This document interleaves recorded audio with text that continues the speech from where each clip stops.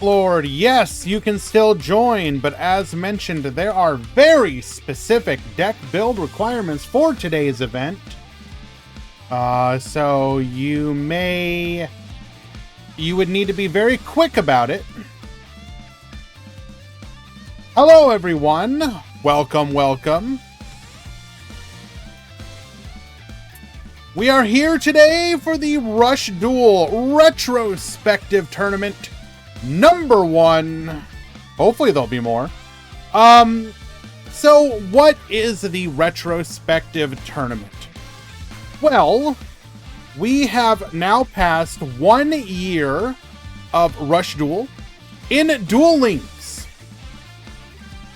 And I thought it would be really fun to have a special tournament right before Go Rush is launched to try and capture a bit of a flavor of everything that we've experienced throughout this year of rushing. So, what are the rules for today's tournament? Well, first, it is a 3-deck event. Each deck has very specific rule requirements that you must follow. Deck number 1. You must follow these rules. So, you can see here that your boxes are boxes 1 and boxes 2. The legal characters are Yuga, Luke, Gavin, Roman, Mimi, and Roa. I was only born with a single deck. Will that be an issue? Yes! I mean, well, technically no. If it's Dragonic Resonance, you're probably fine. The legend bundles that you are limited to, and actually this is an older screenshot, so there's one other legend you can use. You can use Summon Skull, Red Eyes Black Dragon, Widespread Ruin, and Monster Reincarnation. And the structure deck you are limited to is Lightspeed Condor. And then event and rate rewards are anything released November 30th and before. And then you can see here there is also special ban list added as well. This is to account for the fact that during this period of time, these cards were unlimited. Tracy, thank you so much for the raid, my friend. So expect a lot of like Dragonic Resonance. This is going to be Seven's Road Magician, that sort of thing. And now keep in mind, you must play deck 1, game 1. Deck 2, game 2. Deck 3, game 3, regardless of whether you win or lose. So you will be moving through the eras of the game as you play, win or lose. Deck number 2.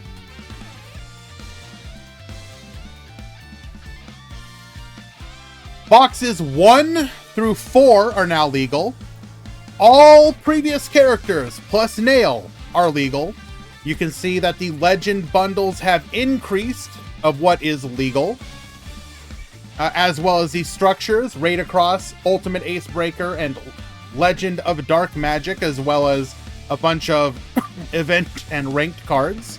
And again, a special rule ban list to account for what cards were unlimited at this time. And then finally, deck number 3 will be basically meta. Everything that has come before. Or everything that is currently legal. All skills are legal, regardless of when the skill actually came out. So this does mean there is some possibility for a little bit of finagling of what decks you like, what skills might be played. There isn't too much you can really do, but you might be able to do some kind of different decks. So there is a little bit of innovation possible. But yeah, it should be fun. I thought we would also maybe take an opportunity to look over all the Rush Duel Grand Prix while this is happening. And see just kind of like what the meta was over the 33 tournaments that we've ran in the last year. You could play the Noodle skill in deck 1, although I don't know how good that would be, because like how many of the Noodle cards are actually available. But sure, yeah, you can. Nothing's stopping you.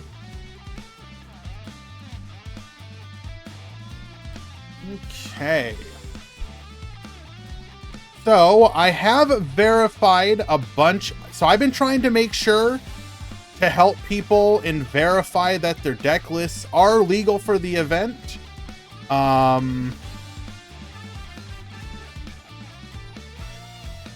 People joining last minute is going to make this a little bit more difficult, because if you have an illegal deck list, once the tournament begins, you will just be given losses, and then you will have to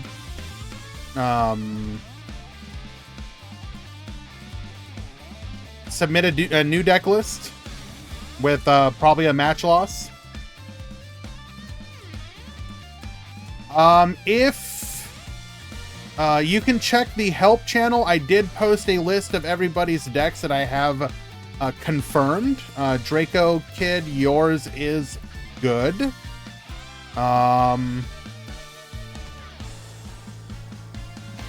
I'm happy that more people are joining, but yeah, this is I am gonna have to focus a little bit to make sure people's deck lists are legal.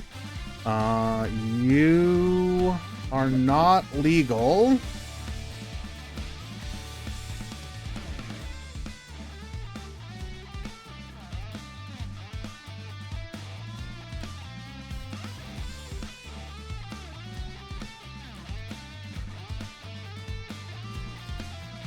For example, somebody who just submitted their deck list has an illegal legend spell.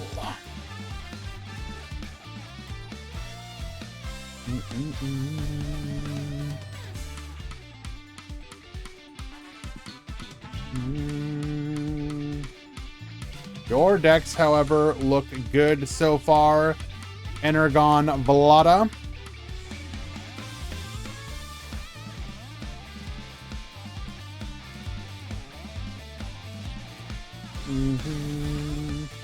Your decks are legal. Yosef asking for a deck check. We can go ahead and do that really quick.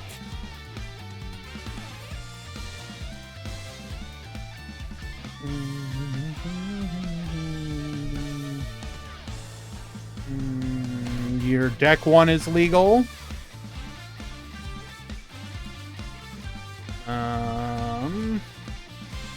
Your legend trap is illegal for deck 2.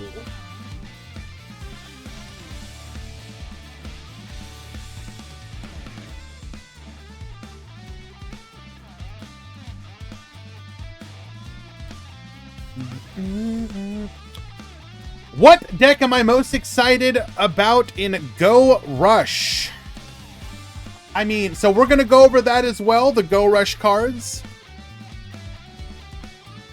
But I would say probably Elemental Hero, if I'm being honest.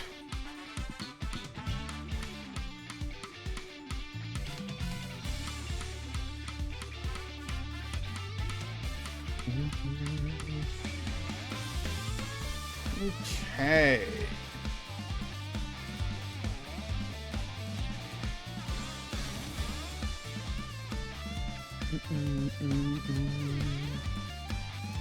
Boo Hero. I mean, here's the thing, and I'll be honest about it. Hello, Tinkerbell.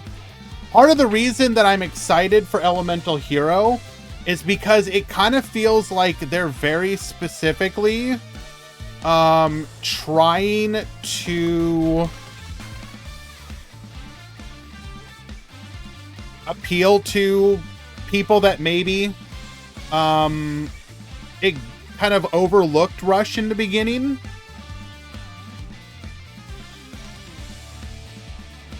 If like the fact that they're kind of going for the GX nostalgia, I think is actually incredibly smart to try and like entice people to check things out.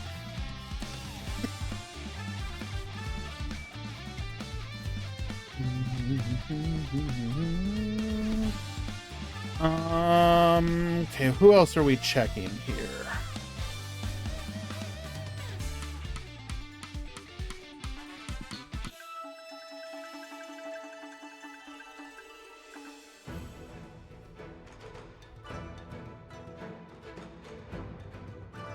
Okay, Andrew Catlord, let us check out your deck list.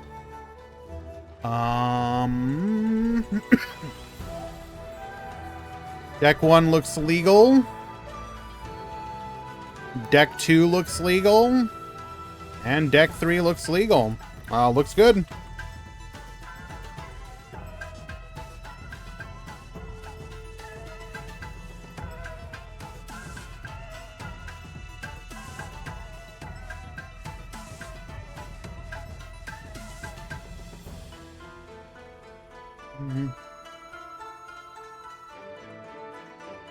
Okay.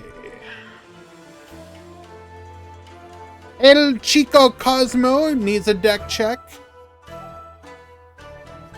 go take a quick look there. I do apologize for doing this all on the fly here, guys. Just trying to...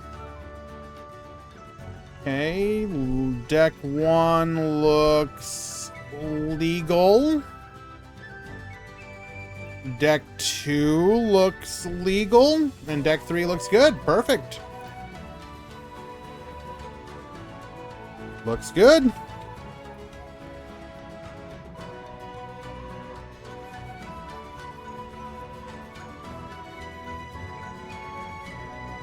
Okay. Hello, Hikari.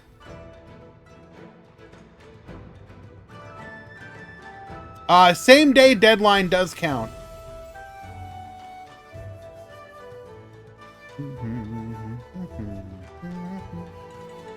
I like how they are pushing Ancient Gear and Hero to ease people into it. Well, Ancient Gear, we're only getting the one card right away, Ruby, we're pretty sure.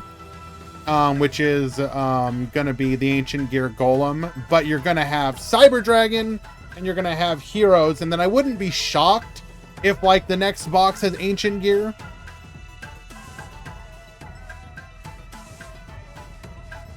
Oh yeah, deck 3 is always going to be fine unless you're, like, breaking the rules by, like, ignoring ban lists or whatever. Solomon, check your decks. You got it, buddy. Let's see. Deck number 1 is... legal. Deck number 2 looks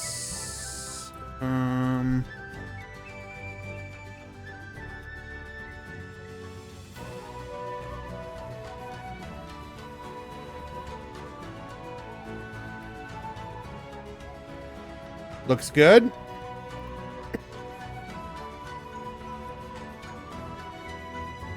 Looks good. Yeah, everybody, a bunch of people joining last second asking for deck checks is a little annoying, Toady. But I'll be honest, I'm happy that people are joining. So, we'll take the minor annoyance to have more people in the tournament.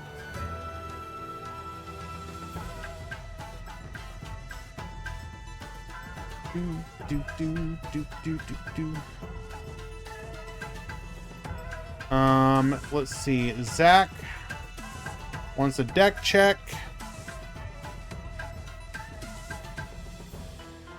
Okay, deck number 1 is legal. Deck number 2 is also legal.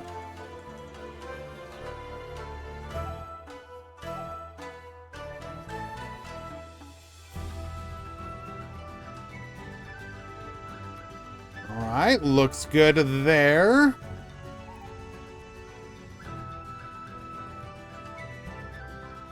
Gozu apparently does not understand the rules. There are special rules for today's event. 3 decks using the rules here.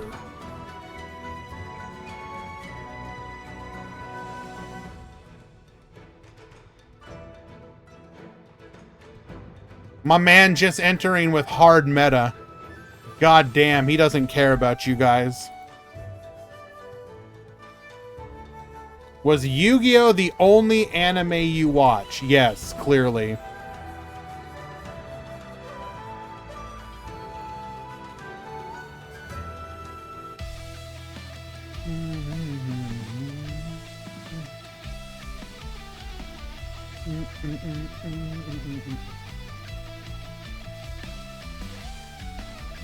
Damn, you caught me in my lies, bro. How'd you figure it out?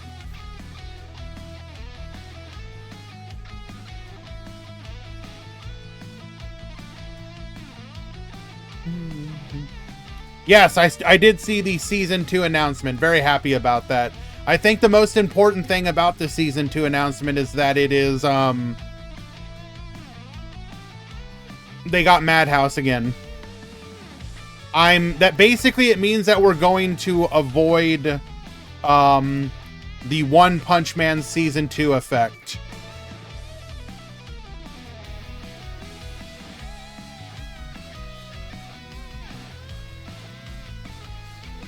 The Wolf! Thank you so much for the raid, my friend. You look forward to my review? It'll be peak. Like, I'm telling you, it'll be peak.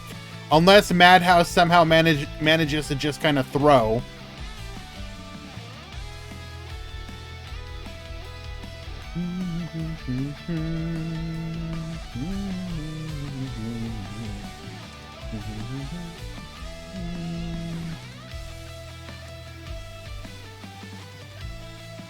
Yosef, didn't I already check your deck?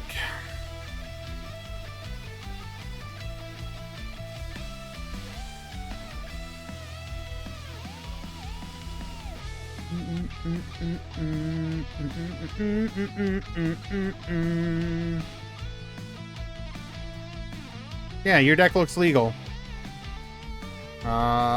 Pretty sure I said legal. You're good.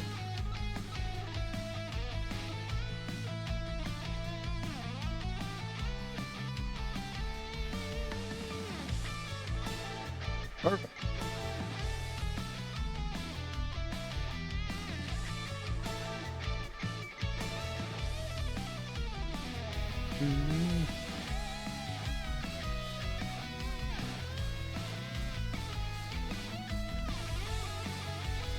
Okay. Dwan. Yes, I can check for you really quick.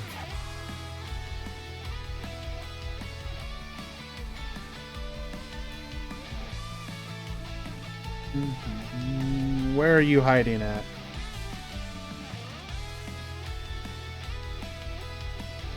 So deck 1 is definitely legal. Deck 2, boom, boom, boom, boom, boom. Yep, that's legal. Yep, you're good, Dwan.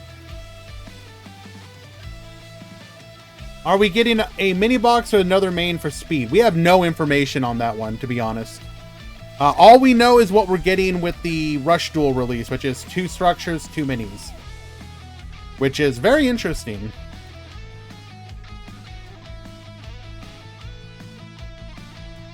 I mean, it's technically worse if you plan to get everything, but it's better if you want to focus. Like, if you just want Elemental Heroes, for example, you'll end up being able to get it more easily. You expecting a number of mod deck I mean, it's whatever. If this tournament's going to be a bit like more scuffed, it's fine. It's the price of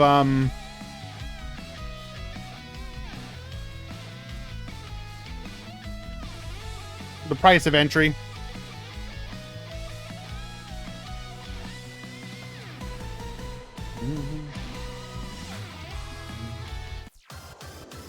Okay, we're just a minute or so away from the launch of the event.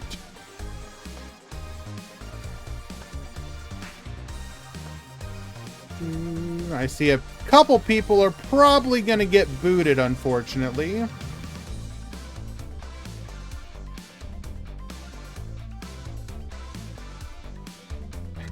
Saying we will suffer from success. I'm not saying it like that. I mean, it's going to be a good, dump of content. It's kind of hard to complain.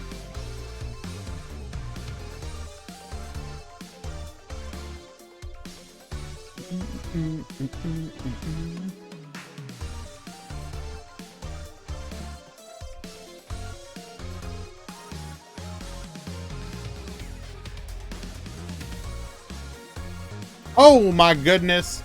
5 gifted with an additional 1 from the gift sub from Twitch. Hitting up Anjo Bruno, Green Hell, So Shoddy, Josh Fishy, Michael Bear, and Shiki29A. Thank you so much for the gifted ICU. I really appreciate that, my dude. Alright, so what are we looking like with our... Did the drops go through? 1, 2... 2 drops. 3... Oh, only 3 drops. Okay.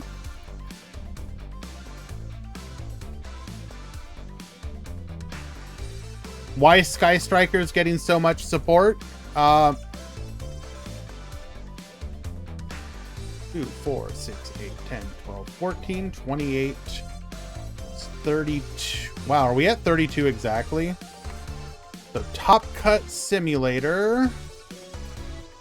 We got 32. If we do 4 rounds, can we do top 8? 5 rounds, top 8?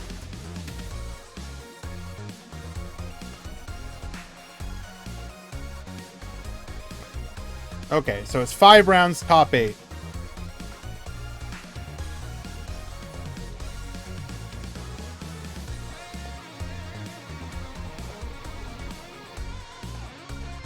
Because if we do 4 and 16...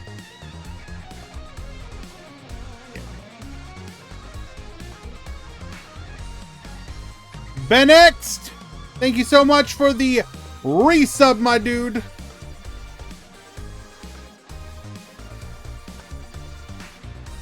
Alrighty.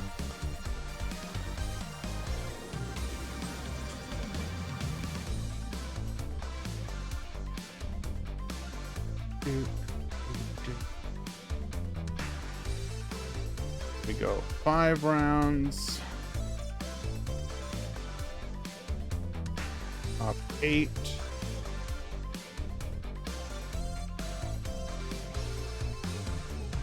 Aw, Pimp Jr., thank you so much for the 5 additional gifted. The support is immensely appreciated, my friends. The tournament has begun. 5 rounds, top 8, some X2 will top.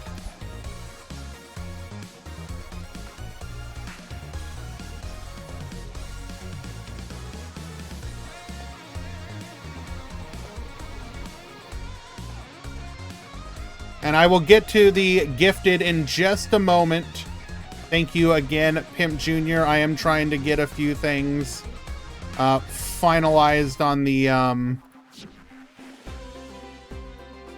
launch of the tournament here. I do hope you understand.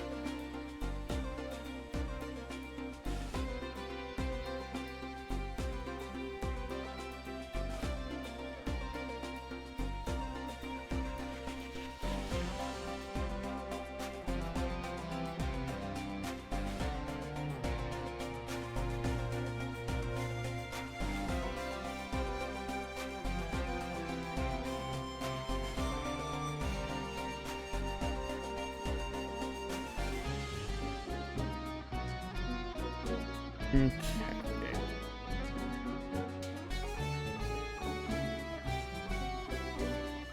Okay.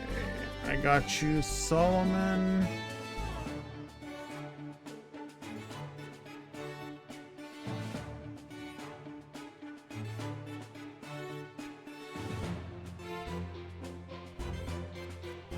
Oh. All right, let's go ahead and announce to make sure people do this correctly. Deck 1, Game 1. Deck 2, Game 2. Remember, Deck 1, Game 1. Deck 2, Game 2.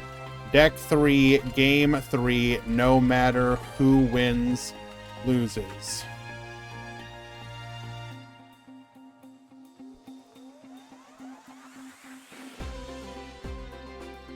All right, and I'm actually gonna go. Oh, it looks like I forgot to do ads as well. I am so behind. We're gonna get the ads out of the way, then get our first matches going. I will be right back.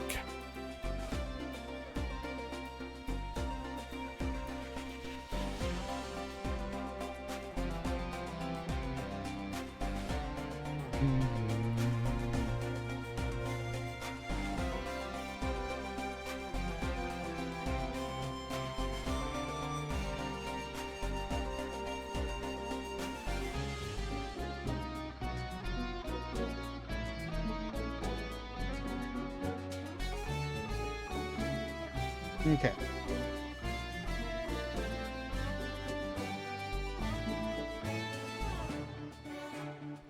Should be up now.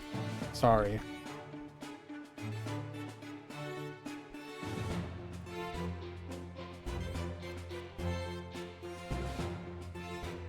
Remember, so deck 1 for game 1, deck 2 for game 2, deck 3 for game 3, no matter who wins or loses.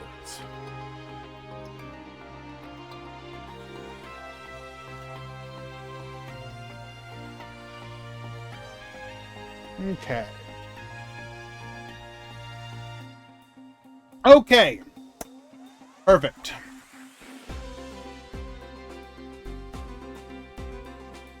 You don't, it's best 2 out of 3.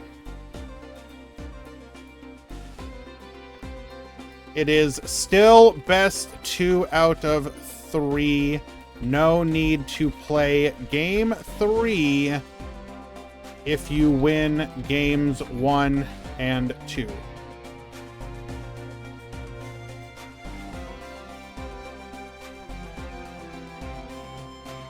Okay.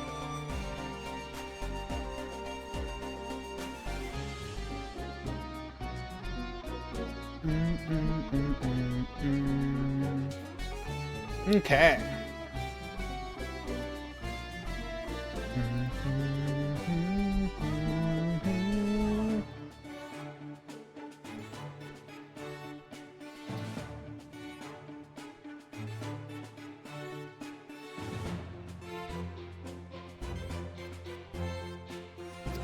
Okay, how can I say no to 2 members of the Rush Duel community who have given to the community either as tournament organizers or content creators? Why don't we go ahead and go watch Monosync versus Tomato Swords.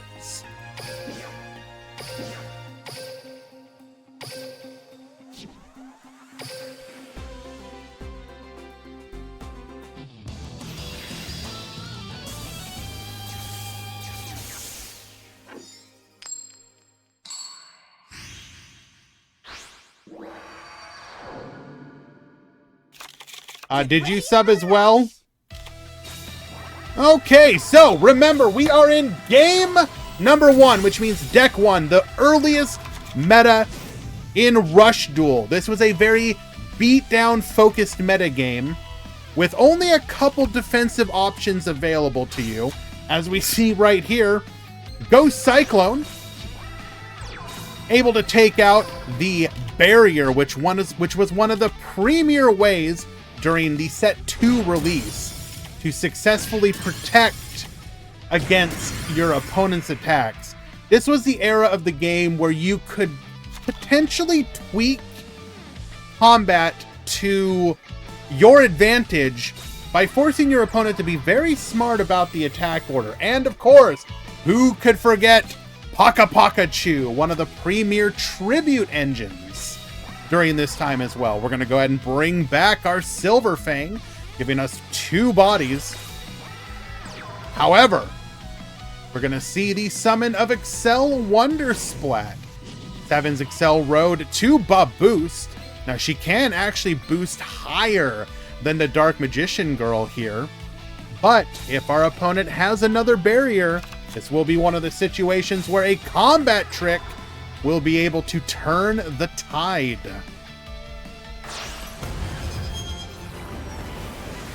Well, that'll solve that problem. Mod call for your game.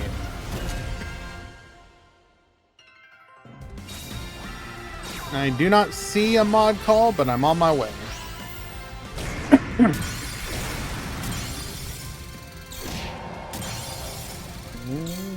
Not see a mod call.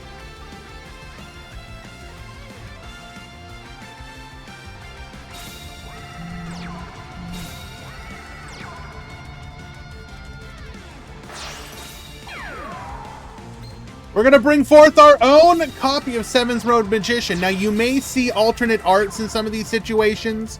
Alternate arts do not change the legality. So even though we have the fancy Overrush rare, it's no different than the regular Seven's Road Magician.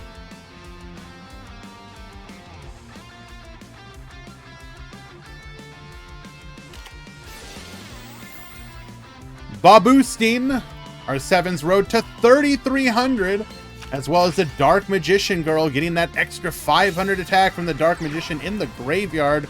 We're going to be able to go on the offense here. Get a bunch of damage in and bring things to a relatively tied game.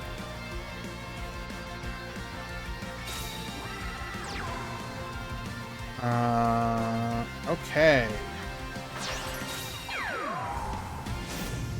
You get a game loss for game 1 for illegal deck list. Proceed game 2 and send a new list before round 2. Game loss, go game 2. Okay.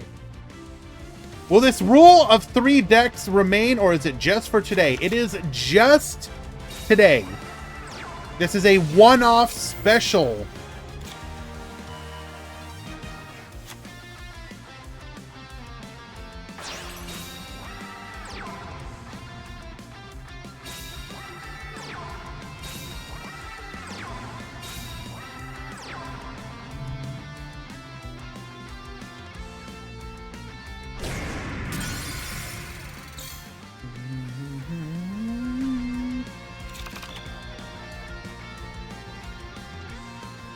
Okay. Expect a lot of mod calls round 1, unfortunately, everyone. We will get this all sorted out.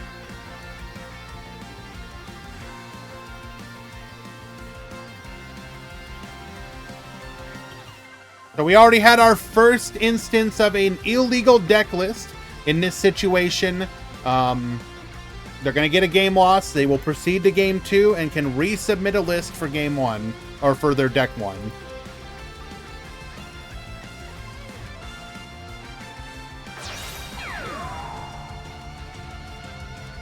A second copy of Seven's Road Witch has hit the field. Activate the boost. Go for the monster reincarnation.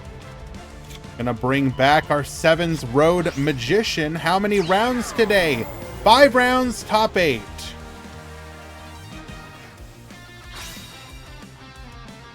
Soup, you can do a mod call let us know that your deck 1 is illegal. You will get a game loss for deck 1 or for that game. You can resubmit a list.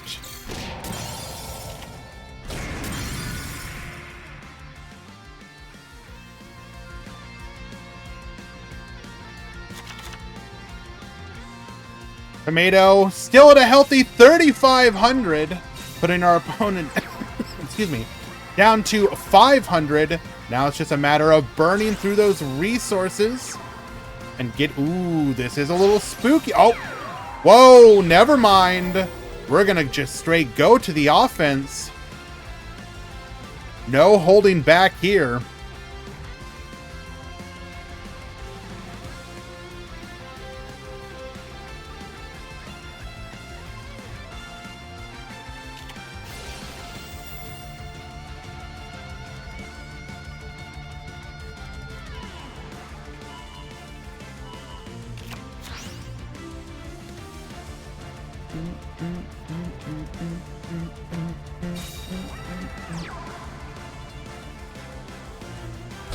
Taking out the opposing Sevens Road Magician and another Sevens Road Witch, putting our opponent down to 1,400.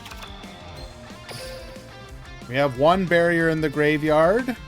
We have not used our Widespread Ruin yet, so that is something to keep in mind.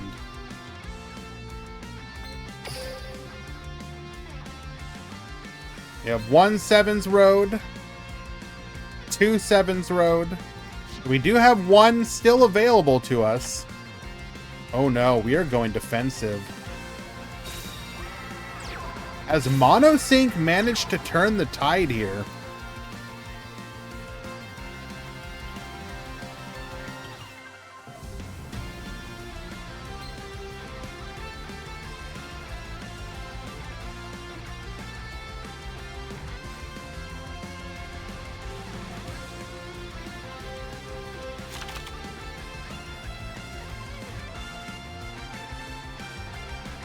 Game 1 to Energon. Resend the list to me after this match.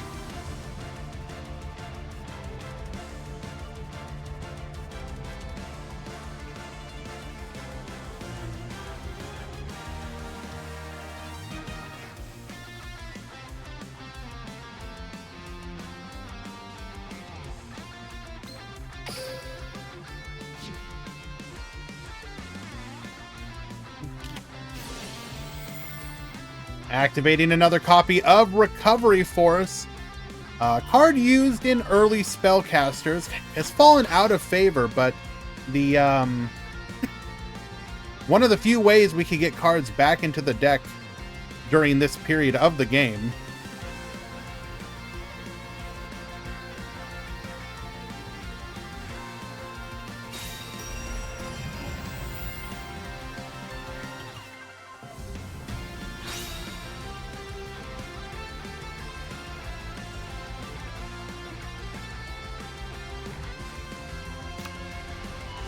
Gonna go for a copy of Seahorse Carrier.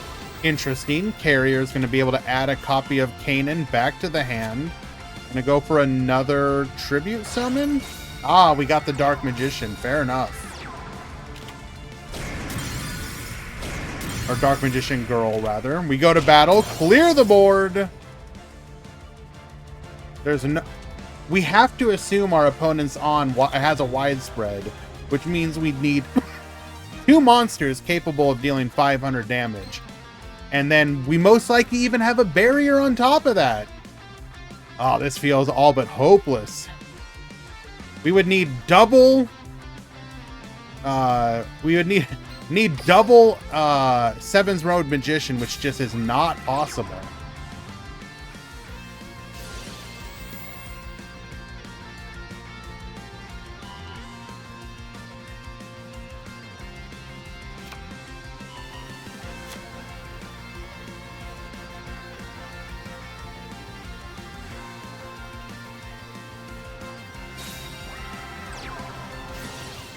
Silver Wolf does help.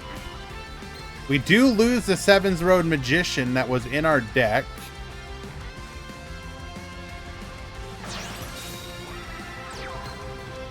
Okay, we can go Torna here.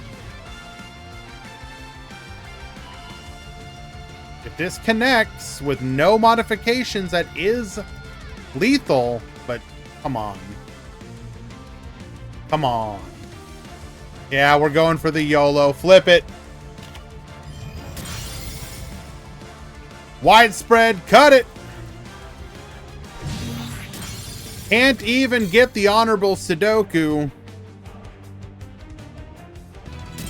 Monosync takes game number 1.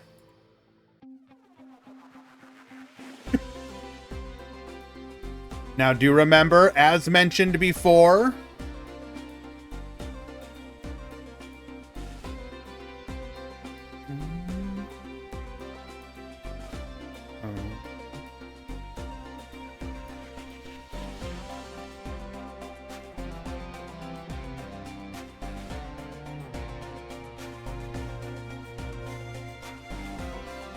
we will proceed to game 2, which once again, that means we're now looking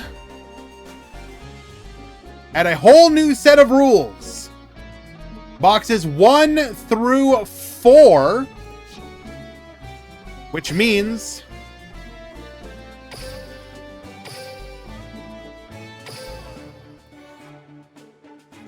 not only do we have Seven's New Road and Heavy Metal Scream, but we also have Genesis Maximum and Evolving Rise Heart. This does also bring the addition of Ultimate Acebreaker structure deck and Legend of Dark Magic, although don't expect to see necessarily too much from like the Ultimate Acebreaker. This means you have no Innovator, you don't have any of the Bolticorn or whatnot. It's like the original incarnation of Ultimate Flag Mech, in which did okay, but wasn't really all that great. You could see Cybers. You could see newer versions of Royal Rebels around this time as well.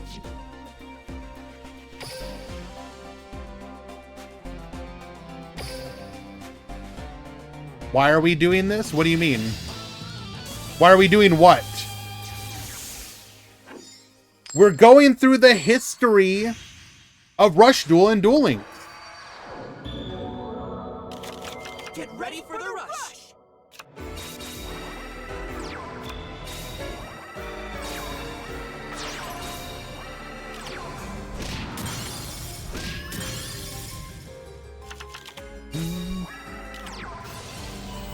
Alrighty, looks like Tomato has stayed on Magicians while Monosync is now playing Cybers.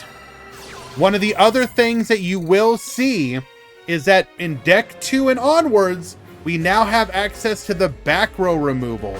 In addition to that, you will also likely see new defensive options like Buffered Slime being added, as well as new legend choices like Magician's Valkyria, which is very likely going to be in Tomato's deck list. You might see Shield and Sword and Tribute to the Doomed instead of Monster Reincarnation, as well as new other legend monster choices in the form of Barrel Dragon, Cybertech Alligator, Archfiend Soldier, and Vorse Raider, that sort of thing.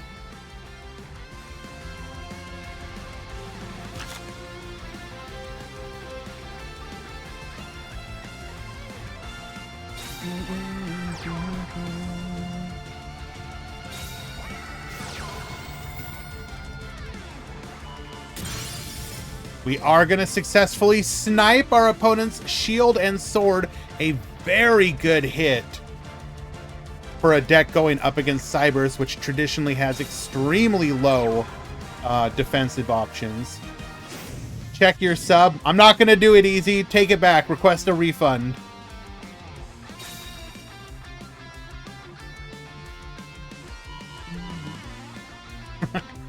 Thank you very much for the resubscription, Ezekiel. I appreciate you greatly. Did you actually resub, though? I see Benex. Oh, you did. Your message being Red Prungo, Red Prungo, Red Prungo, Red Prungo, Red Prungo, Red Prungo, Red Prungo, Red Prungo, and not to be overlooked, Red Prungo. Thank you. I hate it, and I hate you. Activating Talismanic Seal Array the first time that this card could be used, and it changed the math equation of combat in Rush Duel forever. Successfully dealing 300 damage, putting our opponent down to 300.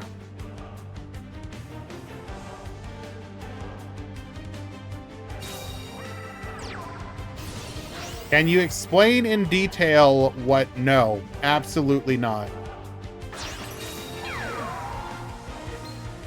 Going for a second copy of Seven's Road Witch. Baboost! Talismanic Seal Array, get reducing. What don't you understand, Sakadetsu?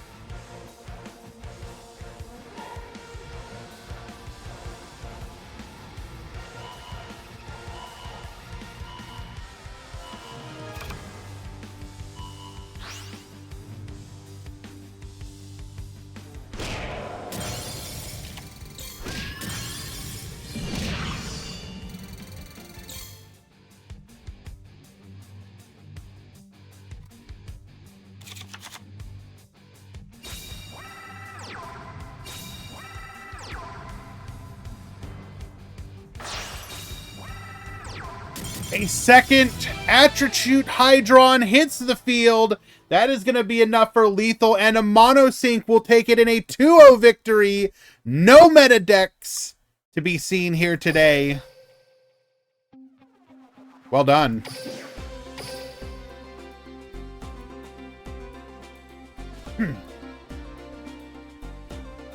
Let us find another match. Ooh, this should be a good one.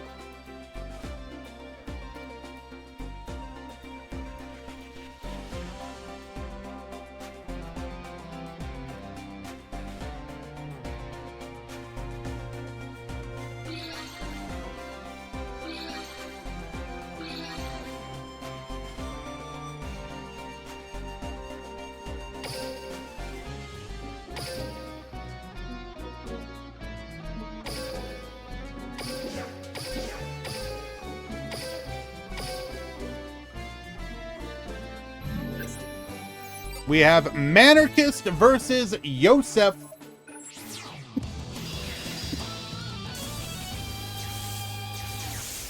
Am I picky when it comes to food? A little bit.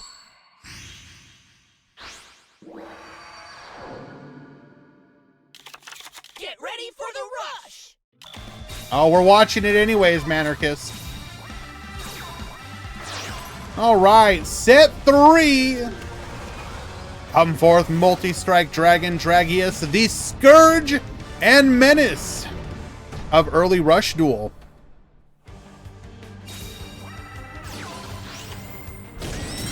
But that's all we bring out, bricked up on 2 other high-level monsters. Hime Ruler to the field, Dark Arts of Celerity. One of those skills that really fell out of favor. What was actually excuse me. What was actually a really interesting skill for early Rush Duel. It was one of those skills that like kind of made a like everyone was just looking at, well, of course you're just gonna play, you know, Dragon Caster or Dragons or something similar. But Dark Art of Celerity was one of those skills that really kind of justified Warriors as a viable option, even though it didn't necessarily take over the meta or even really, like, it was like a 3rd or 4th best deck kind of situation. It kind of self-justified the inclusion of skills in this particular version of Rush. Ooh. So we do have Noodles. Now, unfortunately, we can't replicate the old skills here. So the Noodle skill is a little nerfed, unfortunately. Only one add back from the graveyard one time. But still, we do get to run our extra spice as it is unlimited in deck number 2.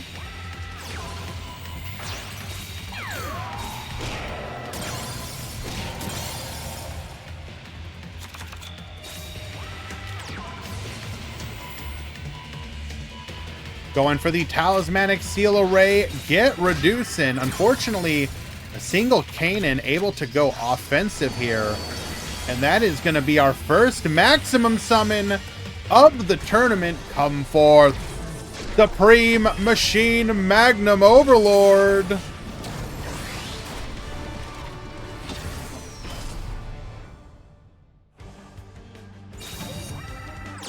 Baboost! Baboost! Talismanic Seal Array further reduce our opponent's attack. But we have the Call of the Earthbound! Your attack will not be lethal. Sacrificing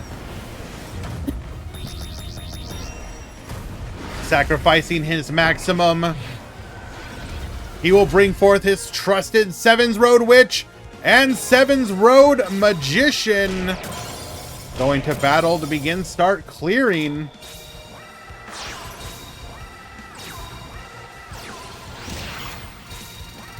We're gonna burn again with the extra spice into an Spicy Elite Noodle Ninja. Attack 1, attack 2. That will be lethal.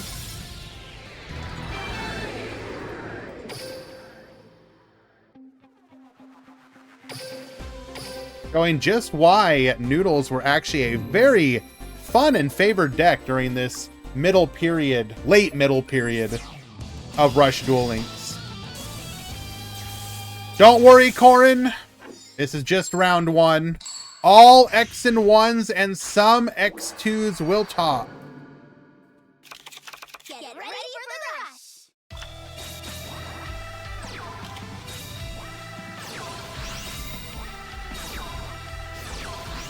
Alright. In just a moment, gonna be updating some deck lists here.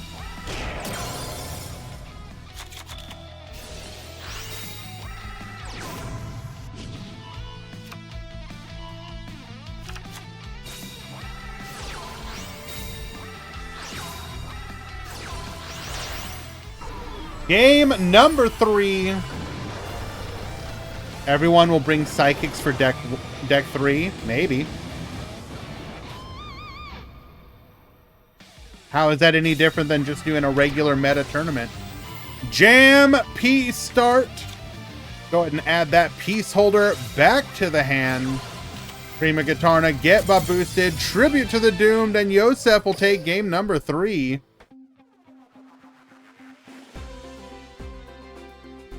Well done.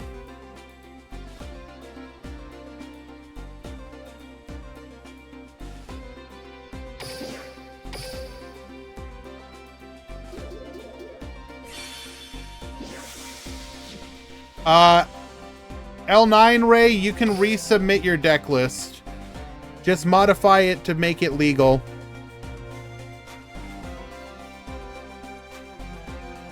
Do it before the end of the round.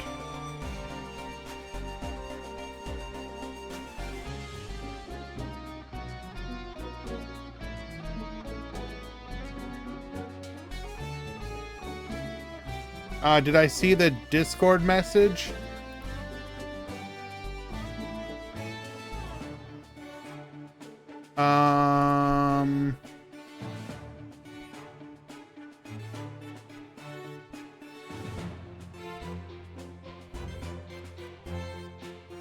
Yes.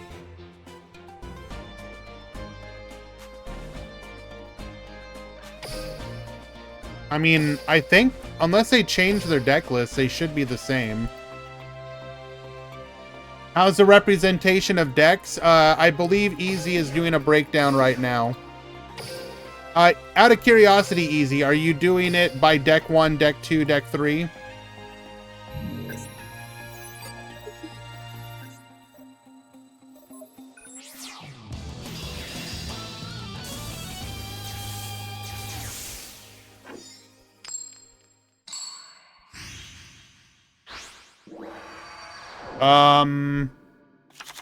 Get ready for the rush! That would be preferred, yes. Because it'll give a... I want to have a representation of what people brought for deck 1 meta, deck 2 meta, deck 3 meta. If that's a bother, I can just do it later. But if you're willing to help, I do appreciate that. Alrighty, we have deck 1, Royal Rebels versus Dragonic Resonance. Thank you so much, Easy. I appreciate that, dude.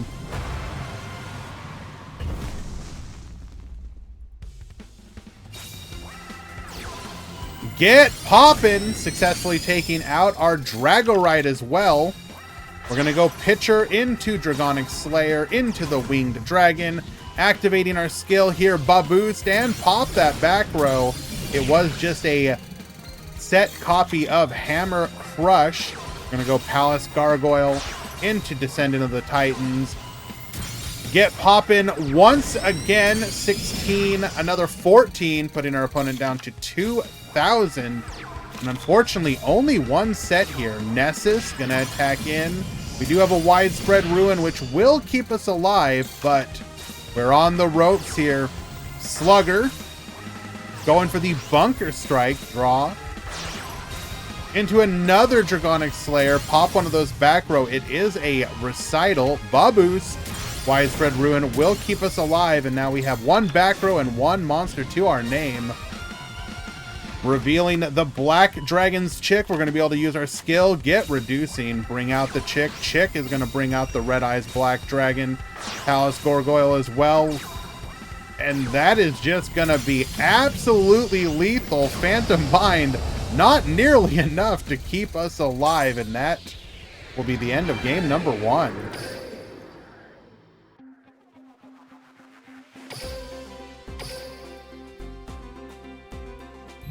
Phantom Bind. Yep, that's it. Your defense, I mean, keep in mind so you do have access to the barrier because this is decks 1 and 2, or boxes 1 and 2. So you don't really see Phantom Bind too terribly much. Get ready for the your so deck 1 actually has a fair bit of defensive options because of the inclusion of deck 2 or box 2. You have Phantom Bind, you have the barrier, you have Widespread Ruin, you have Recital. There are a couple options during deck 1.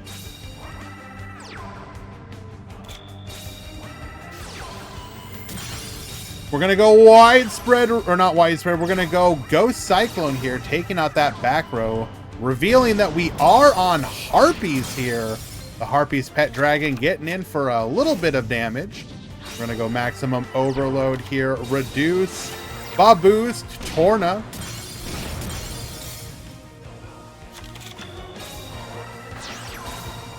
Harpy Lady's sister to the field. Get Boostin'. Boost further. Successfully taking out the Torna. It wasn't Royal Rebels, it was Red Eyes. Well, it was... That was a version of Red Eyes being played at the time.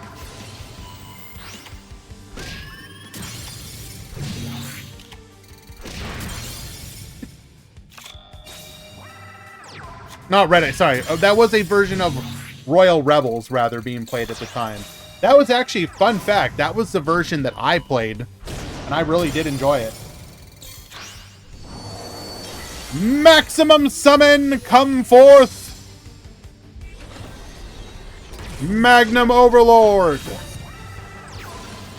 Boost. Counter Pigeons will keep us alive. Well, actually, I would have been alive anyways. Tribute to the Doomed. One of the answers here. We are going to go Trick Pigeon. Harpy Lady Sister. Baboost. Baboost further. And Widespread Ruin will keep us alive.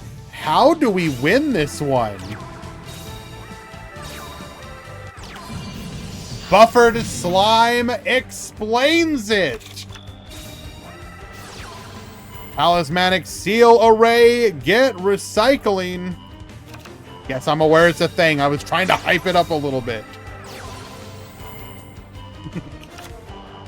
Baboost! Baboost! And lethal.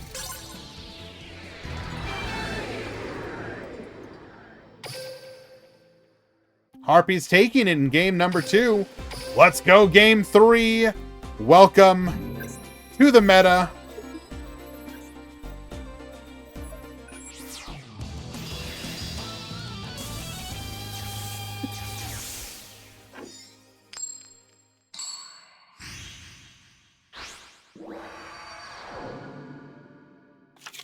Get ready for the rush!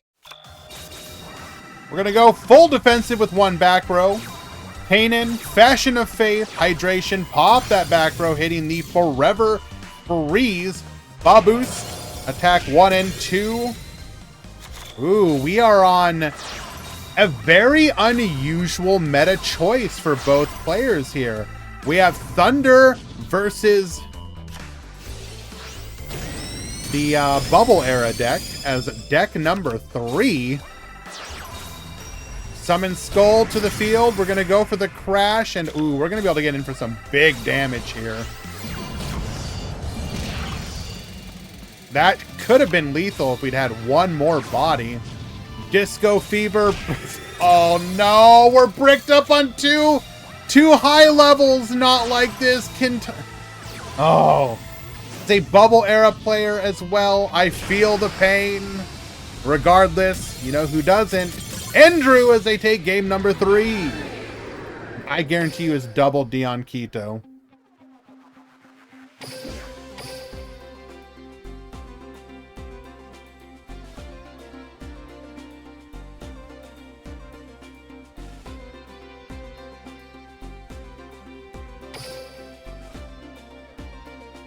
All right, we have one match left in the round.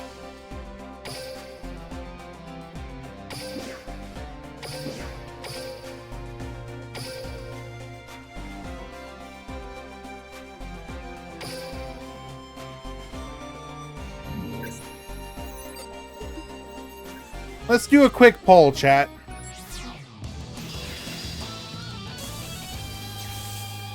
New poll. Which era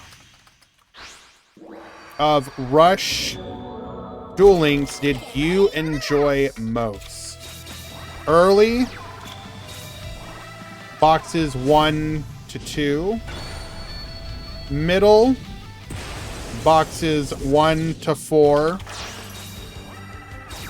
Late, boxes 1 to 7. You'll have 3 minutes to vote.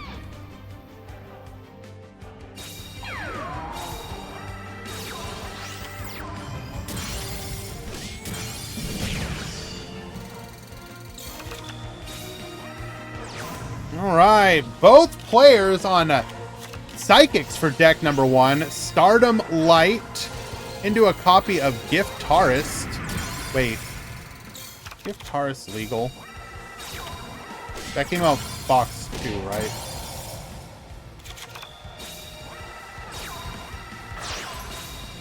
It is, okay.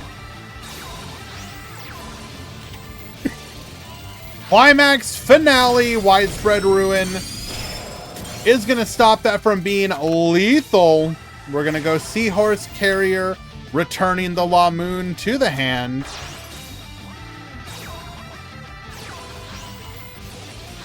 Giftarist effect. Go in for battle.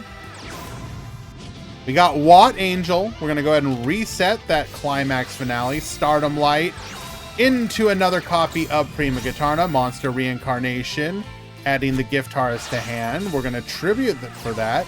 Giftarist effect, Prima Gitarna effect, climax finale effect.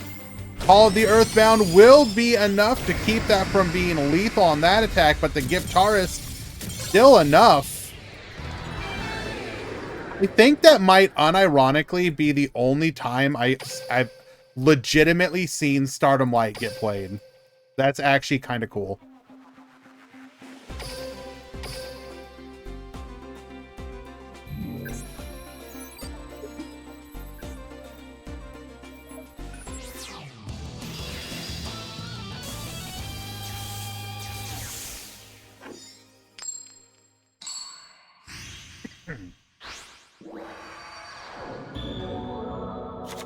Get ready for the rush. Looks like there is a lot of love for the middle boxes. I kind of agree. Middle era of Rush Duel Links was very good. Okay, Pharaoh on Cybers, and it looks like Rorschach has... Ooh, we are on Blaster's Inferno. Dragon's Inferno, rip apart one of those back row. We missed the Widespread Ruin, which would have been a very good pickup here. Particle Acceleration taking out Shield and Sword. Gonna go for the Reduce Babus. Belsectical Manny. Further Reduce. But we got the Shield and Sword. And we maintain 100 attack, ensuring that we do not die in the exchange. We're gonna go for the Fire Guardian. Inferno to Babus. That's going to be 14, 15, 27.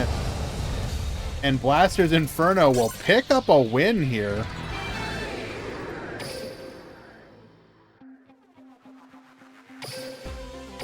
We go to game 3.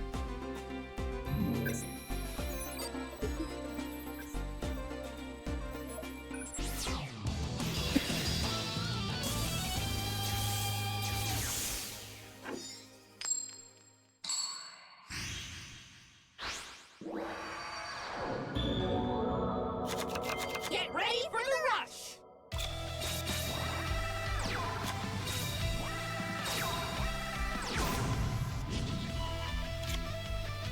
Okay. And the round has ended, so we will be moving on to round number 2.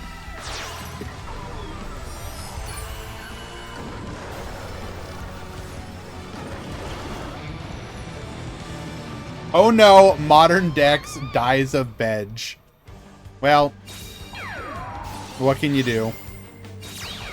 Milling our negate attack. This is pretty cringe. We will get a full clear, though. Recovery Force in an Era 3 deck list. I'm sorry, is that a Dark Sword Magician? Hello?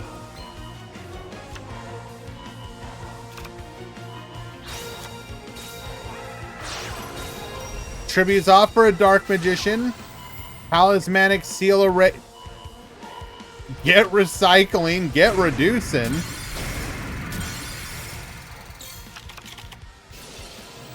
Goes for the jam piece start here. Adding Candy back to the hand.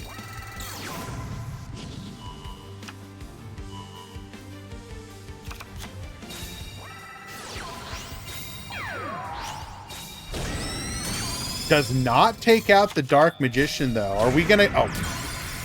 I was gonna say, are we gonna get, like, a Dark Magician's attack or something equally... Oh my... There it is! Wipes out the back row, taking out the Jam P and the Jam Check. Rhythmical Performer goes for the mill. Misses.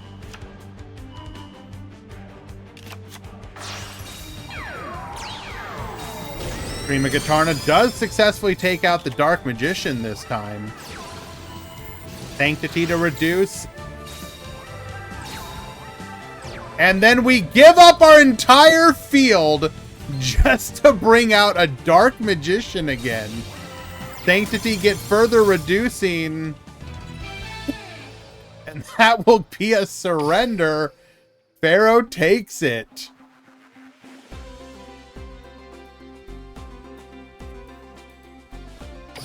Mwah.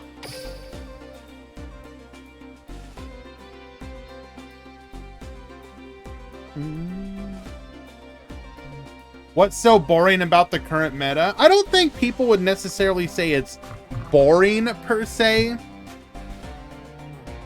I just think that there's a bit of nostalgia. Okay, think of it this way. In most situations in current meta of Rush, you're almost confident that any attack is going to go through, except in like basically 2 scenarios, right? Negate attack, widespread ruin. There was something about the middle era of Rush Duel Links that you just kind of had to think about some of your attacks a bit more because of stuff like the barrier, because of stuff like a high prevalence of recital. Like you don't see recital as much anymore, and you did kind of then a fair bit. So you had to think like, okay, which monster do I leave on the attack? Call the Birthbound in later middle era, yes. No thank, only attack. So I don't know. And again, this is no hate towards the current version of Rush by any stretch of the imagination. Just that there was less. I mean, you saw, obviously you do with this version, you do have Cybers available, which is like one of the introductions of like the attack modification skills, but pre those particular skills, even with some of those skills, there was like math you could do that kind of make interesting trades happen, I guess. I don't know.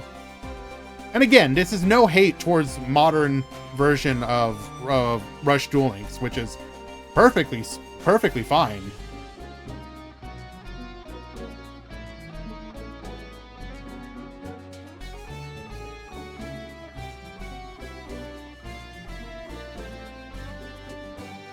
Easy, you can put that as aggro.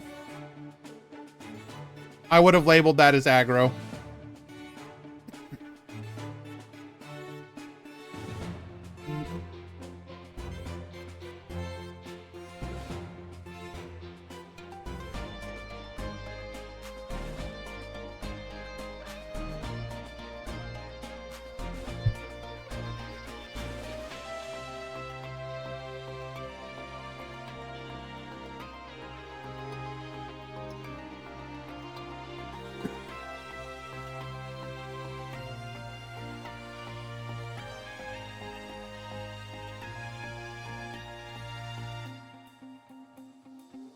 Azirius, you really need to like...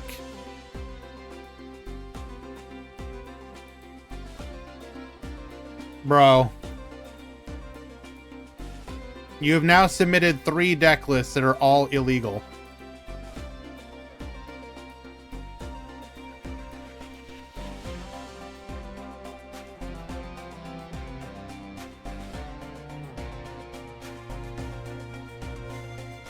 No, they're just not reading the cards. Ninjetti, if you guys have started your match, please surrender. You get a win for game 1.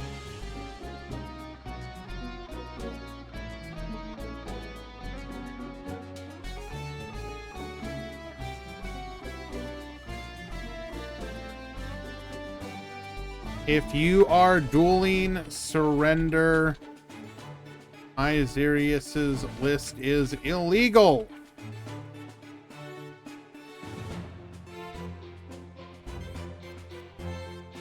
Okay. Let's find another match.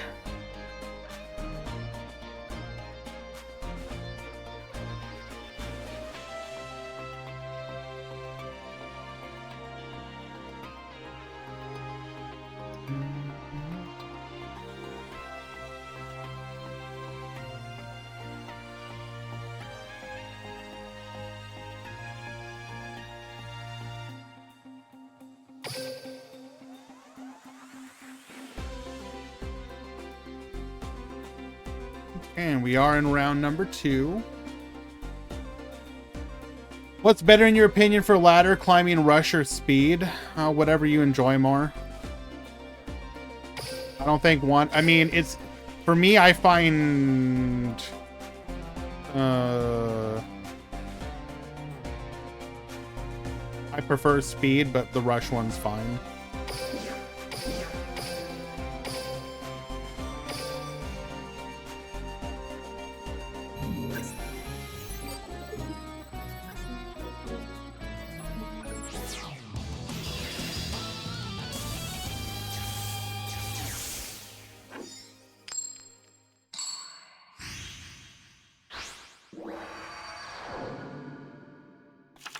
Get ready for the rush!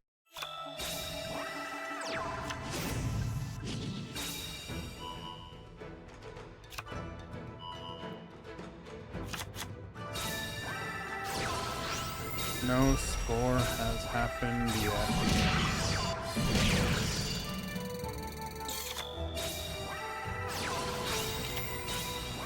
Okay. So we have Red Eyes versus what appears to be Dragon Casters here. We're going to attack in. Dark Slash will keep us from... Well, doesn't actually keep us from doing anything. Just reduces the damage a little bit. We are going to return the Red Eyes Black Dragon to our hand. Reduce the Dragius. The barrier will be enough to turn the tide of this battle. And we don't even want to finish it out because we know what's coming. Yuki takes game number 1.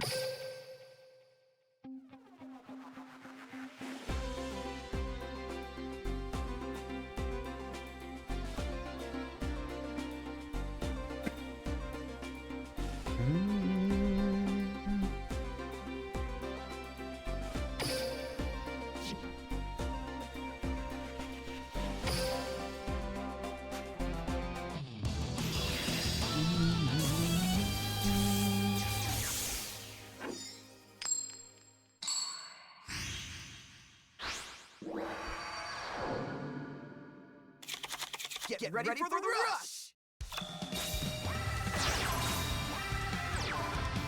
All right, that is not a great start to this.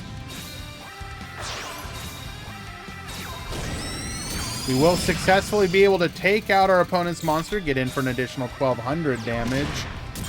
And Yuki appears to be utterly bricked up on high levels here.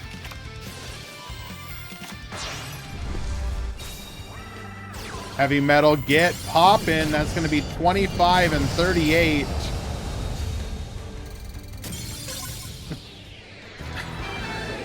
I mean, there's not much to be said about that one, unfortunately.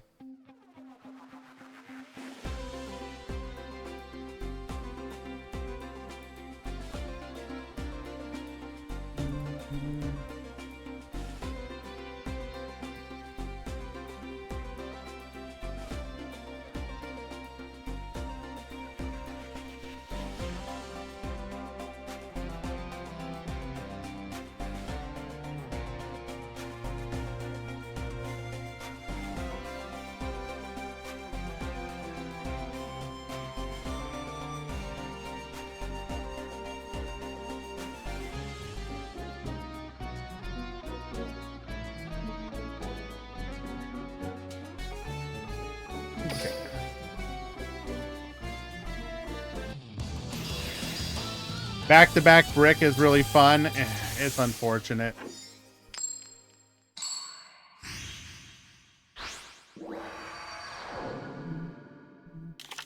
Get ready for the rush!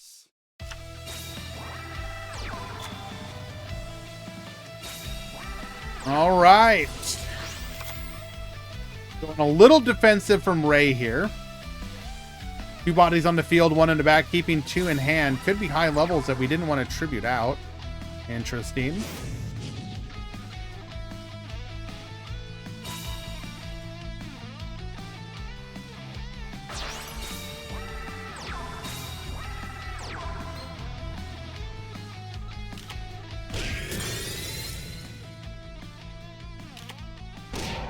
We will be able to successfully take out both Siesta Toreros. And because we can only bring 2 bodies to the field, there will be no damage. Rhythmical Performer does not hit. Silent Assassin to the field. Jam P check. Show me that back row. It's a Widespread Ruin. Get the heck out of here. Jam P up. Going to be able to get one of these high levels out of our hand. Melody.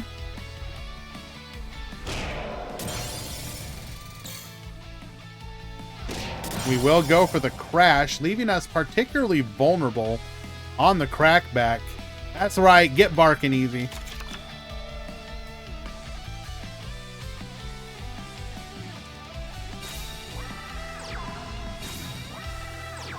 Two bodies to the field. Maximum Ragnarok, likely both on our own. Bring out 2 high levels.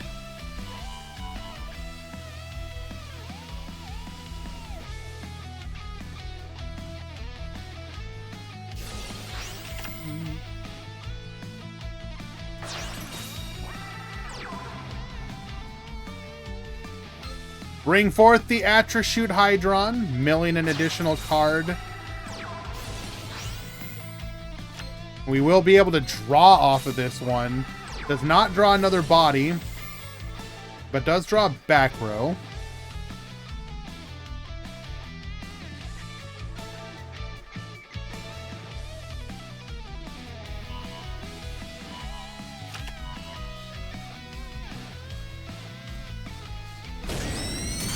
Getting in for 16 and another 23 on top of that.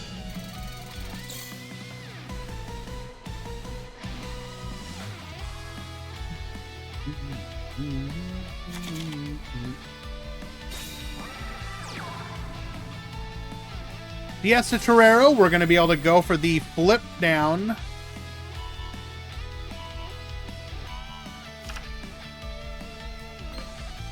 Or rather,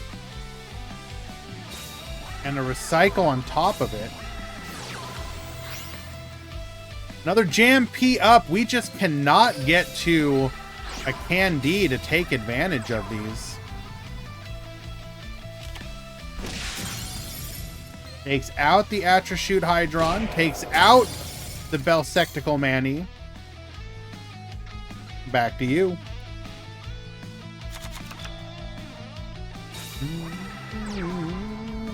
Chaos Femtron. That's a good start to a comeback turn. Get some milling. We do lose a buffered slime. However, we're going to be able to add the Idrago to our hand. Particle Acceleration. Take out that back row. Goodbye to your Widespread Ruin. Show us the maximum.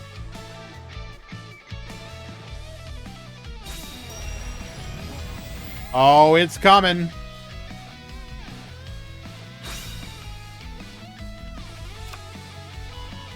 Oh, it's coming.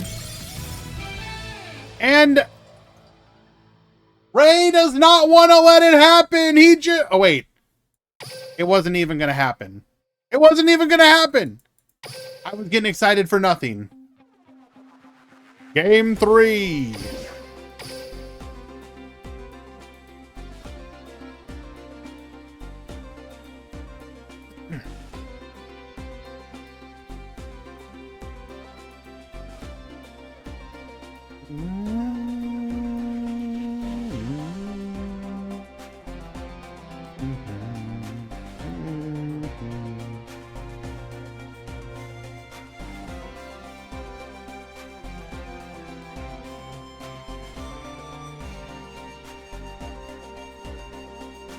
Do, do, do, do.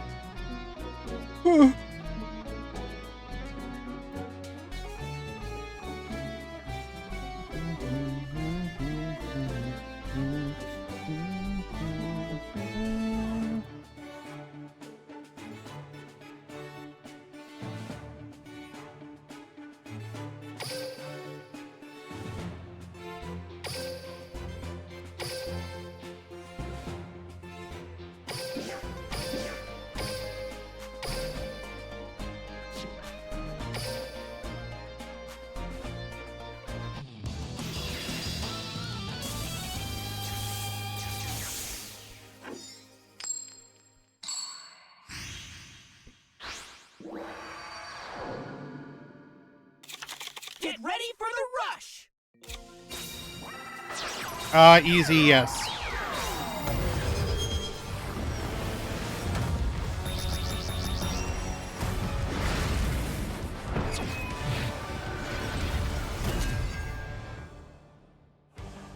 All right, Tackney Frog and Yosef. We have game number 1 here. Yami Ruler, the Dark Delayer to the field. 1 turn. Perhaps too early. Actually wouldn't have mattered here. Gearin with the raid. Thank you so much, my dude. We're going to go for the Bonded Bowing. Celerity is going to allow us to successfully take out the Sevens Road Magician, going full defensive and just passing the turn. Set 2 into another Yami Ruler using the effect. We're going to put our opponent under the lock once again, successfully taking out 2 bodies past the turn. Mystic Dealer. Let's get drawing. Go for the Torna. Successfully beating over the Misaki. Kime Ruler effect. We're going to set 1 into an Ume Gume and successfully clear the field here.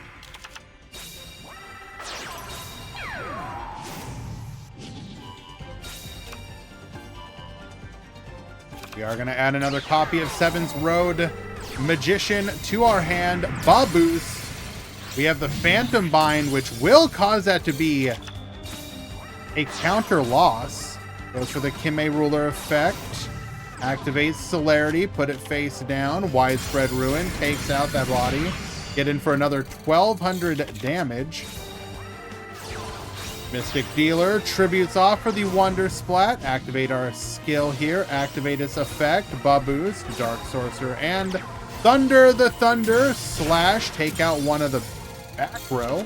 It is a barrier. Seahorse Carrier. We're going to go ahead and return the Grace Princess. Is this throwback? Shui. This is a special rule set where you deck... Oh, hold! We will get in for some piercing damage, reducing it a little bit. Not enough to matter. Deck 1 is basically boxes 1 and 2. Deck 2 has to be boxes 1 through 4. And then the final deck is current meta. So you're playing the history of Rush Duel Links in all 3 games. Yosef takes game number 1.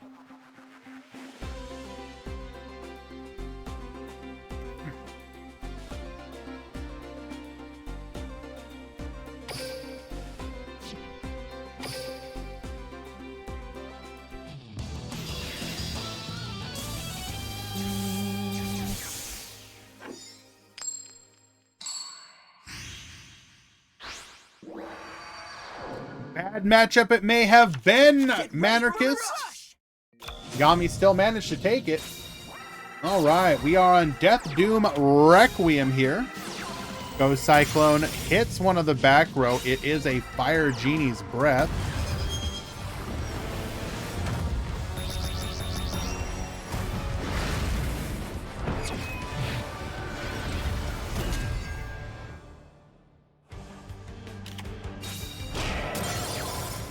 Only able to take out 1 body here. Monster Reincarnation. What are we going to go for? Likely the Heavy Metal.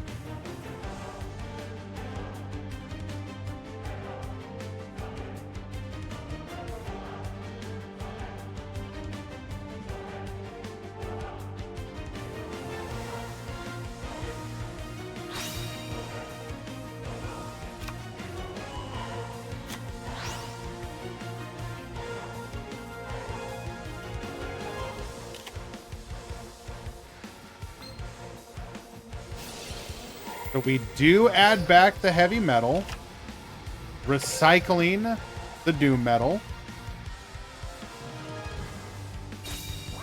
Hello, Zashay. What's going on, my dude?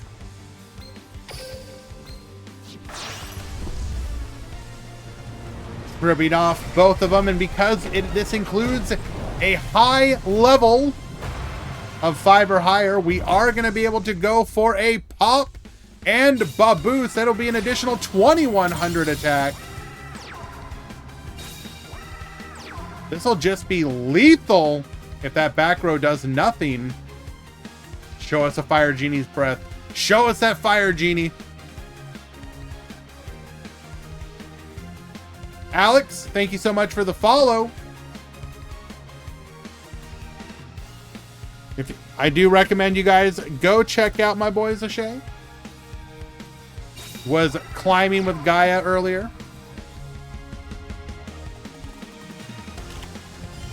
Oh, the widespread! The one card that would have saved him here.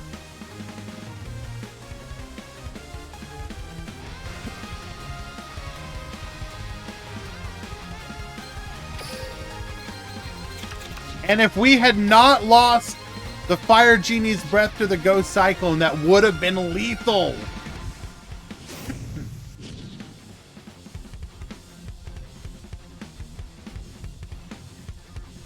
Yes, indeed, my friend.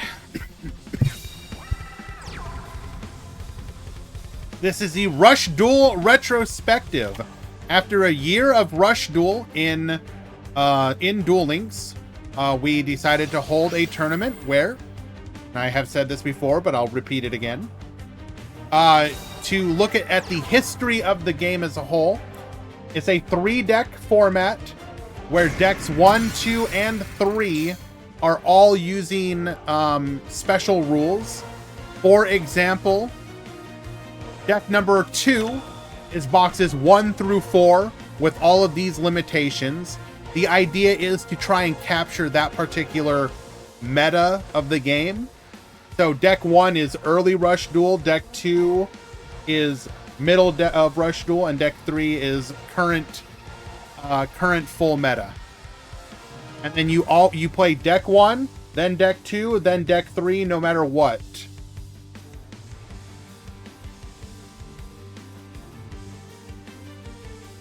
We've seen some pretty... there's a lot of, like, decks that you would expect. There's a lot of decks that you would expect to see in each slot. But we've actually seen some pretty decent variety so far. Very happy about it. You can play Pure Dragons for all 3? Sure, absolutely. Some people have done stuff like that.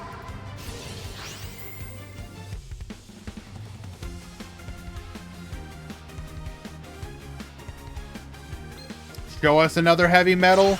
Show us a... Oh! Well, Invasion doesn't quite do it here.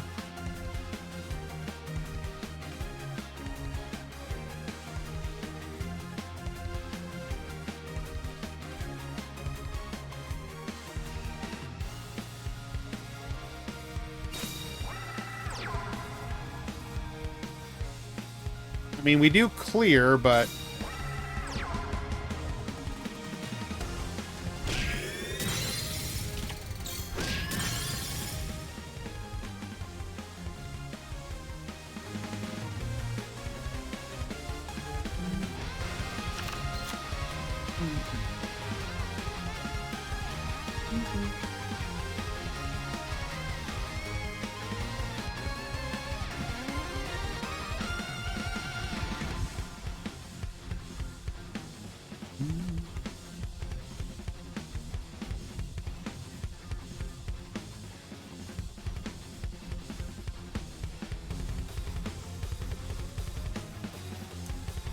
Well, we kind of don't care about this back row if we can get out our maximum. Unfortunately, at this point, because we're lower, or we're at more life points, we can't go for lethal with the maximum.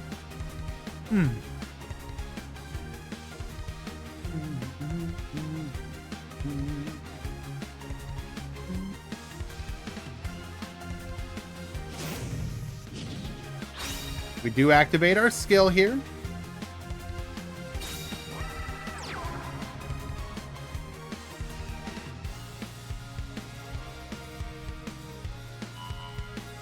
Isn't it lethal no matter what? I don't think so.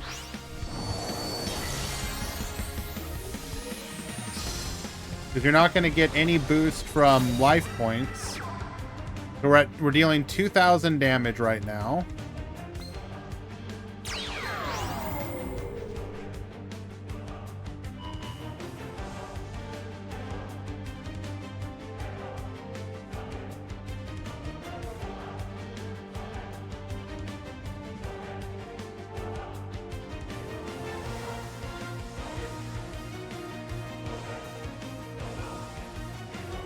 3,400 is not 4,000.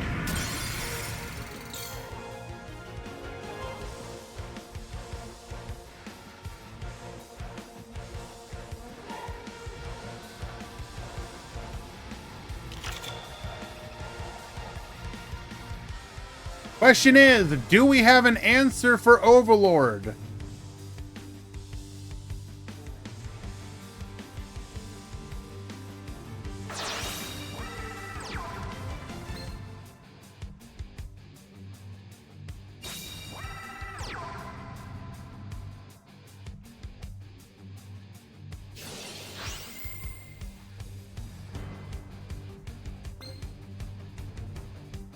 Do we have another Doom medal?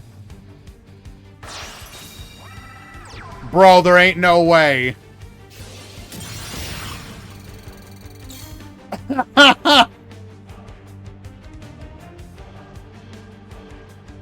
Please say you have another We don't have another monster! It's still not lethal!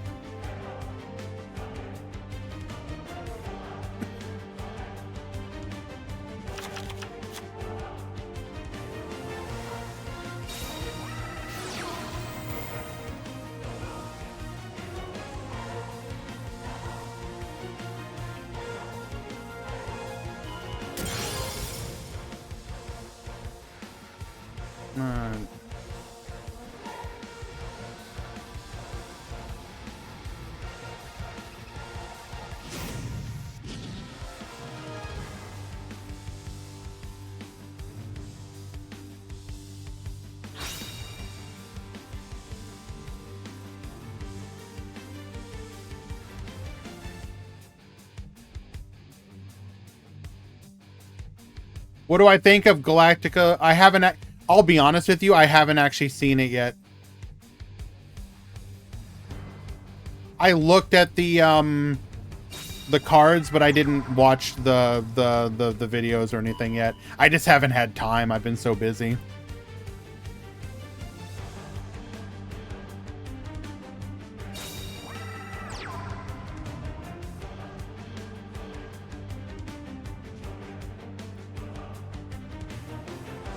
What do I think of Trans Am Linak? I don't know what you mean by that. Like the card? I can't really judge the card. I don't know.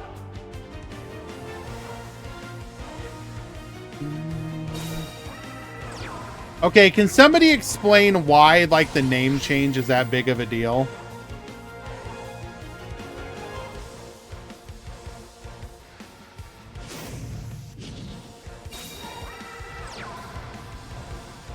I mean, don't get me... no.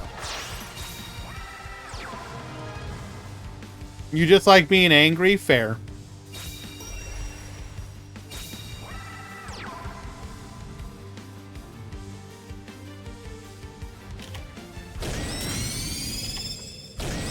Alrighty! And Archfiend Soldier! Finish him!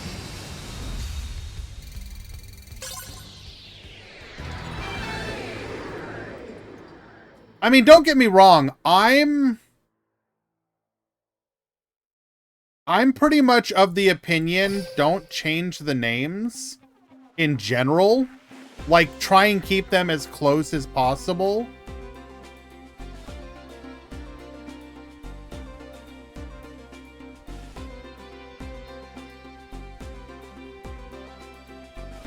But also, isn't that just like Englishizing the same word?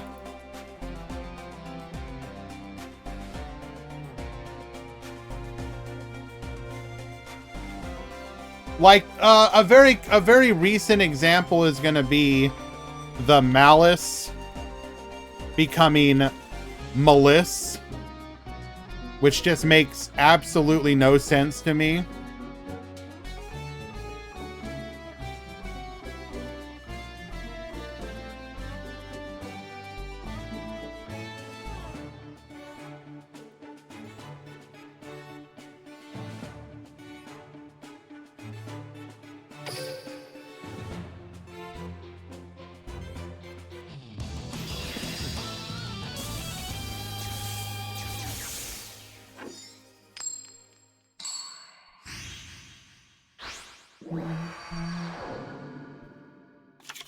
Get ready for the rush!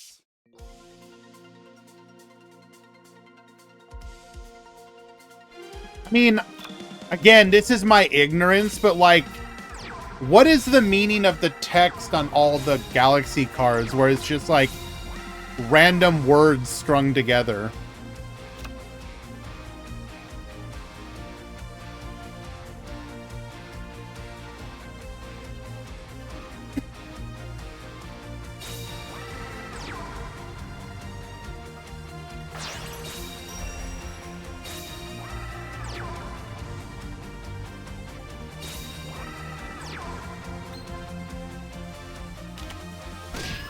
All right. Game 3. Looks like we got machines versus psychics. Never seen that one before. War to Zen means alien. What?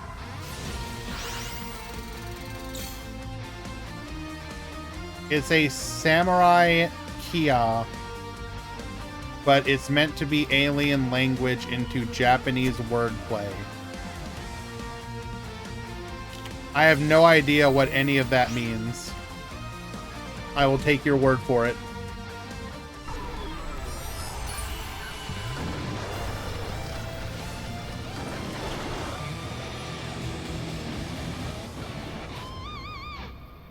Prima Guitarna to the field.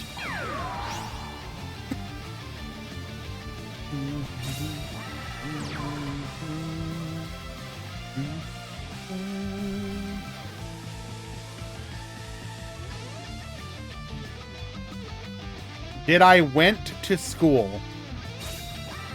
No, I never went to school. What kind of question is that? Widespread ruin. That is devastating here.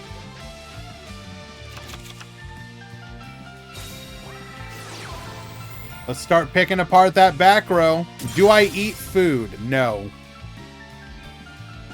I gain my energy through photosynthesis.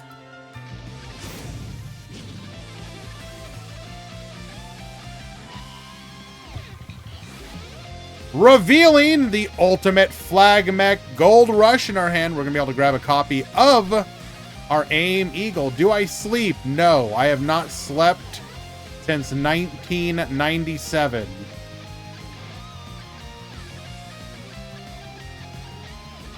I have not spent a single penny in the Pokemon game, nor will I.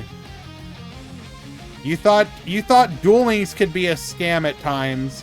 Holy crap, look at that game.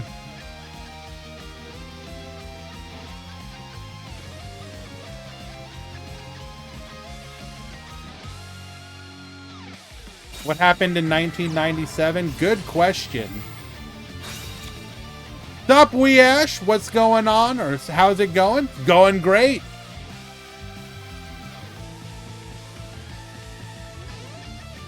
So we take out the buffered slime. We could still have a widespread back there.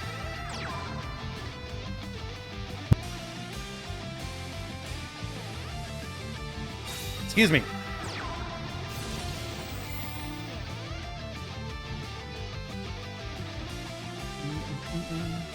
Innovator. Kenba boost. Looks like we're just doing one to gain piercing. I hope you're enjoying the Digimon TCG. So I'm not, because I don't play. One of my roommates does, however. I don't think he still does anymore. He moved on to the the new Star Wars card game. Do you think 7k gems is enough for the Go Rush stuff? A good chunk of one box, maybe. Like, if you want to go for just heroes or something, you could probably get through a good portion of it.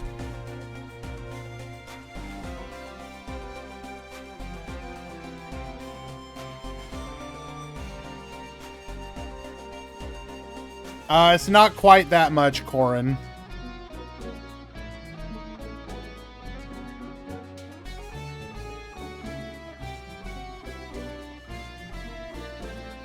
Imagine spending gems for Rush. Imagine saying that comment in the middle of a Rush Duel stream with people who enjoy Rush watching and participating in it.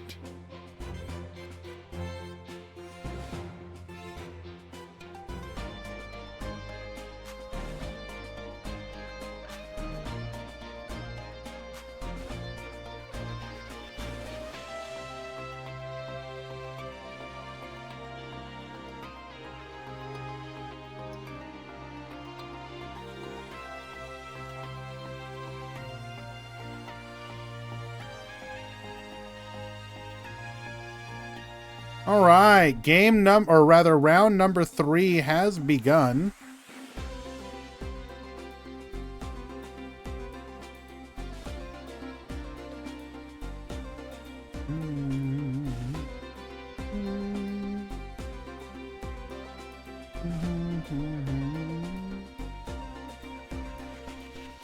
So, I will make a few comments, by the way. So I have been trying out the new Pokemon game, the Pokemon Pocket.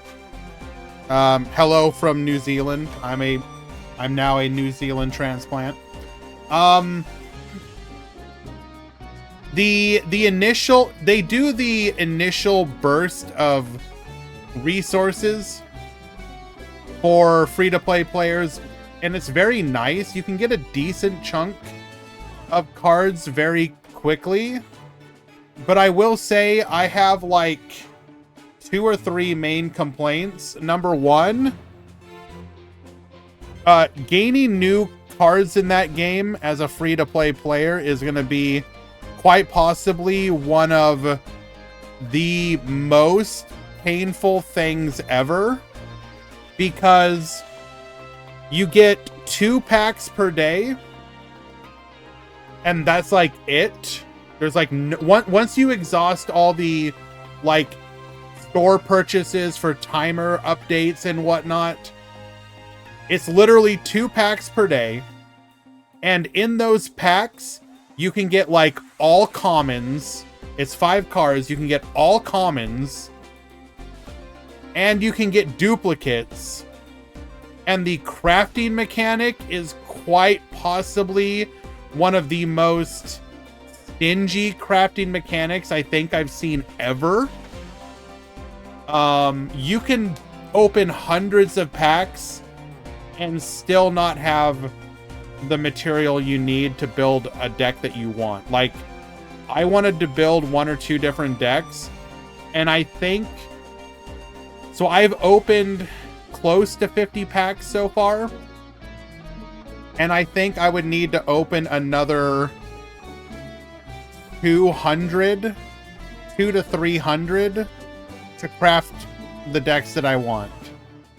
So it is, if you don't get extremely lucky, it's very pay to win. The second complaint that I have is that there's like, they have PvP, but it's not ranked, so there's like no point to it. There's also no matchmaking, so you can match up against people like full whales with full meta decks and get absolutely curb stomped, or you can match up against baby's first starter deck and roll them. So like, it would be nicer if you were more likely to face people within your same like range of skill and card collection. And then probably the most egregious complaint I have to it is that there's just like nothing to do in it.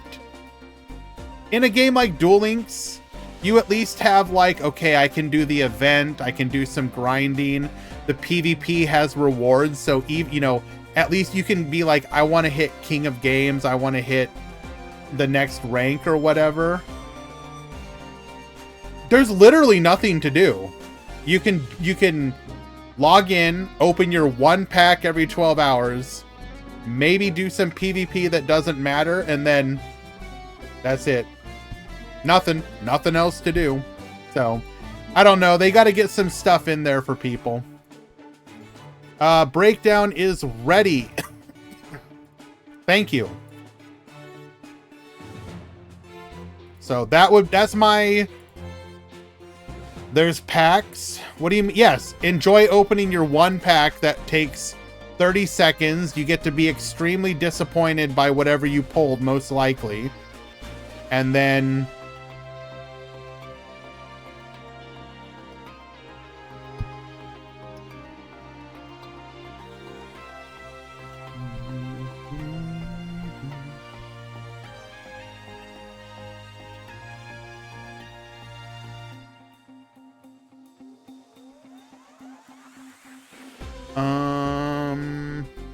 It's a good match. Maybe.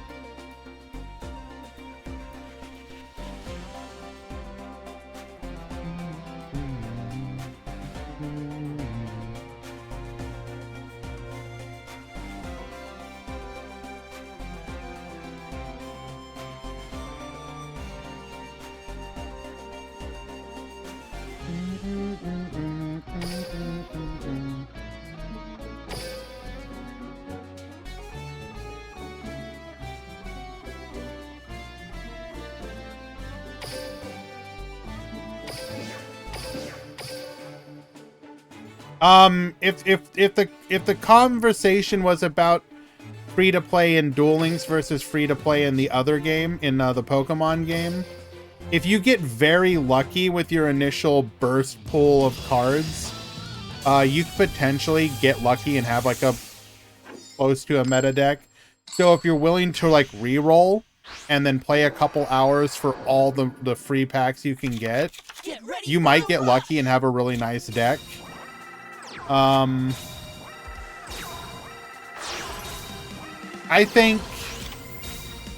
would say though that I still think Duel Links' free-to-play nature, at least as it currently stands, is probably way more generous than what they're doing in Pokemon. Desmume, yes. I'm pretty sure you don't have to pay to play in TCG Live at all. Don't quote me.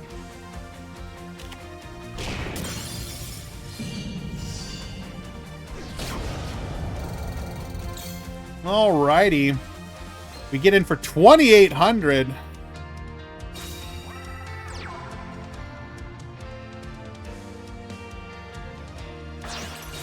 I will say, I think the very damning thing about Pocket will end up being how quickly they release new cards. Because I could see that if they release cards like quickly, people will like not even have a third of the first set before they're releasing like new cards. A big counterattack here. Oh, also, we were going to show off the breakdown. Thank you again to Easy, who went through all the effort here to do this.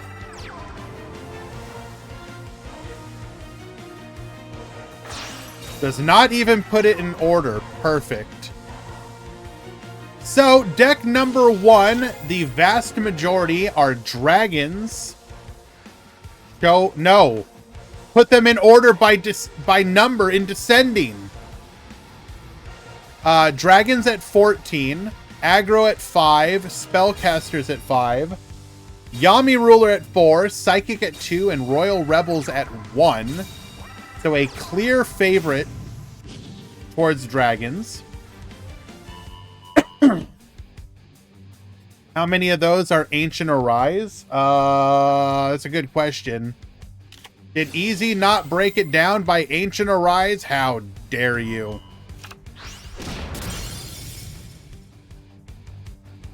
I'll have to further break it down when I go over it again. Barrier and Widespread Ruin will keep us alive and keep the 7th Road Magician on the field. Deck number 2, 11 Royal Rebel, 5 Overlord, 5 Ragnarok, 4 Harpies, 3 Spellcasters, 2 Noodles, and a single Dragon. And then deck number 3, Psychic at 14, Ragnarok at 6, Spellcasters at 3, Blue Eyes and Machines at 2, then a single copy each of Yami Ruler, Bubble Era, Thunder, and Dragons. No worries, Easy. Thank you. So, very interesting. You know what? This kind of... This pretty much captured what the actual game was. Dragons strong early. Royal Rebels strong during the middle period of the game. And then Psychics taking over in the current meta. So, yeah, this all kind of checks out.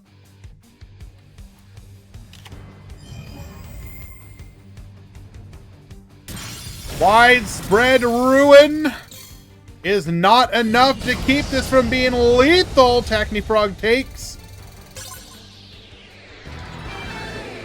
Psychics are the most popular deck. I didn't say they're good, I said they're popular. They are still a trash deck.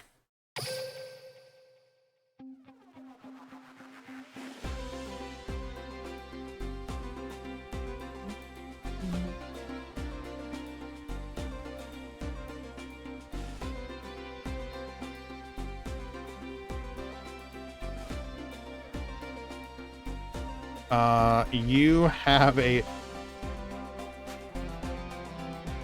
Rorschach, you have a bye for round number 3. You do not need to be dropped, my dude.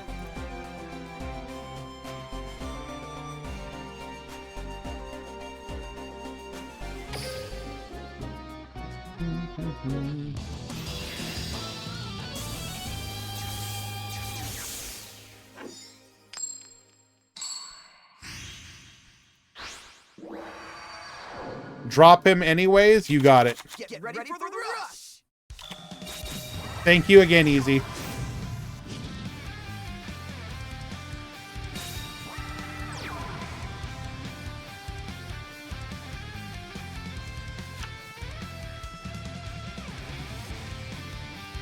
Why didn't we get any banned card? I mean, they should have banned... They should have banned Bish Balkan, but they didn't. So, enjoy people still hitting you with Bish Balkan.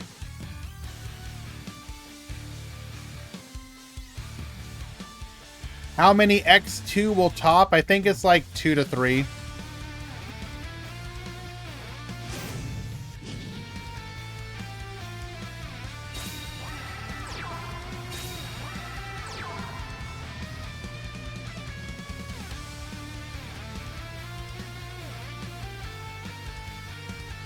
Royal Rebel mirror match here.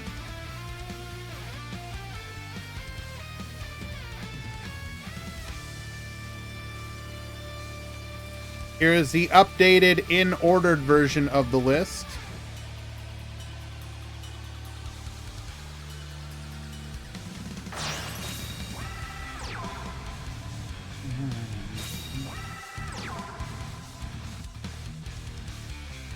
Easy, how does it feel to know you're going to make 3 different charts?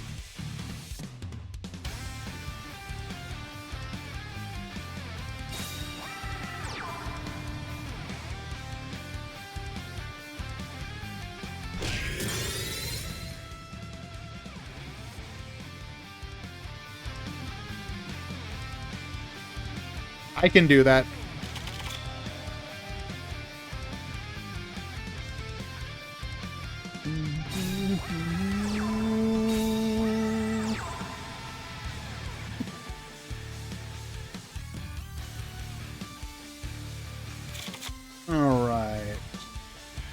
Where are you at, Rorschach? And you are dropped. Thank you for participating today. Hello, dude! Oh, God.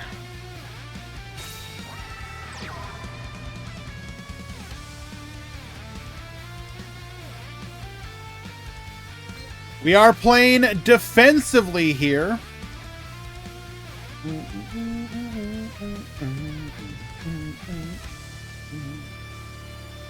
Gonna push this into a grinder of a game.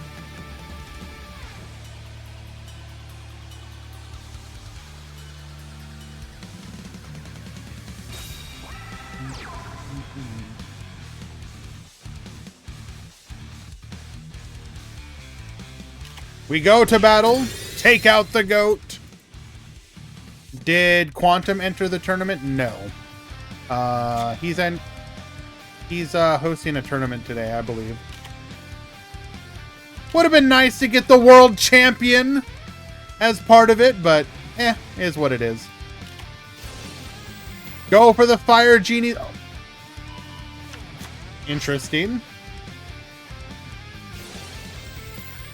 Go for the shadow buyer. Get recycling. I don't think Quantum has old decks. What? Surely he does.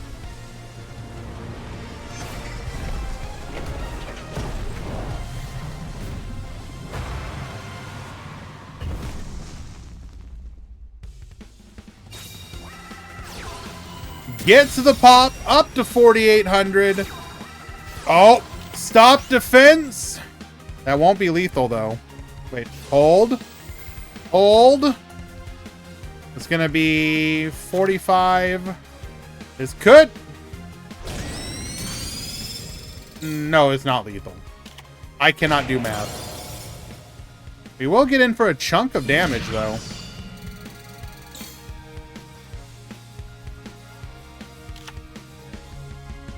We do open ourselves up for a counterattack, however. We can pull off either a invasion or doom metal. Get popping.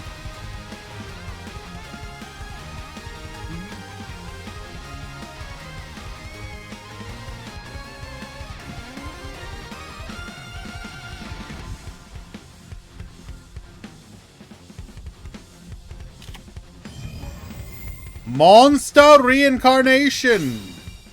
Get discarded. Add a body back to our hand. We're going to take the Feral Imp.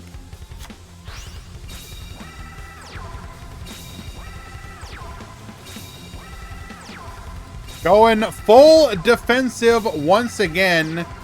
Two more. The one back row we bounced and another one back to the hand. Stop defense. Get flipping.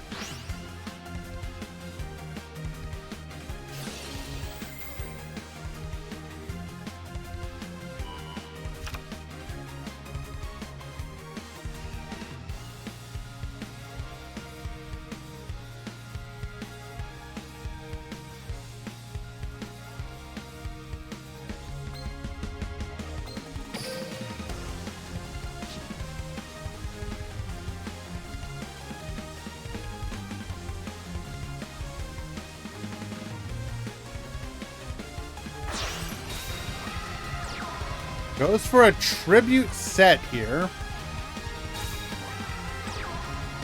Playing around our opponent's ability to do a counterattack.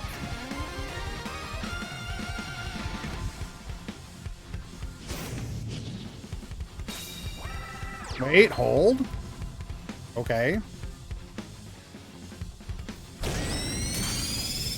100 off lethal.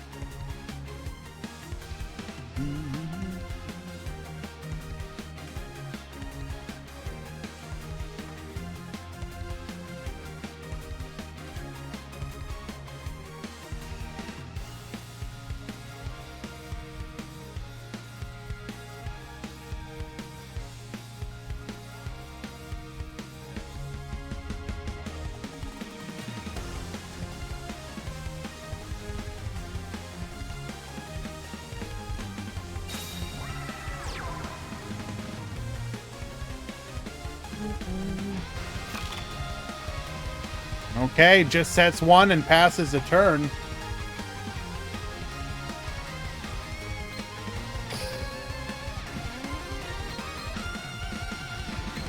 Two stop defenses out of the way.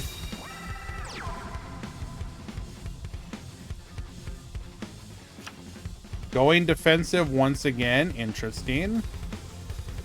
Oh, no.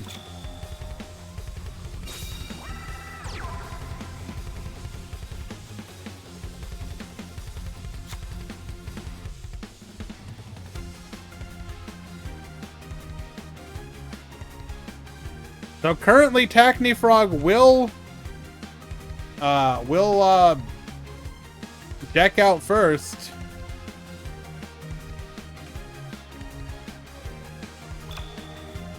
No easy, I can't say that I ever have.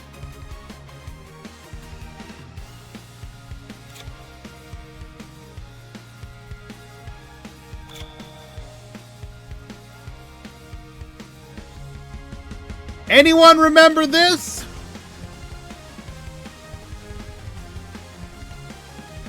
Aiming for the deck out strategy.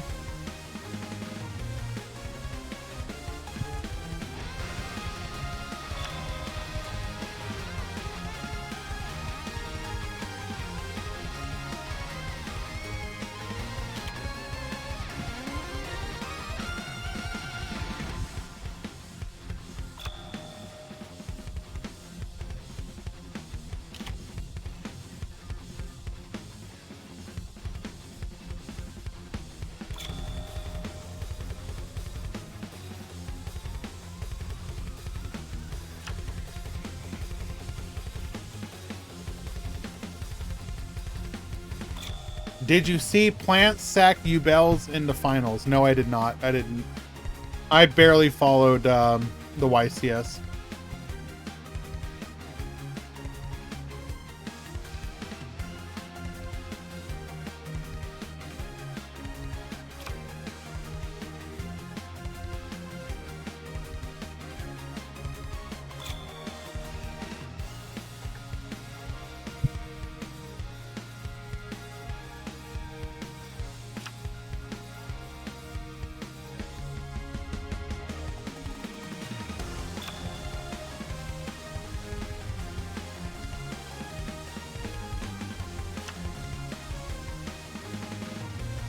Can you explain why they're passing back and forth?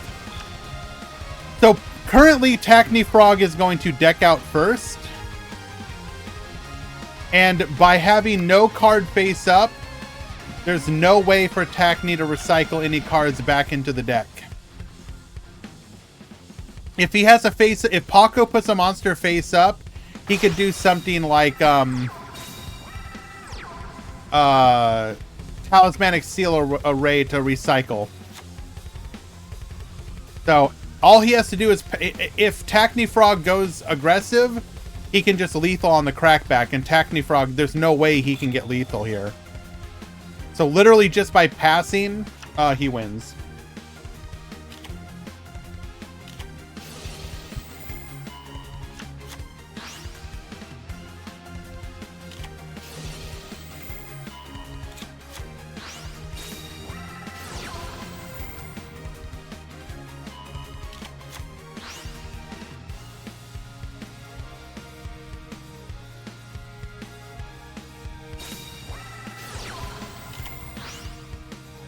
Wait, no way.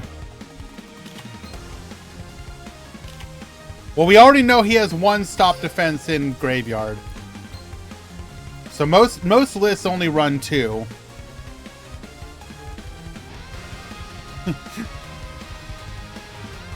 What? What's the problem? What's the issue?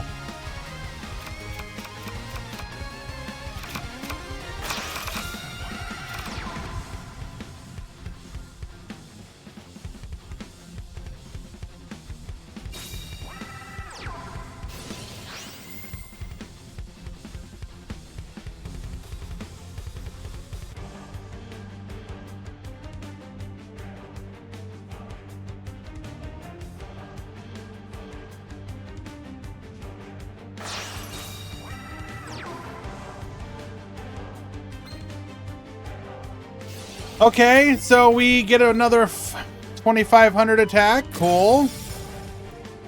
Still not lethal.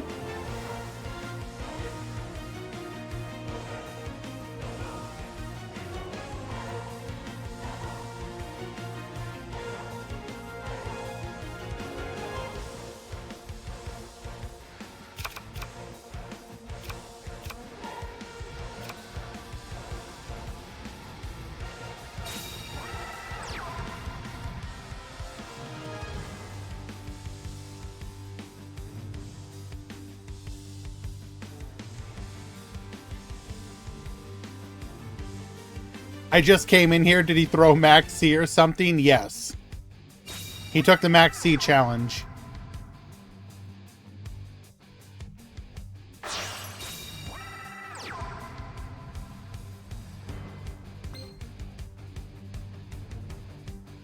Okay.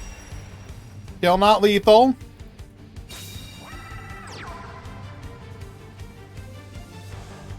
What was the point of any of this?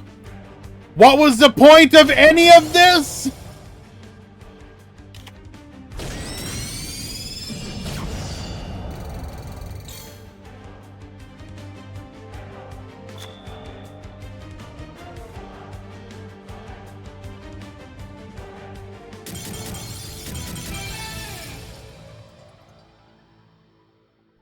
And deck out.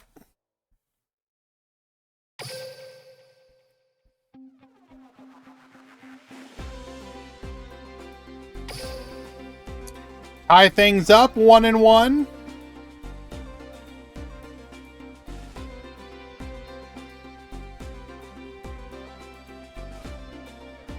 Bork, you, Drewy.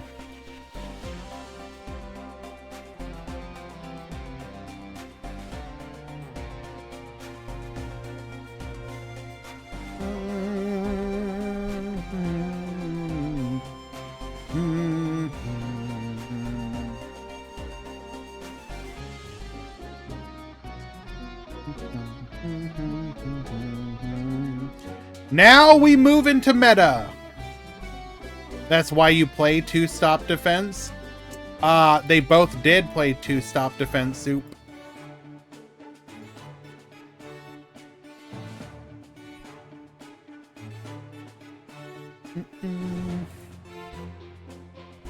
By the power of burbs and bricks, reverse Uno have at you. God damn it. Watch game 2 of my round 3 match. Okay. Stay in the room. And I will. Thanks for the sub. You can thank ICU for your sub, I believe. Watch game 3, not 2. You want me to watch some meta? Oh, hell no.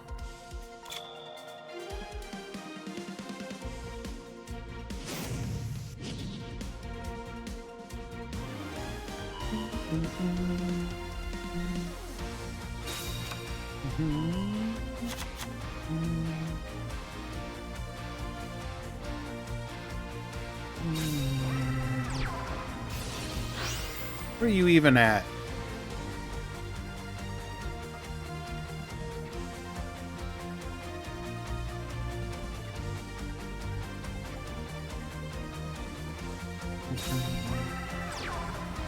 I will feel pain. Okay.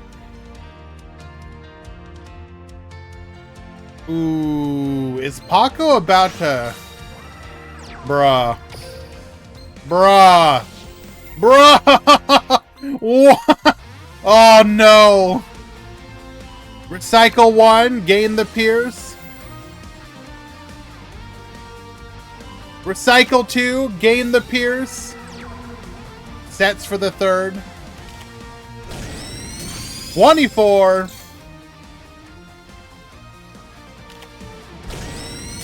$25. If we had had just one more normal summon.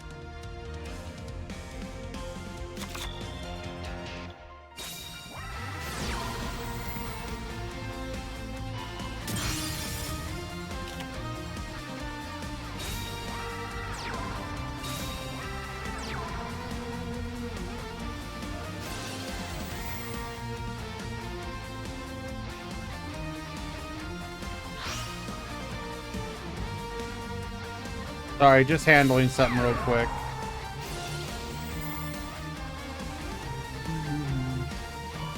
Go cat feet. There you go. Zoom in on her.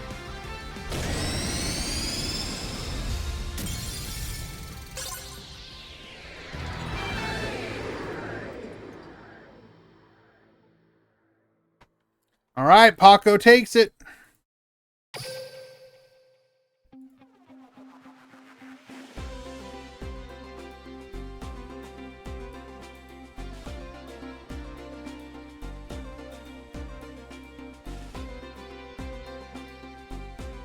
All right. So, Andrew Cat Lord wants me to see Pain in his game number 3. We can do that.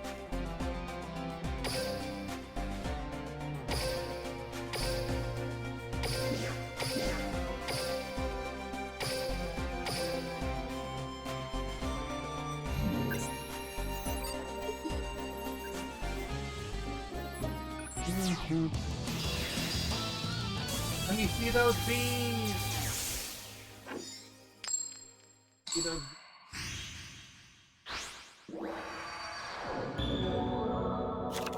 Get ready for the rush! You just want to low? All right.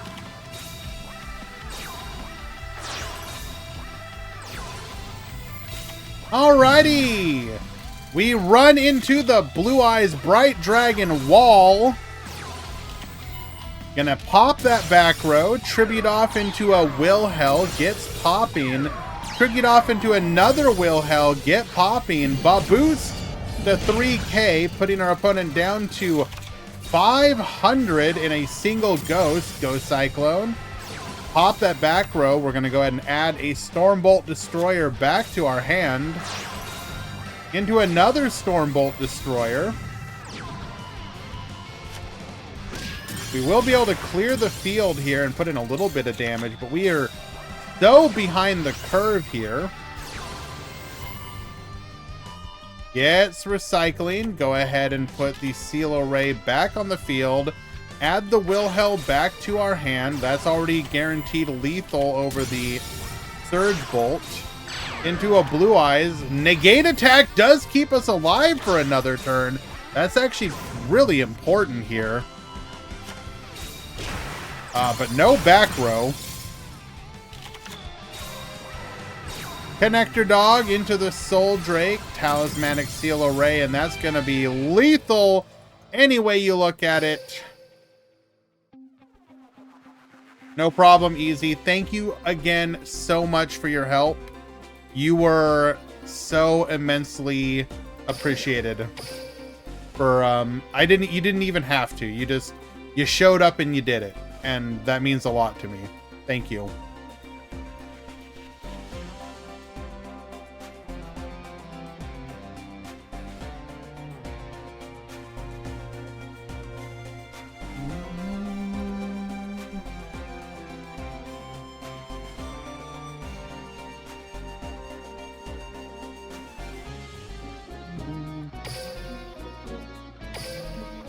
Oh, that is a good point. Since we are doing the top 8 today, that means Easy does have to do a top 8 breakdown.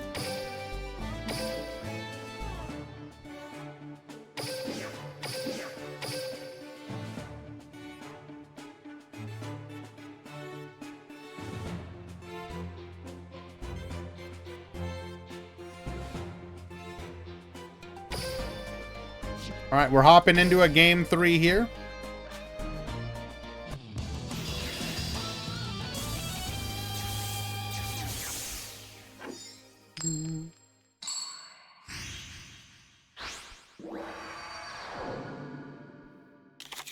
Get ready for the rush! All right, only one back row here. Rhythmical Performer doesn't hit. Goes for the Essel, does hit. We're going to go for the Prima Guitarna into an Assailant. Recital will keep us alive, taking 2,200 damage for our trouble. Chaos Femtron, Particle Acceleration, take out the back row. It is a Jam P start. Gets reducing here into a Belsectical Manny. Once again, not able to put any other pressure on the board. 2 more back row, though. We're going full defensive. Chaos Femtron number 2 adds a copy of Reset Runner. Chaos Femtron number 2 is going to go ahead and add a piece of Idrago back to the hand, activating our skill. Double reduce, double Babus as we tribute over. Goes for the recycle here. Keep recycling. And we go for the field clear. Why doesn't Easy do top 8? It's just a meme. Heat clearing. We're going to go for the Candy into the Rhythmical Performer. We're going to go ahead and check those back row. Say goodbye to your Buffered Slime. Oh, well, we got another one. Say goodbye to both of them. Shield and Sword into a Rhythmical Performer. And sure. We are critically exposed here.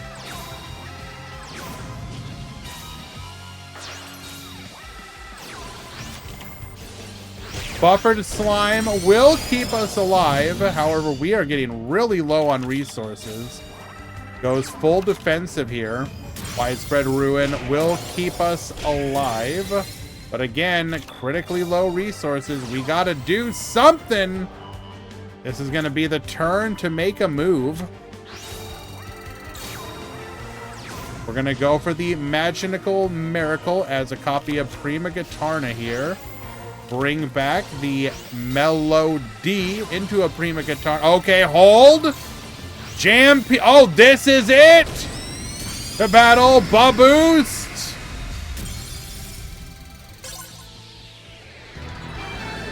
And Yadin Sword will manage to claw it out at the very end.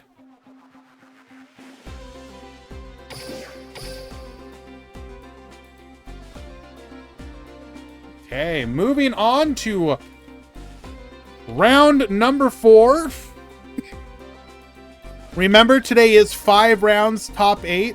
Normally we do 4 rounds, top 16, but so it's going to be the same number of matches overall, just shifted. Paco, it's the same number of rounds. We're only doing top 8, not top 16.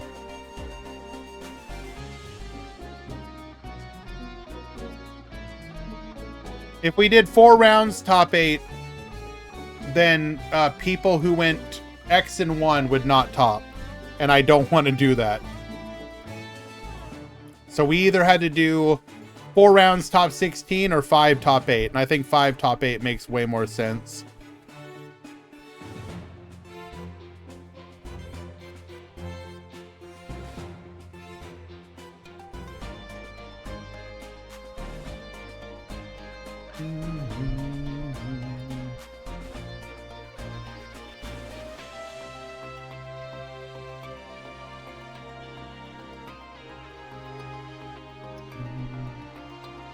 With 5 rounds, top 8, all X and 1, and a couple, like 2 or 3 X2 will top.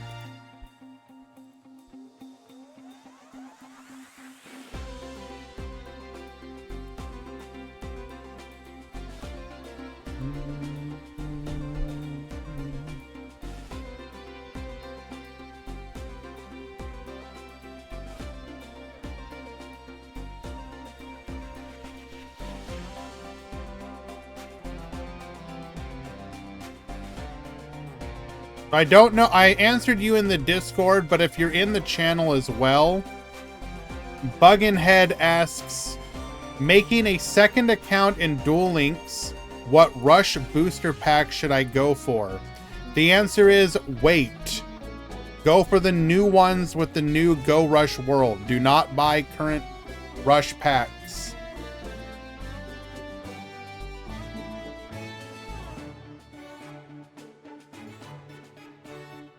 And that round is wrong. We're in round 4.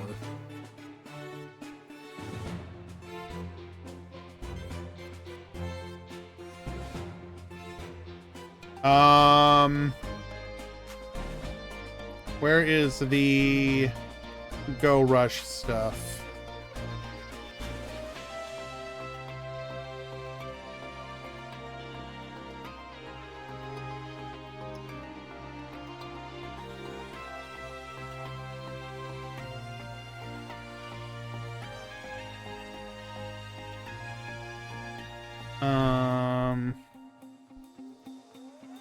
If you use a second account on the same Steam Duel Links, you can't log in to your old account on Steam. You'd want a new Steam account for the second account.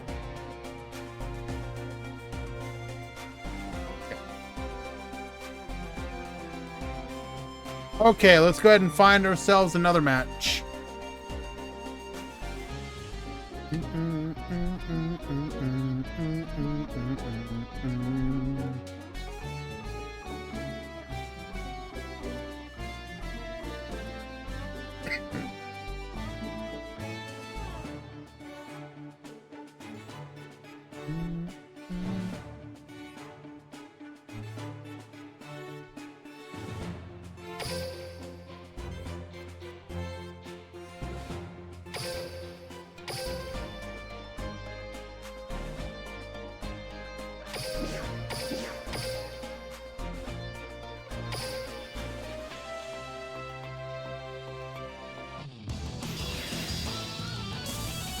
Sora, you realize it's going to be the same amount, right?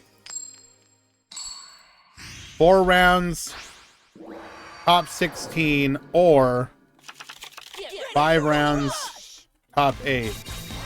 Same total.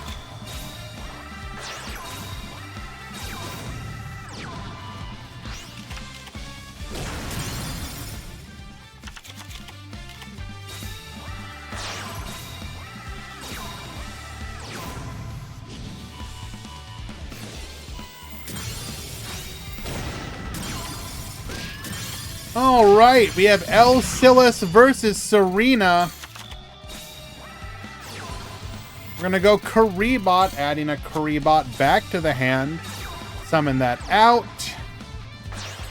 Tributes offer a Clear Ice Dragon.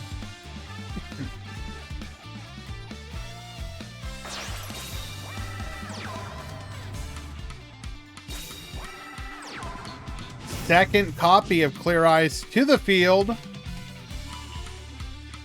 Goes for the Baboost here.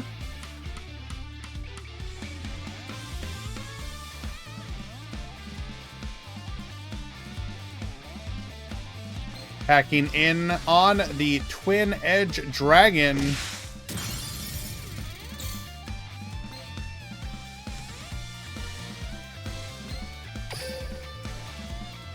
You know.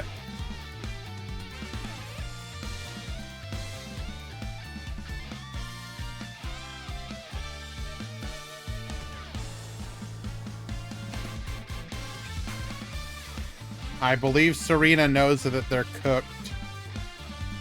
Show us the barrier.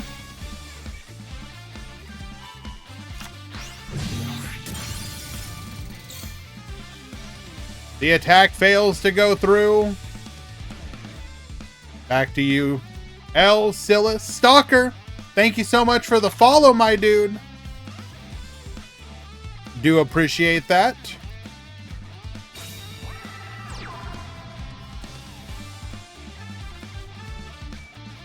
Summon out the Sports Dragon Slugger.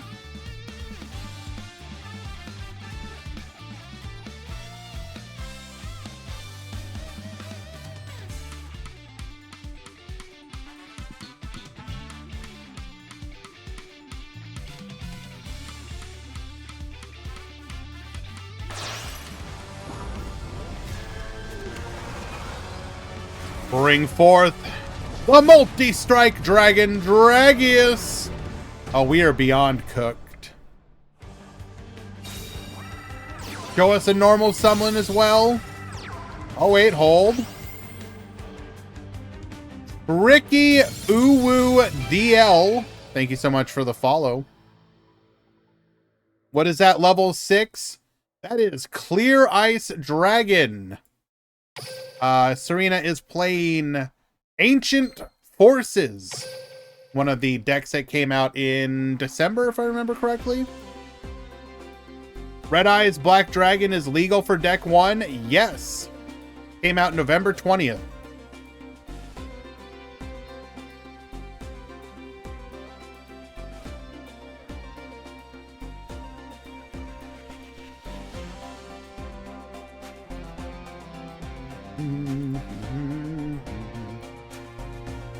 Oh, let's go take a quick look. Tricky Uwu DL.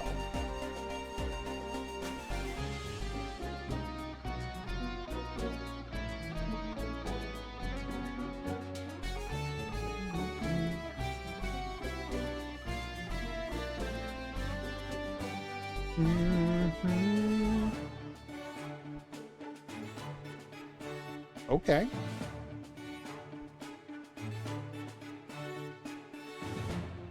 Here to support Paco Waco Taco. Absolutely. Paco is much loved around here, like many of our other Rush duelists. Paco is currently undefeated, 3-0. One more win and he will secure a top cut spot in today's tournament.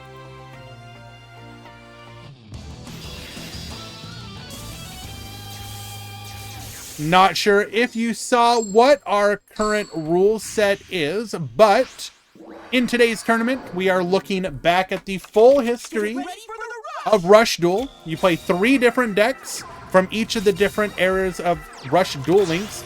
Early Rush, which is boxes 1 and 2. Mid-era Rush, which is boxes 1 through 4. And then current Rush, which is boxes 1 through 7. And then you just play each box in order, or deck in order rather. So, game 1, you play the early Rush. Game 2, you play the middle Rush. Game 3, modern Rush.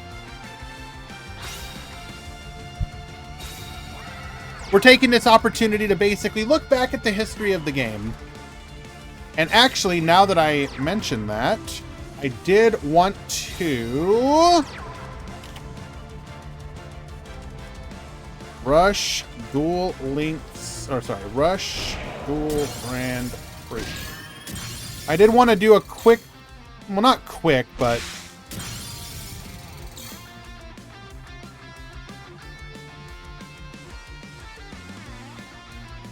do a bit of a look back at the various metas of the game.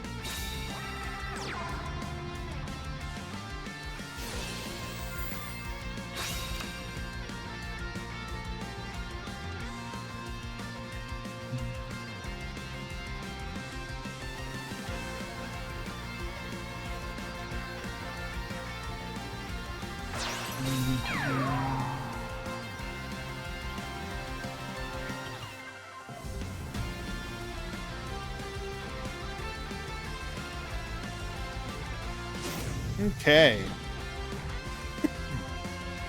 So, we have done approximately 33 or 34 Rush Duel tournaments. I think I have all but one of the articles up on the website.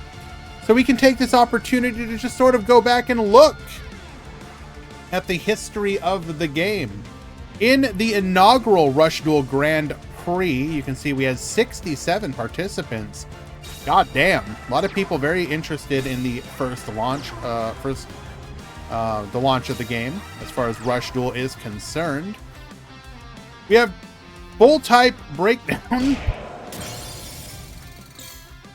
We're gonna see 17 aggro and 12 dragon caster. I think that was like one of the things that was, so early Rush Duel, you had a lot of people who didn't have full meta. They just kind of used what they had available to them, which is why aggro is going to be particularly high in...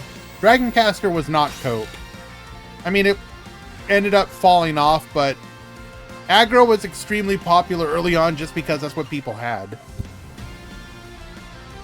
Excuse me for the cough, by the way. Still recovering.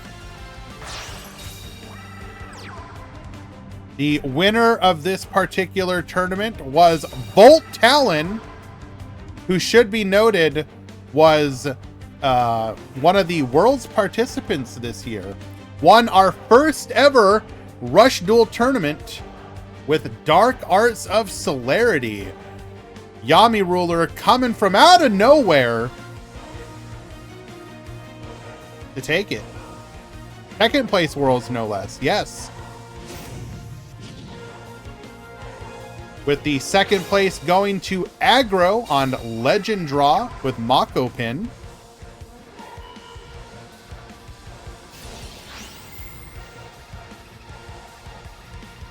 In the top 16, we had Serena calls it cope, but 7 Dragon Casters, 2 Aggro, 2 Yami Ruler, 1 Beatdown.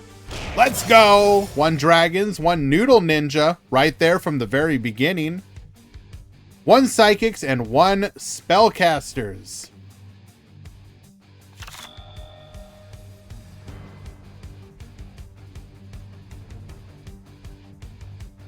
The second tournament. Total breakdown, we saw the Rise of Dragons alongside Dragoncaster, with aggro now moving down a little bit. What skill did Dragoncaster use? Legend Draw, I believe, was the primary one early on. Because they didn't really have a skill. Second tournament won by legendary, now missing Twitch Profeer with Tomato Sores in second place. In the top 16, we had 4 Dragoncaster, 4 Aggro, 3 Dragon, and 2 Bubble Era.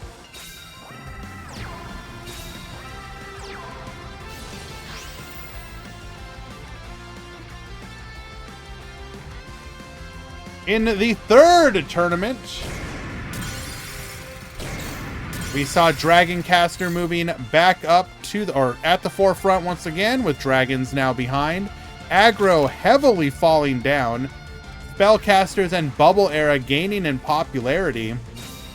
Guan taking first place with Spellcasters. And second place is Gonchi on Dragons. Only 1 copy of Dragonic Slayer. 3 Bunker Strike.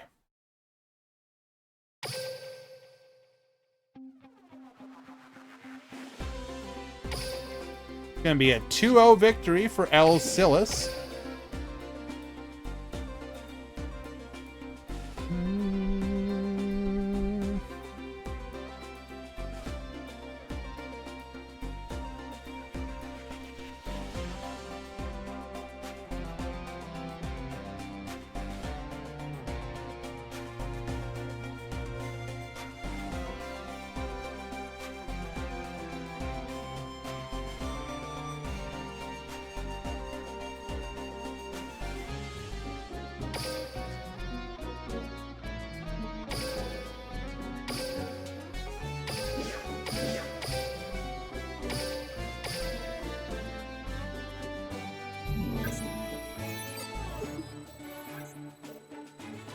Okay.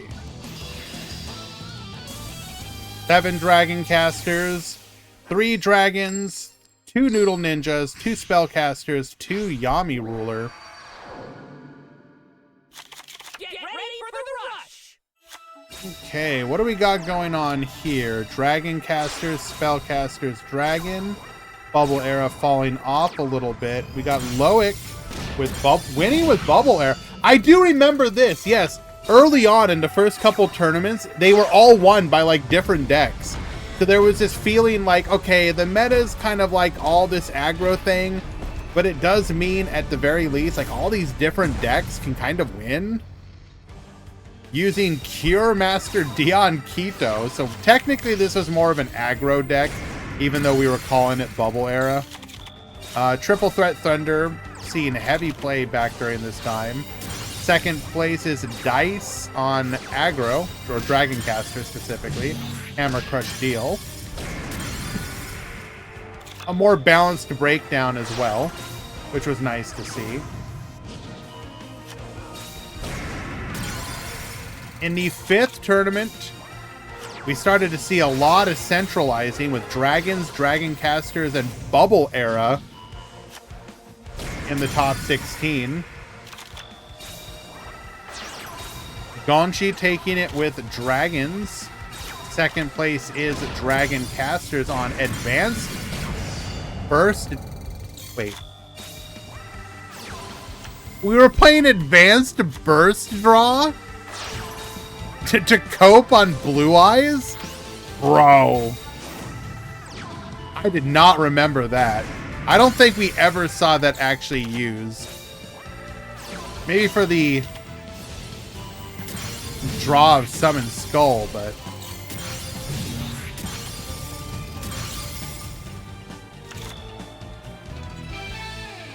Okay. So here we are getting close to the release of Royal Rebels, if I'm not mistaken. First place is Asuka with Dragons. Second place is Bubble Era, Shelmy. World Competitor Shelmy. Yosef wins this particular game. Go to game 2.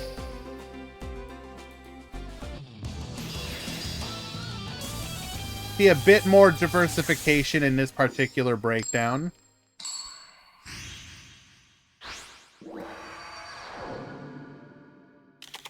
Get ready for the rush! Ah, here we go. Back up to 50 players in this particular tournament, as we had the release of what?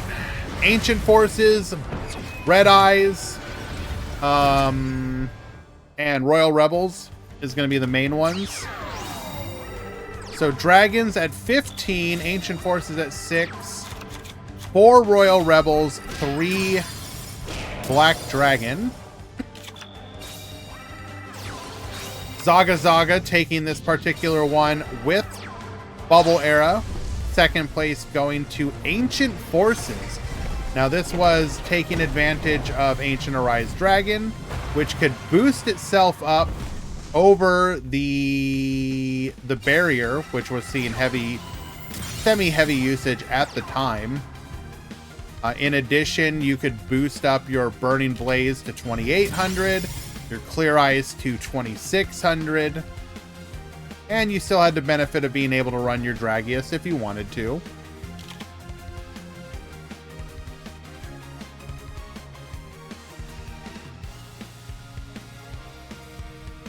Number 8, you saw Royal Rebels starting to rise in popularity as the second most played deck. Ancient Forces picking up steam as well. But Dragons, of course, still the most played deck.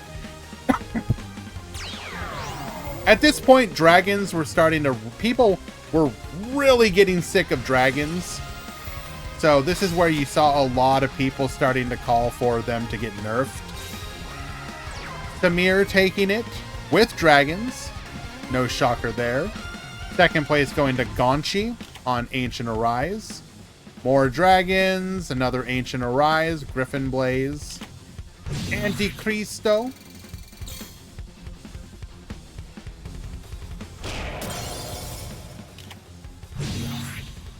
Okay. Very diverse top 16 in this one, however. Royal Rebels at the most converting. Zaga Zaga still taking it, though, with aggro. And here we're starting to see the Paka Paka Chew engine take off. Hammer Crush Deal. May 70 taking second place with Royal Rebels being played in Black Dragon Rising. I particularly like this variant myself because it was very easy to get the high level you needed. We gave you more high levels to take advantage of to get the pop off of heavy metal here. Reiko Senpai taking third with Spellcasters and Mosk on more Royal Rebels.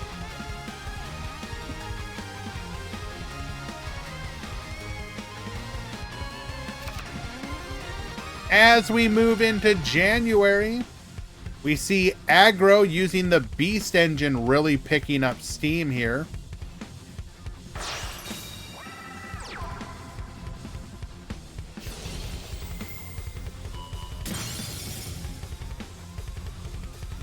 Silva taking it with with dragons. Second place going to Aggro. You saw a lot of Ancient Arise starting to be played in Aggro at this point, alongside Dragius. Royal Rebels in third, and more Aggro.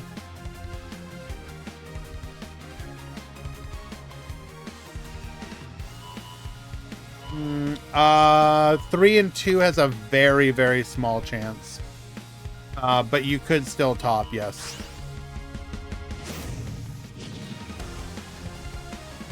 So, 4 Royal Rebels, 4 Warriors, 3 Aggro, 3 Dragons, 1 Bubble Arrow, 1 Spellcasters. We win it here off of Aggro, with Warriors playing the Red Eyes. Red Eyes was a really nice package just in general. I remember that at this time.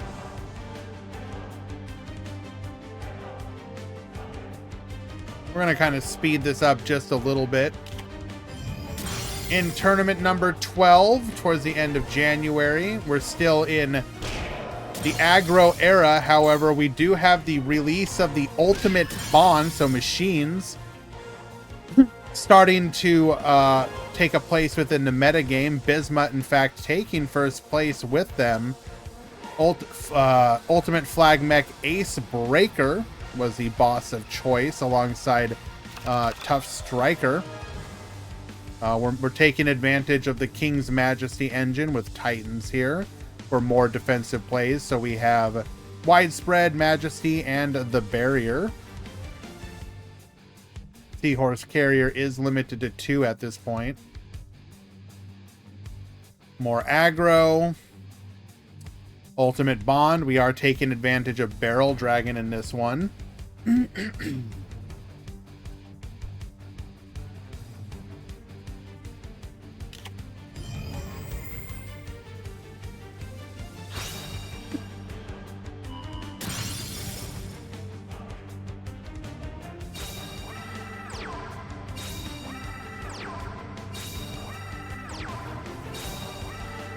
Okay, in 13, we still have the Aggro running rampant.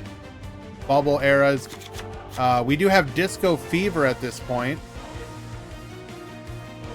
So we now have the more centralized version of Aqua.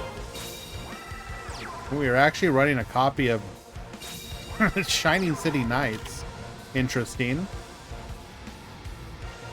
Aggro running a copy of Barrel Dragon here. Interesting.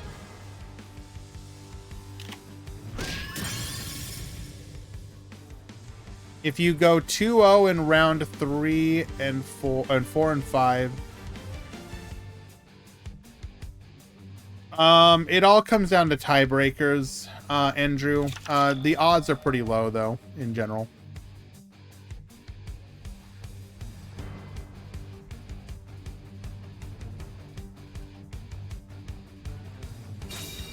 So here we're starting to see pretty substantial fall off in players, particularly because of the type of meta. Like the aggro is just going on for so long. So here we only have top 8. Xiaomi winning it, or sorry, Gonchi winning it with aggro.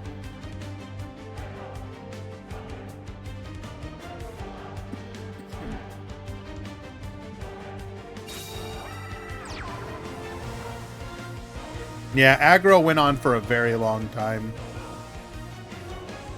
Diorfio winning number 15 with Spellcasters. Solomon on aggro for second place.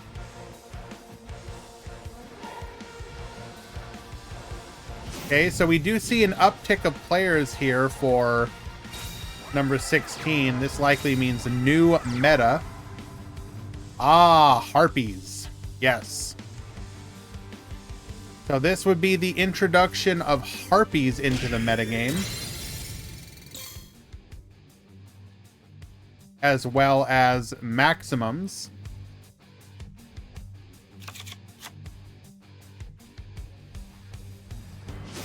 First place going to Zuyo on Hell Tuning Invasion. Ah, wait. Is this also the oh, okay. This is when we got the Hell Tuning Invasion skill as well, alongside the Royal Rebels Invasion. So this is going to be the rise of both Harpies and, well, this is like a whole new meta. This is the Maximums, or the Cyberus Maximum. Is it both Maximums? I can't remember. Oh god, we had a whole bunch of different decks. Yeah, we had Royal Rebels, we had Harpies, we had Thunder, we had Overload, we had both Maximums, and we had two different ways to play the Cyberus one, although the one fell off. But yes, people were basically the entire meta seemed like it was ready for an entire shakeup, because everything in the meta was new.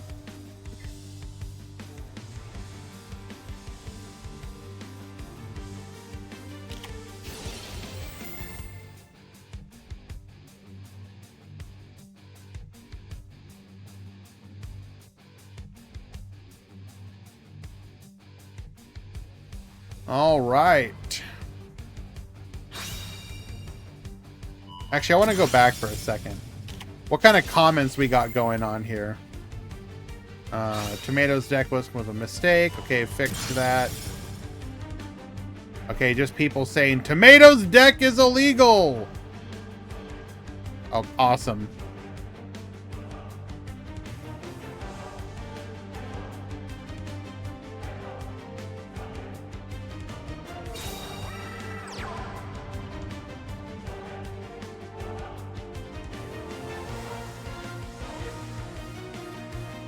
I got so many messages about that. All right, Royal Rebels, Thunders, Harpies, Maximum Overload, and Bubble Era. Love Easy just putting Widespread Ruin here. Paco taking Maximum Overload, so Magnum Overlord's Reign of Terror here. We got Shelmy on Bubble Era, Bendy on Lightning, and Renegade on more Magnum. Are we going to see us descend into hell with Maximum? Oh, hello, Royal Rebels!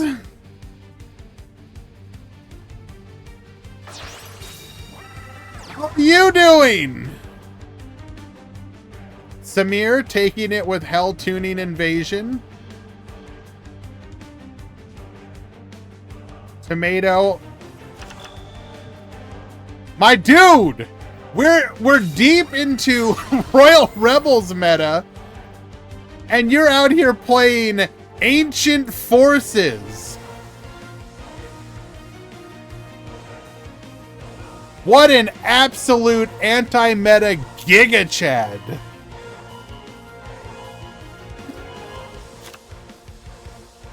More Maximum Overload, and then Gonchi on more Royal Rebel. In 19, oh, the fall off again. People are not enjoying this Hell Tuning Invasion. Why did I not have a top 8 for this one? Oh well. Dwan on aggro. Oh, right. This is Dwan's arc of, like, I don't own any deck other than aggro. I think he has since actually gotten more cards. But during this period of the game, when he would enter our tournaments, he was like, I don't know, man. I got a bunch of free-to-play aggro cards. And he somehow managed to make it work occasionally. Second place going to Under Noxo on Lightning Trigger. Maximum Overlord from Luca. And then Giorfio on Cyber Sesso. He submitted a deck with a card he didn't own yet. Yes, correct. Dwan's free-to-play summer. Yes.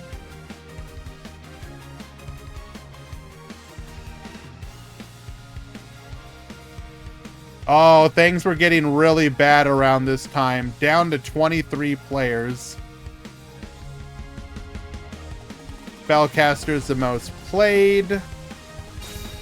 Manarchist taking... Manarchist showing up with Servant of Dawn, Dinosaurs, Super King Rex, Mega Zowler. You saw people flirting with this particular form of aggro. Maximum Overload, second place. Gozu taking it with aggro. Looks like he's copying Dwan's list. And Gonchi with spellcasters.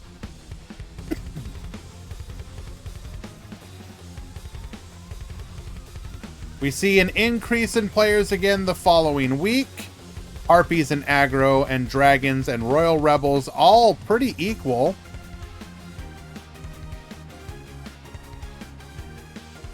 Solemn on the new Death Doom Requiem.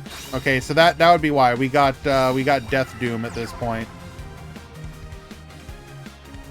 Under Noxo still on the maximum Magnum Overload. Hako on Dragonic Resonance. More Cyber Sesso. Okay, so yeah, this was the release of Doom Metal.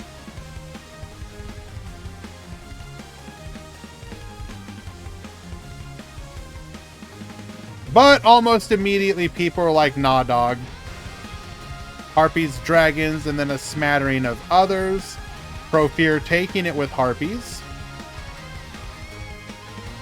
Zaga Zaga on Noodles.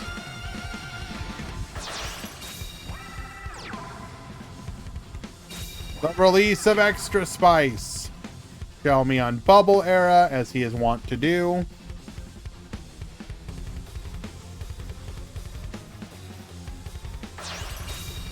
And then, it's always interesting seeing these spike of players. Back up to 40 players for 23. Let's see if we can figure out why. Dwan on his free-to-play summer arc. Was this the release of... this was the release of Negate Attack. Was it also the... Oh.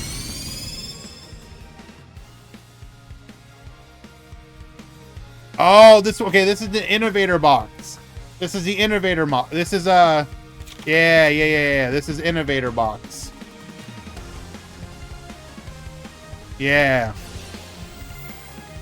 First place going to Dwan with his aggro list. All my dude did was get Negate Attack and then throw in Blue Eyes.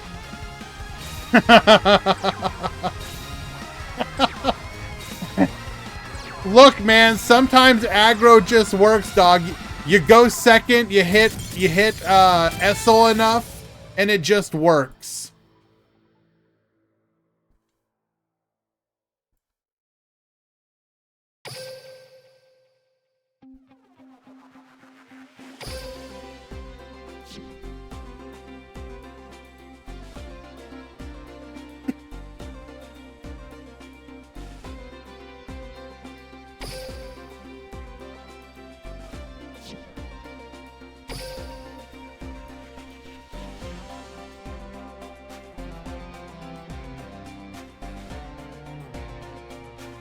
Wait, who won that one? Yosa. Okay.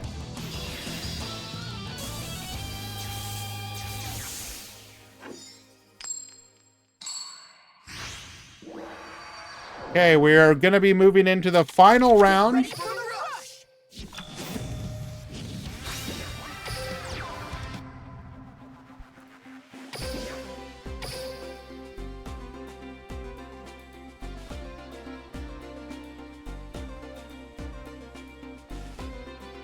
Rush tournament players, round 5 has begun. Final round before top 8.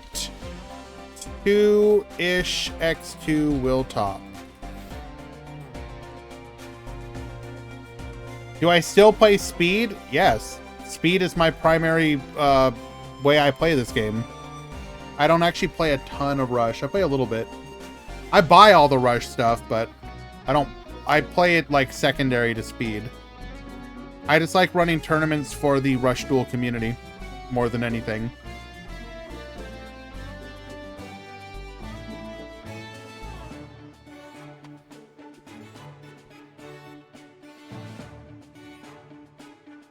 Like I'm like a tournament organizer at heart, so I don't know.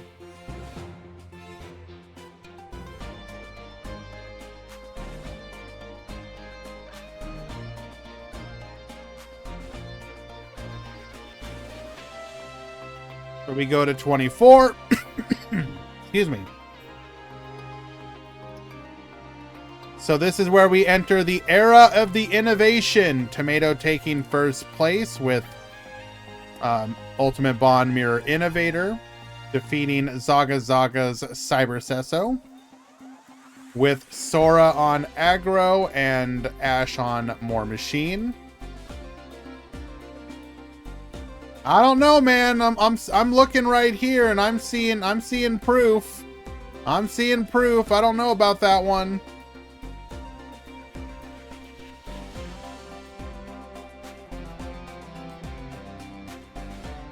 We have Royal Rebels rising up once again. Soji taking first place with Machines in second. More Machine and Cybers in fourth place. Royal Rebels Machines at the forefront here.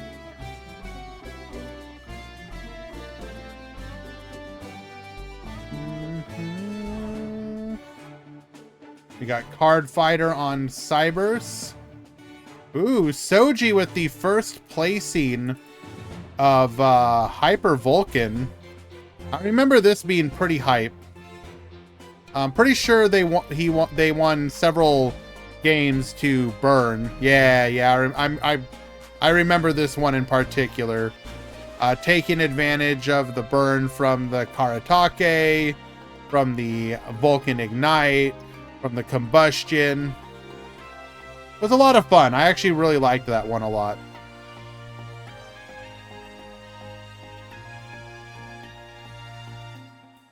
Gozu taking first place with Machines, a machine mirror match. Quantum getting on board with the Hyper Vulcan burn strategy.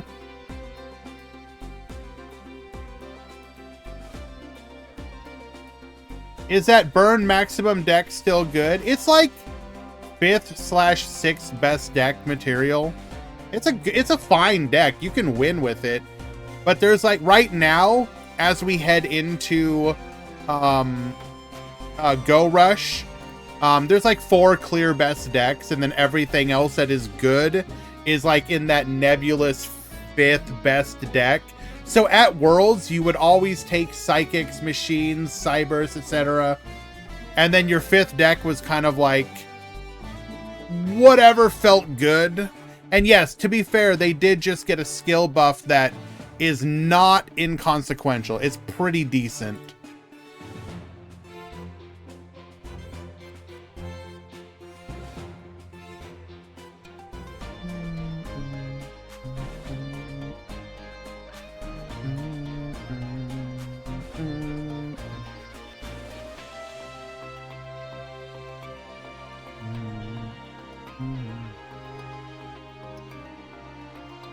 Okay, let us find another match.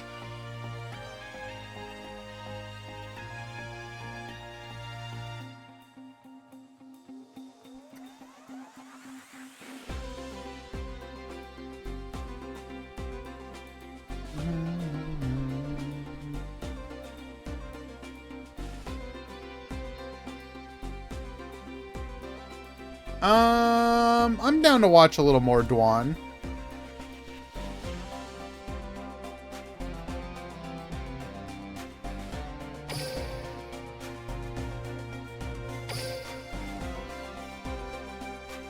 If you haven't,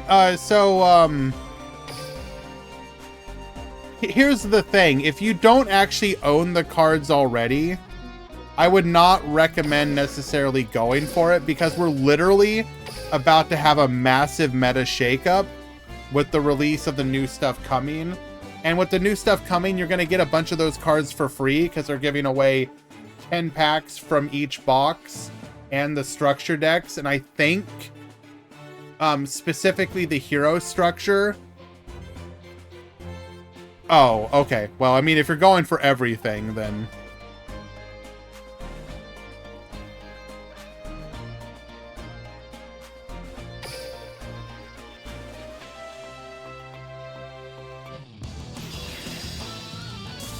So we're actually just about done looking over the retrospective. We got about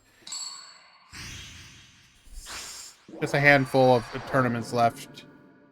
So I uploaded these ones at the same time. We have more machines, the machine dominations, Samira on machines, Gozu on machines. This would be the first introduction of psychics, which just wasn't quite enough. Is Plants good? Absolutely not. Plants is probably one of the worst decks in the game. And I don't even... That's not even, like, an exaggeration. It is awful. Tacny Frog on machines. Sora on Sevens Excel Road. Other Sora. Excuse me for this cough.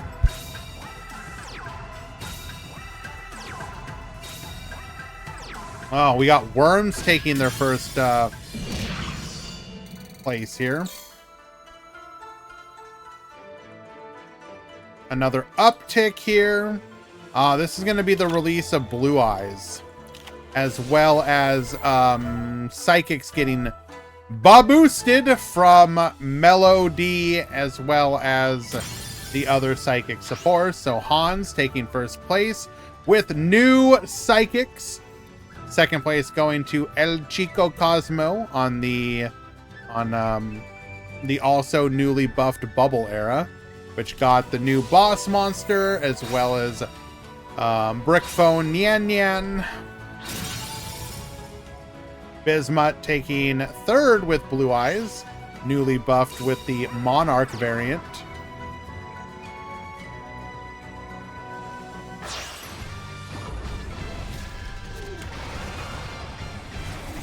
Psychics continue to put in heavy work here, though Neo takes first place with Blue Eyes Monarch. Samir second place with the new Psychics. Gozu hopping on the Psychic train at this point as well. And Yami No Game coming in fourth place with the still relevant but on the decline machines. A lot of people were actually like, okay, why is there so few machines? Because you saw, like, machines really started to fall off, and a lot of people were like, it's just people, like, being tired of it, bored of it.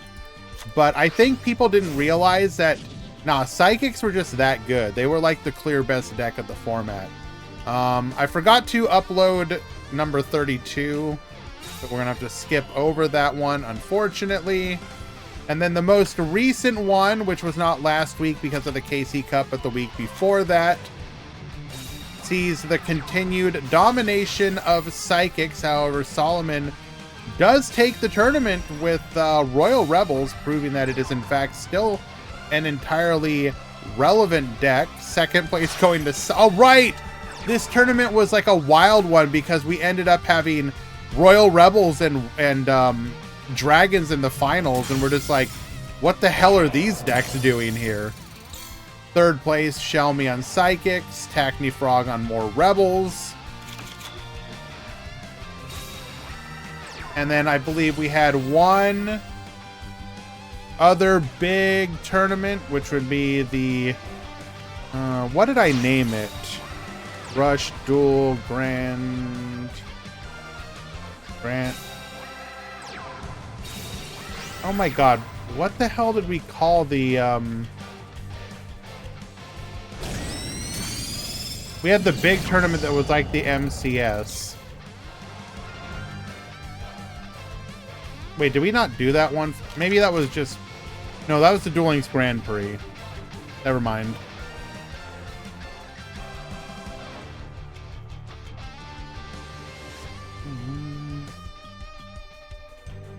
Yeah.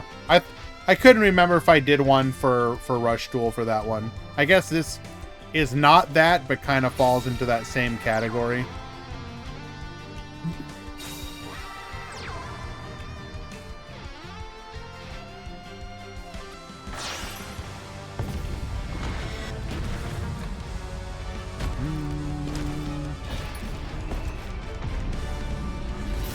All right, back to full-time casting here after that little run down memory lane. Okay, Dwan's gonna go defensive, putting our opponent under the lock. We cannot beat over Yami Ruler due to his 2,500 defense. We will go to battle, however. Testing for delay, perhaps. Or just wants to ram into that thick booty. You're telling me we got a Vampire Samurai animation, but we don't got a Quasar? Exactly!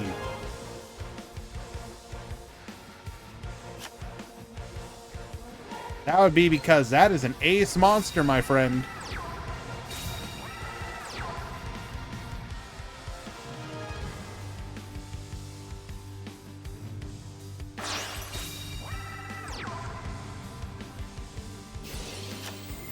We're gonna put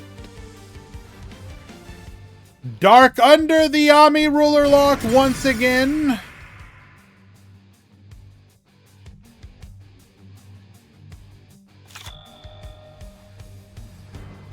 We can now crash here now if we want to. Although we might have felt the delay. That makes us not want to. No, we're gonna do it. Phantom Bind, get reducing, successfully taking out the Dragius.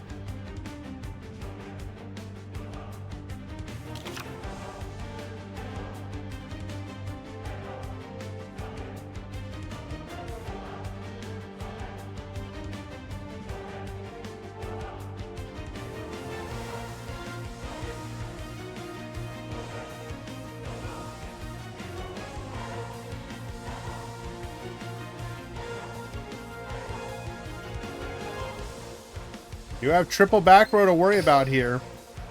Although, widespread is gone. And we're defensive. We can probably attack pretty freely. Down to only 8 in the deck, though. We've used our own widespread, as well as a Phantom Bind. Oh, we're gonna go for the direct attack?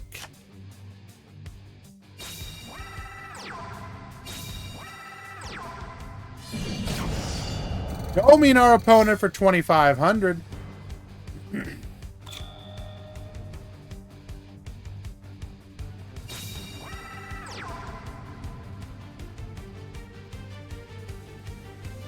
If we have access to another Kime ruler, hold.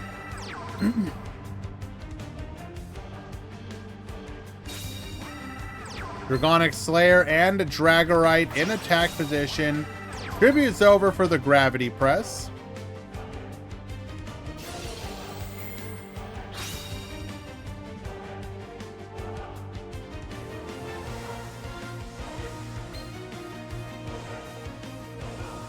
Get reducing.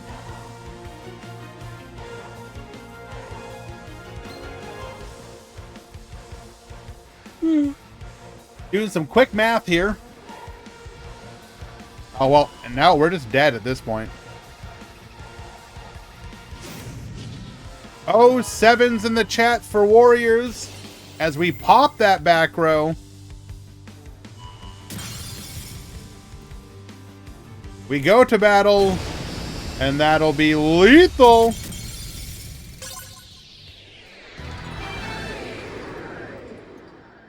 Dark takes game number 1.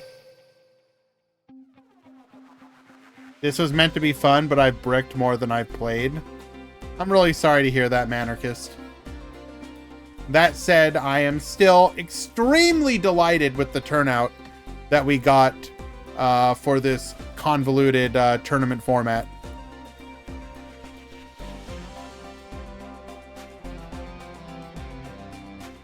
I did not expect to get near normal tournament. How many entries? I think after drops it was 32, which is basically approaching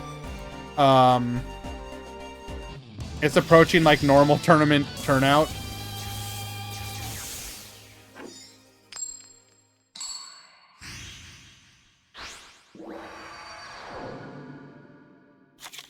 Get ready for the rush!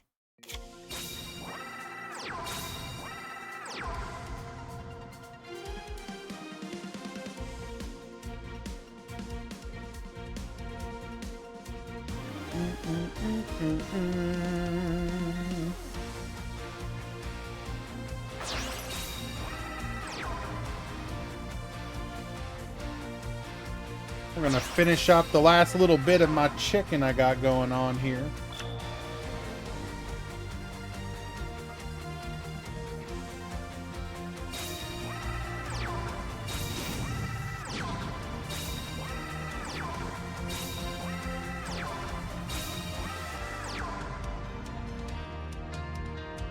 Both players going highly defensive here.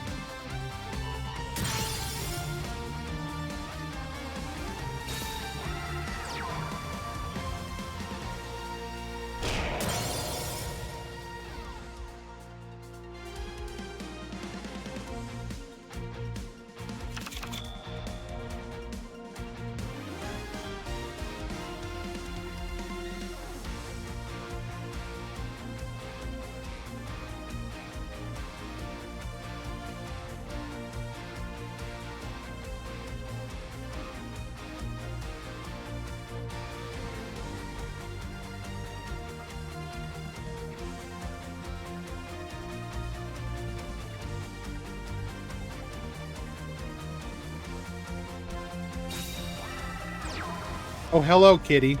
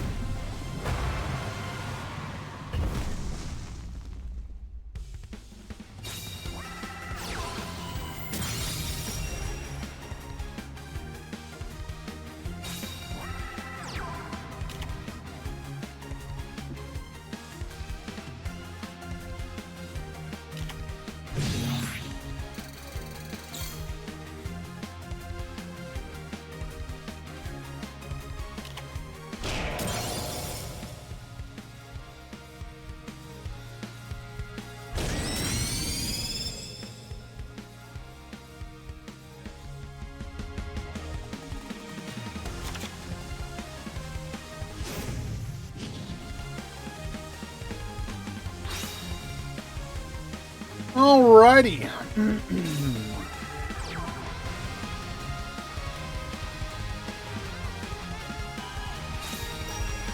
We're gonna get Reduce in here. Sending the 7th Road Magician to our graveyard to grab a Magician's Valkyria.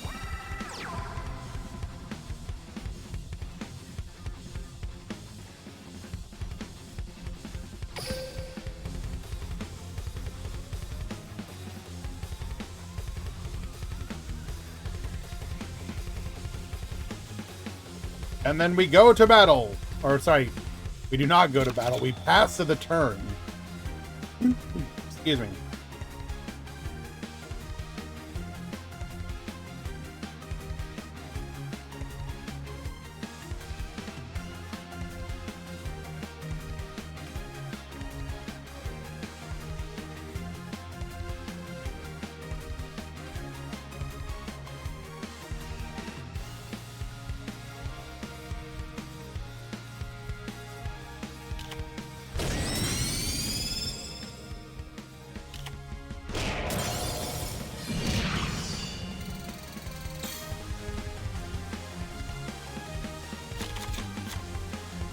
Getting in for a little bit of damage, just a little bit. Don't want to give them too much and allow them to be able to get a significant boost on our maximum here. Going to continue to play defensively. Distributing over our Torna just to get it out of our hand. Getting a little bit up.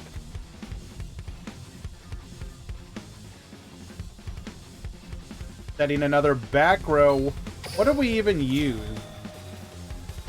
Now we have all our defensive options open to us.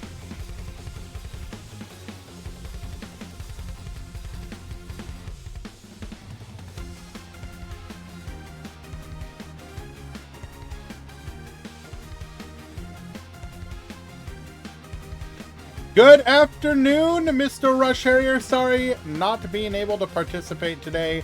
That's all right, Barox. We actually still had pretty solid turnout. I was very happy.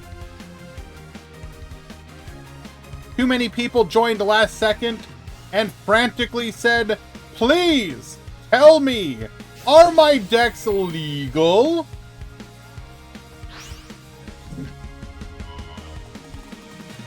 But we still got decent turnout, so I was happy for that.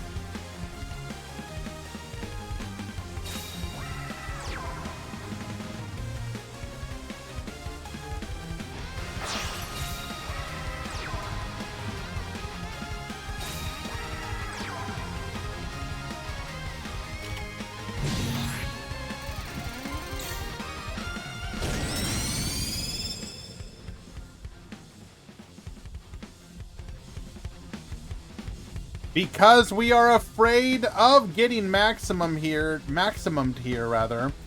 we are just going to pass without dealing any damage.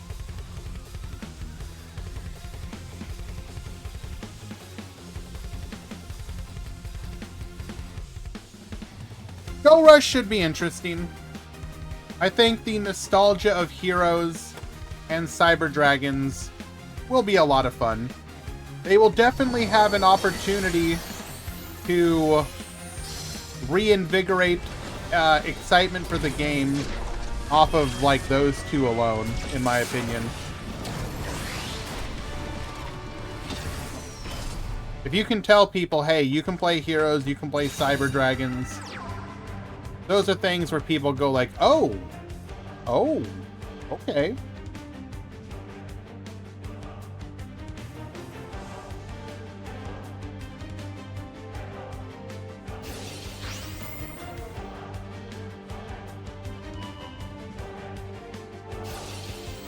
Weebaboos to 5,100.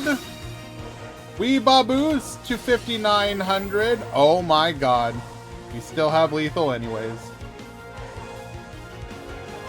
Wait, do we?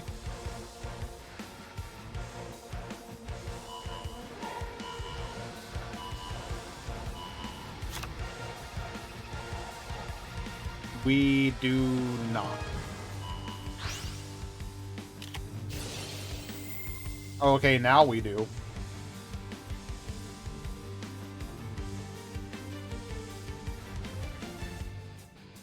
I dabbled in Rush. I liked my Volt Condor deck, but Heroes, I am so playing it a lot more. It's interesting to see an opinion like that. I wonder if they can capture more people like that.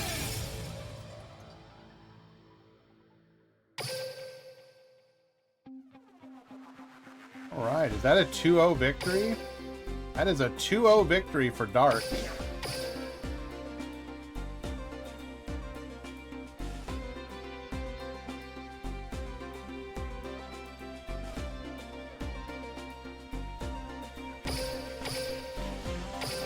This is gonna be radical! She locks up the fun to get the surveillance done. Diane Keto, the Boogie Master! Fashion up, Diane Keto.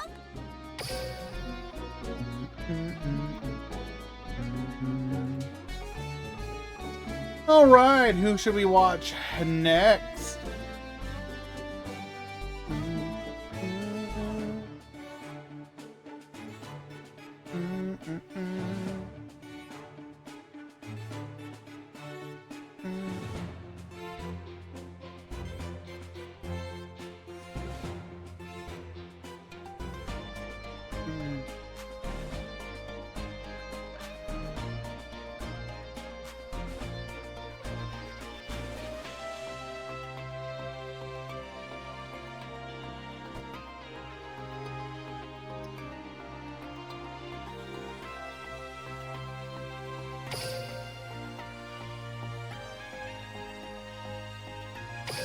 I'm curious how heroes were handled in Rush compared to normal Yu-Gi-Oh! Well, the biggest difference is that you have to have the bodies on the field for fusion, not from the hand, unless you have the legend version polymerization. The fusion spell requires you to have them on the field.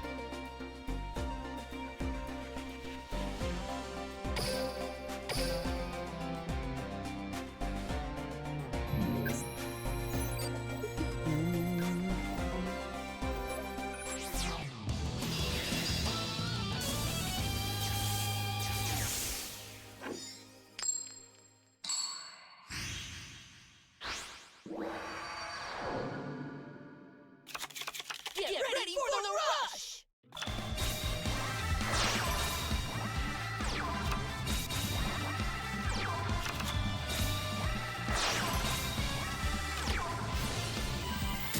Okay, game number 1 here. We got Dragons versus looks like to be just aggro. Pop that back row. Keep up the pressure.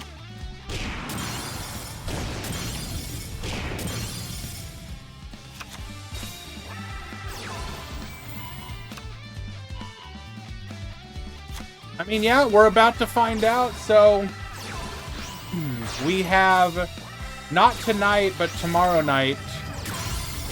So like 36 hours from now, roughly, we should have the new world. Now, a quick reminder. So tomorrow we do have the Duel Links Meta Weekly, like normal. And then on Tuesday, after I get home from work, I will be checking out the new world with you guys. We'll stream playing new box decks and the like.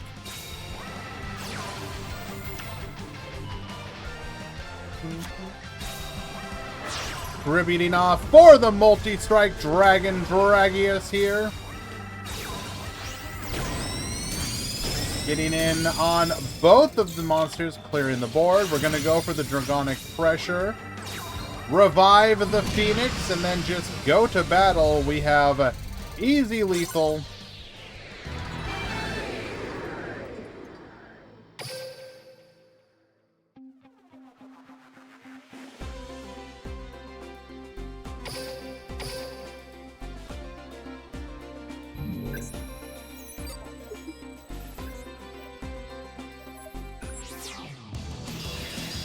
Well, Corin, I still appreciate you participating in today's tournament.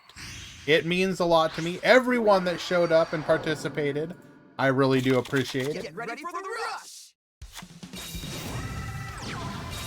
What time will you stream when New World comes out? 2 p.m. Eastern? Probably. 3 and 2 will make it. You have a chance of making it. No guarantee.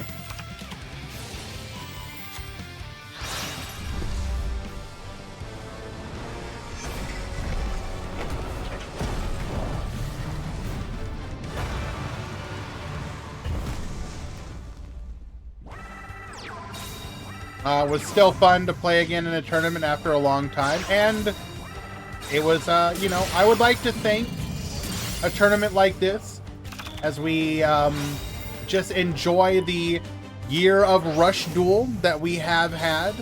You know, for all of its ups and downs, I think it is very important for us to still appreciate that, you know, we get to even play this game at all. And the hope is that as we move into a new chapter of the game, that it is going to be only better than we've had. You know, for those of you who are Souls adjacent, you may remember the saying, "The real Dark Souls starts here." So, in a way, you can say the real Rush Duels is going to be starting here.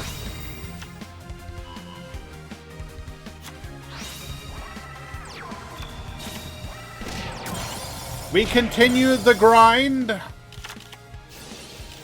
Top defense gets flipping. Fire. Oh, we're going for it. We're going for it. We're going for nothing.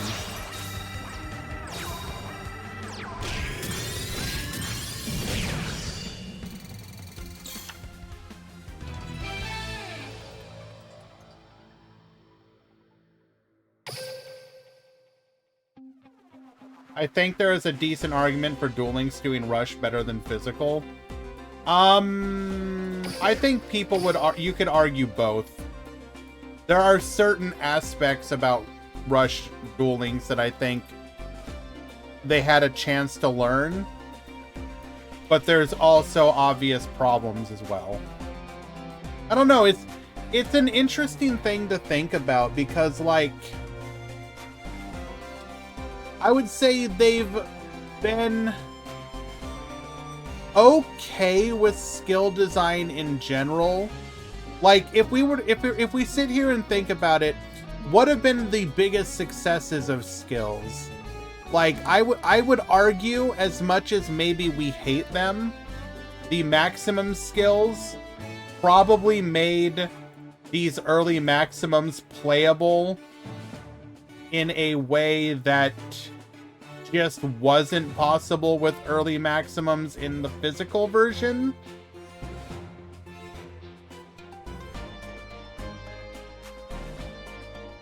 So, like, that's probably undeniable there.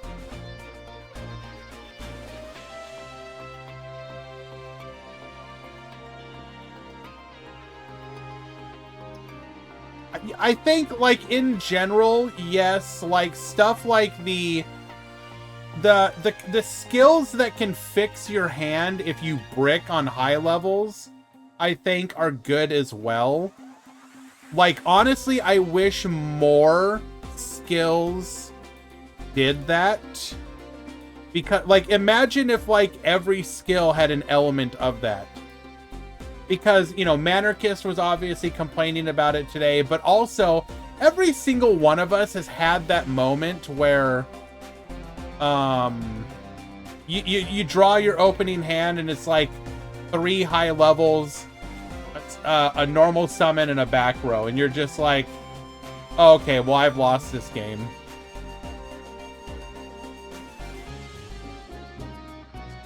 Okay, so In drumroll, please, your lucky X2s are L. Silas and Hackney Frog. You topped X2. If I did not read off your name, unfortunately, you did not top. So, your unlucky bubblers in this case would be Andrew Catlord and Dwan as the closest ones. Unfortunate.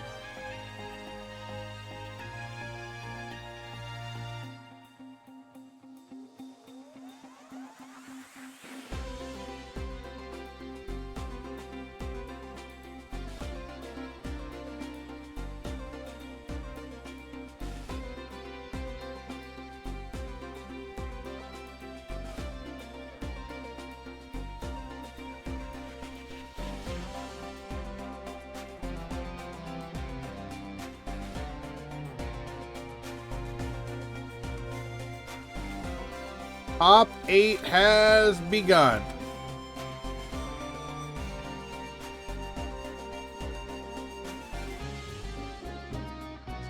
Skills are doing things in speed that you can't do in physical 2, like adding cards from outside the deck, sending cards to the Shadow Realm, or exceeding the extra deck limits. So in regards to that, like what other skills have done interesting things in that regard? I would say I do like skills like what's a good example? Gaze of the Sky Emperor. It's a good example. Milanese Odo, thank you so much for the follow.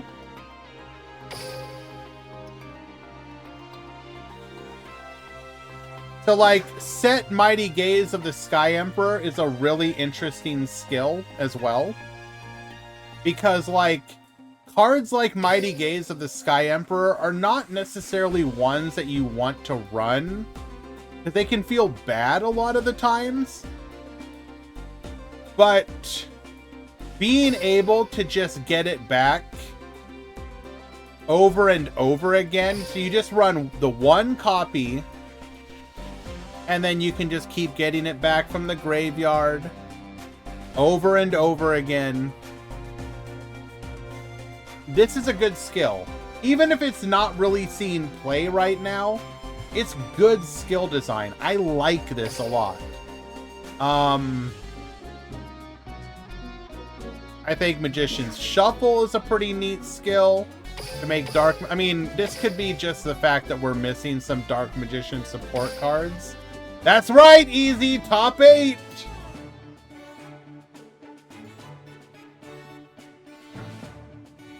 Lightning Trigger, obviously a pretty good skill. You could argue the attack reduction is kind of cringe, but it's fine.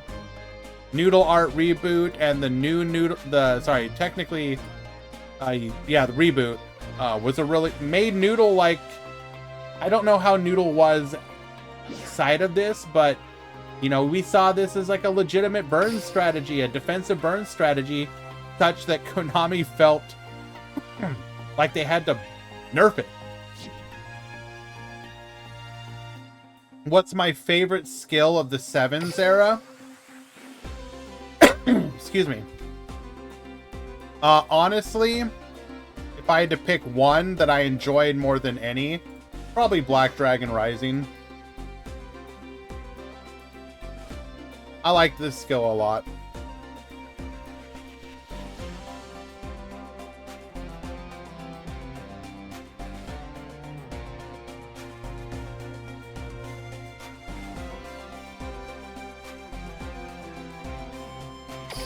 I don't know why, I just do.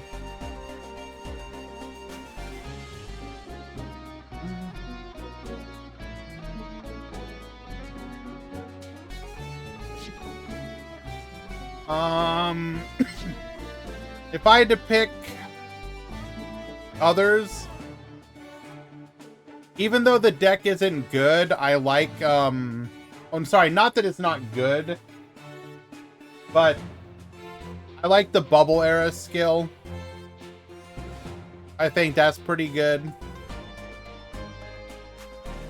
That'd probably be like second favorite.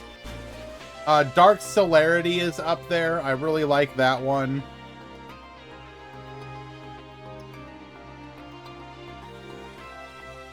Can you join the tournament? Absolutely.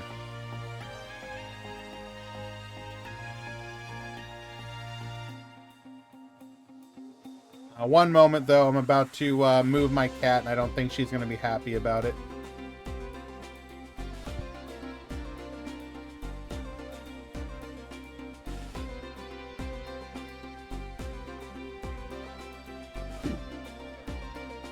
Okay.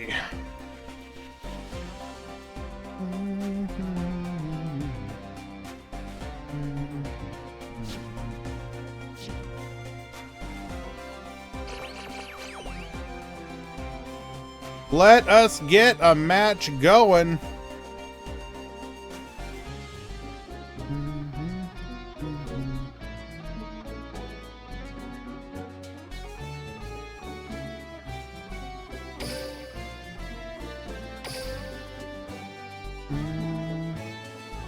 Oh, yeah. No, Soup, I agree. Sorry. The maximum skills, I agree. They're also very good. I think between the two maximum skills, I think I like the Cybers one more. Because I think it's... I don't... I just don't like Magnum as a concept. It's like giga cringe.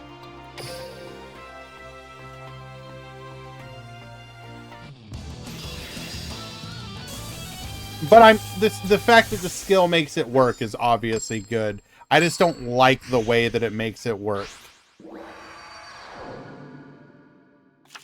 Get ready for the rush! All right, we got Zach and El Chico Cosmo. This is going to be Warriors versus Dragons for deck number 1. Tribute's over for Ume Gume. Dark Art of Celerity. Get Reducing. Piercing Samurai allowing us to beat over. We're able to full clear this board. Getting in for a decent chunk of damage here.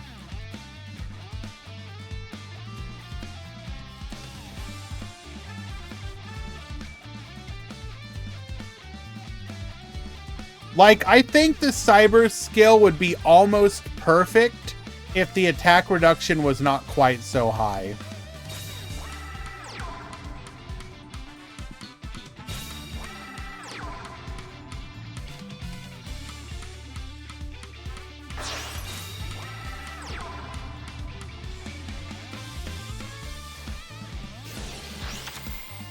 Gonna go for Bunker Strike here.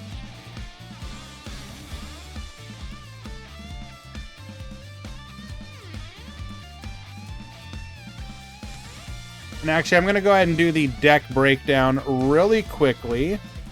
Deck 1, deck 2, deck 3.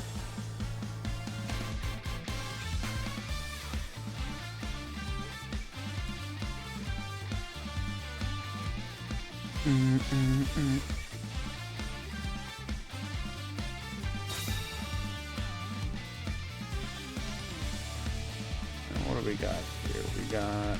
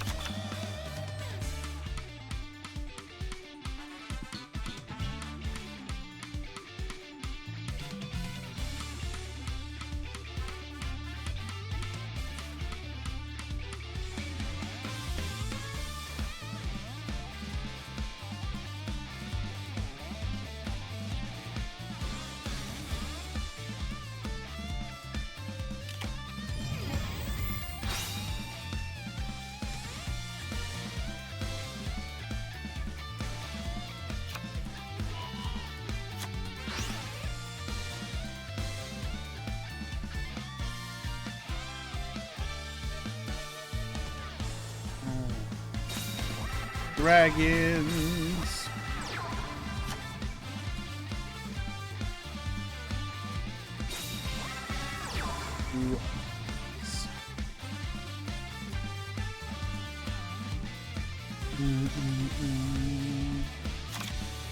And then I do apologize once again, guys, for lack of commentary. I'm just trying to do the breakdown really quickly.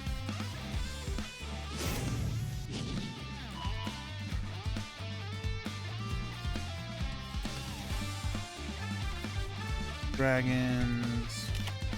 Got dragons. We got rebels. Maximum overload.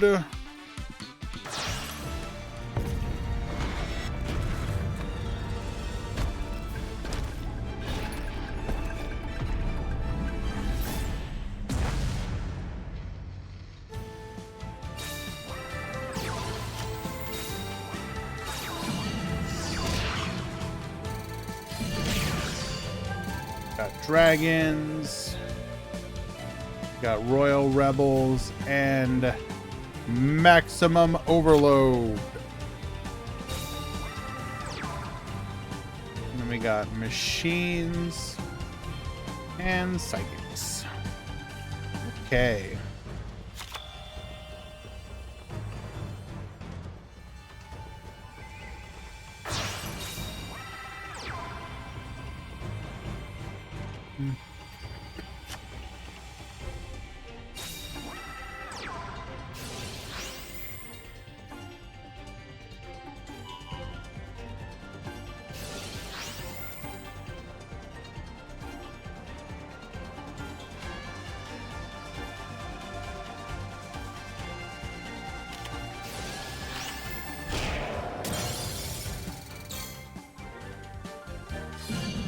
Okay.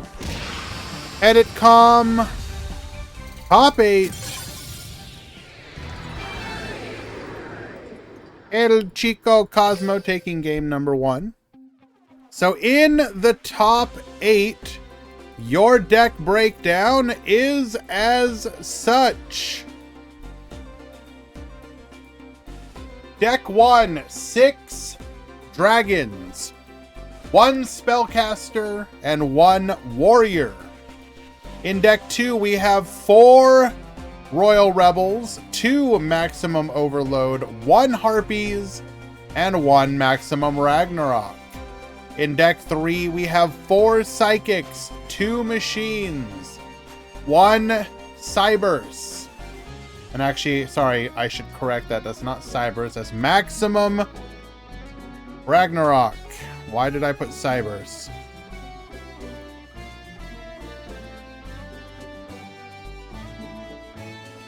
Correct the count.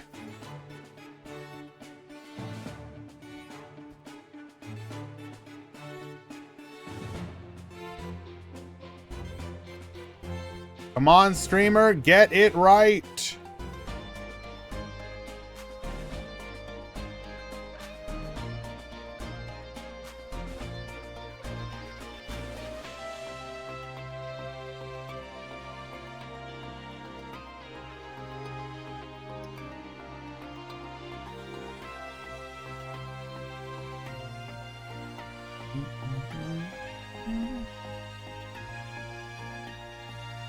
I mean, there's obvious decks in each category, which makes sense.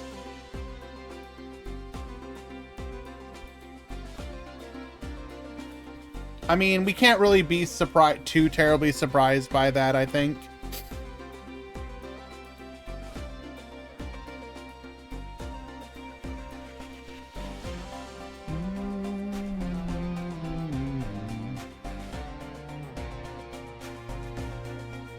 Just came in.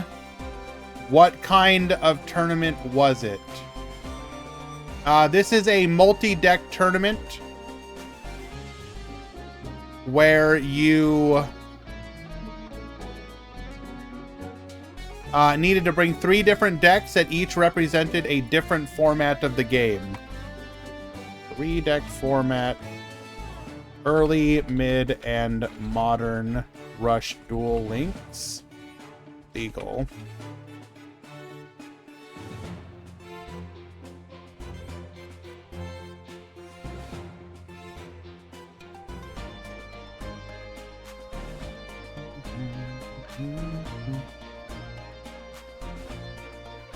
Yeah, so the idea was to look back on the history of the game as we head into Go Rush.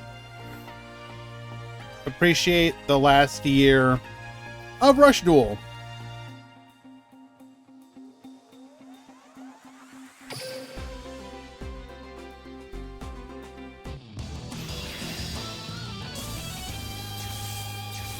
Appreciate the last year before it all changes.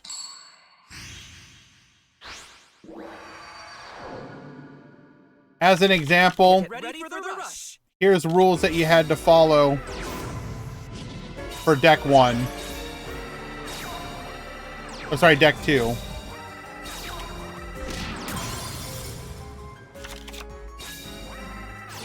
Bunch of rules that you had to follow.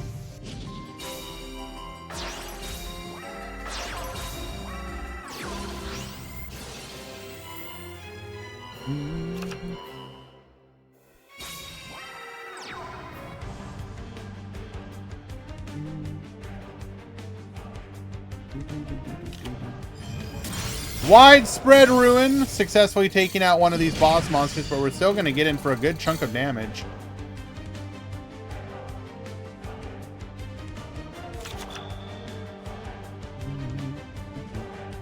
Looks like we are in the ad break, so I'm going to go ahead and wait a moment before we continue chattering.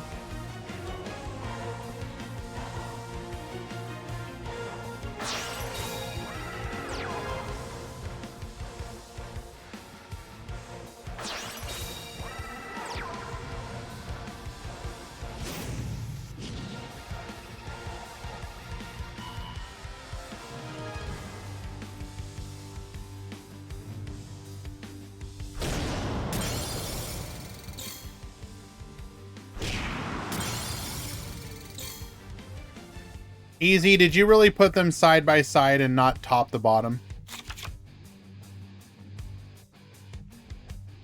The hell is wrong with you, boy?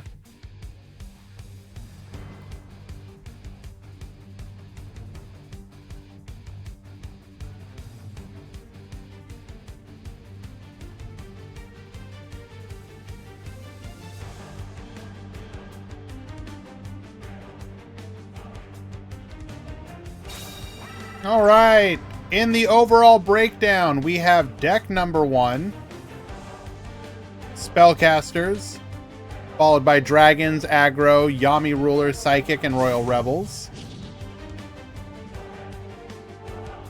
Deck number 2, we have Maximum Ragnarok, Spellcasters, Noodles, Royal Rebels, Harpies, and Dragons. Very interesting. Despite Maximum Ragnarok being the most entered, Royal Rebels, I believe all 3 Royal Rebels topped. Wait. Hold on. How did... That math has to be off. I counted 4 Royal Rebels, didn't I? For deck 2.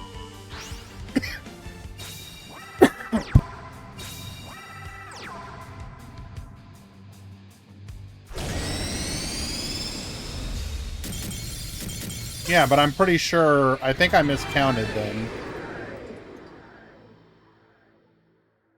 Royal Rebels deck 2, I have 4.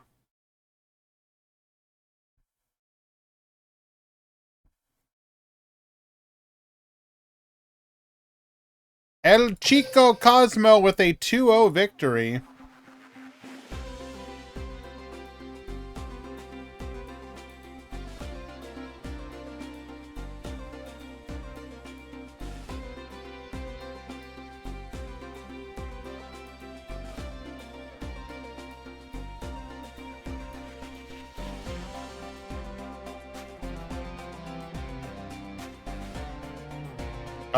Easy. Did you mess up the art?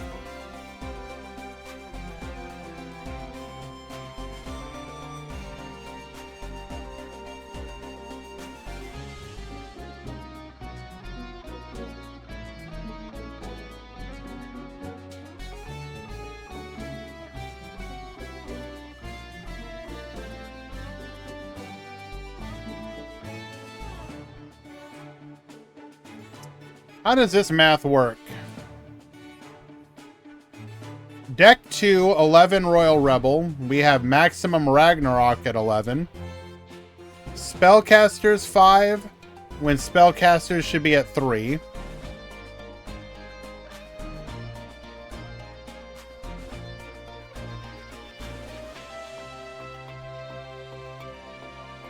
Easy, did you have like an aneurysm or something while you were doing this?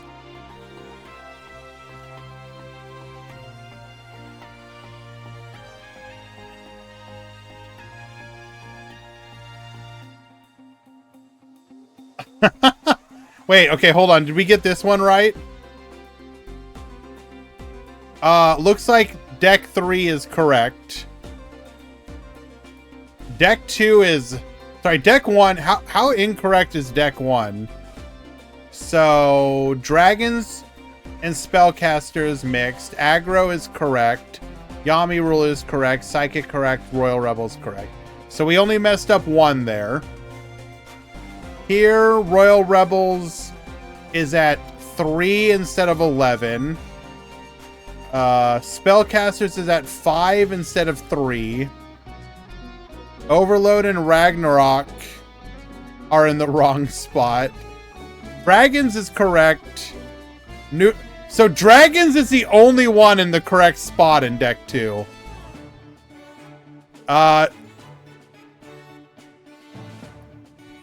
It must have like hit easy really hard in deck 2, and then he like came down during deck 3. The only thing I can think of.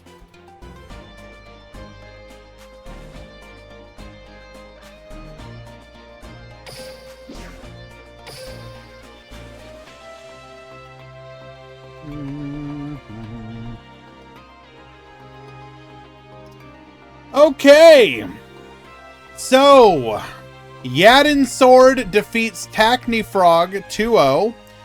Cosmo, El Chico Cosmo defeats Zack 2-0. El Celis defeats Solomon 2-0.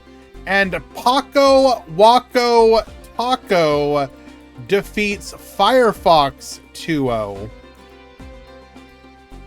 Moving into the top 4 is going to be Yadin Sword versus Cosmo, El Chico Cosmo.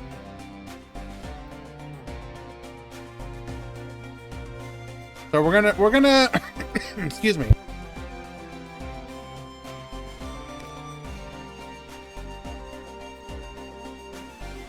I'd like to watch El Chico Cosmo again.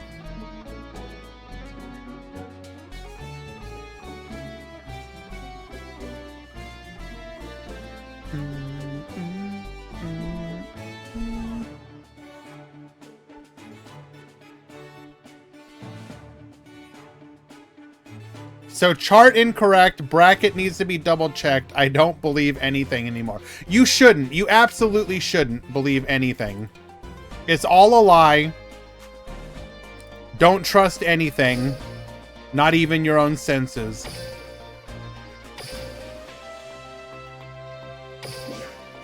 RPG Prince, would you say it's easy to make mistakes?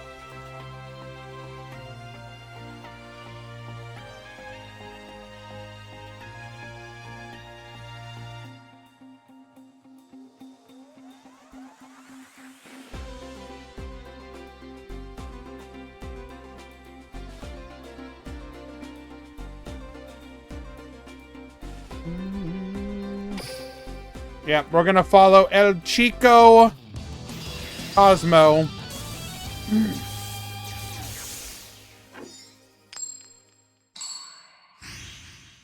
Versus Yadin Sword in the top 4.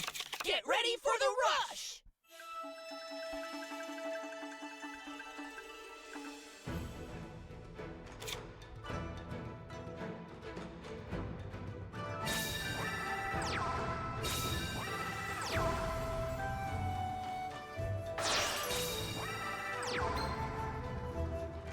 We're going to tribute over double Karibot into a Kime ruler. Set 1, pass the turn. Ooh, probably has another high level in hand. That is unfortunate.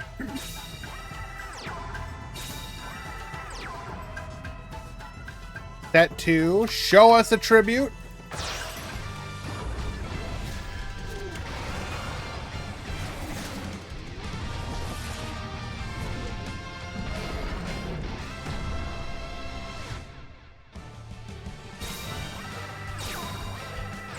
And better shout out would actually be follow them on or go check them out on YouTube. And yes, it is ICU. Whoa.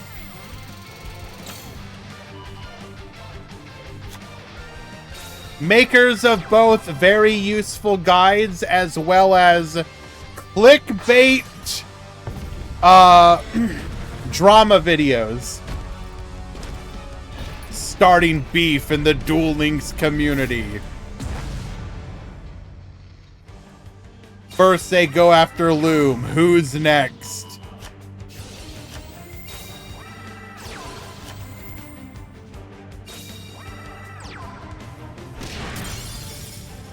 I mean, it's more than understandable. Those videos have done quite well for you guys. As far as I remember seeing.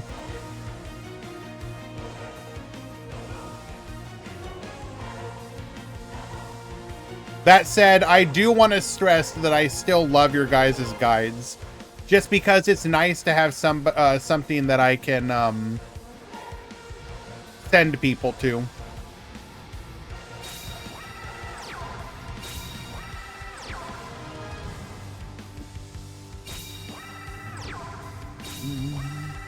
Even with the older guys, because they tend to be still pretty solid overall, they're still like fairly relevant.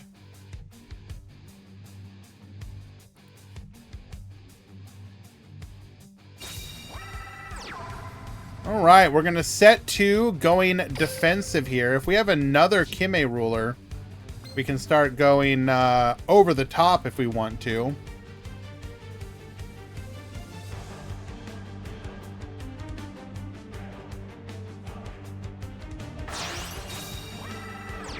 I think there are some guides I regret how quickly they were.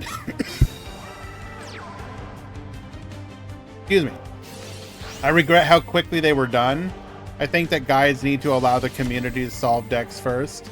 I think it depends on the style of guide. If it's just like, here's how to play the deck, I think that the guides are fine. Like, teaching somebody how to play Mayakashi, you don't need to, like, solve the deck. It's kind of obvious how the deck works.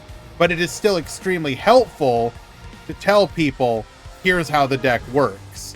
And here's some things to think about. Like, maybe you want to play Mizuki in this version. Maybe not.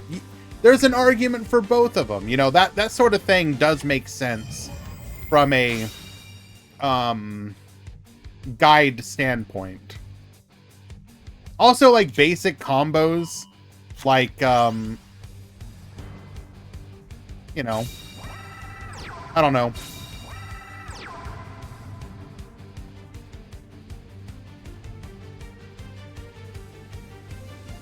More and more decks become more stressful to script. I get it. I totally do. I'll just say that whenever I can, I send people to you guys. I send people to Duel Links Free to Play.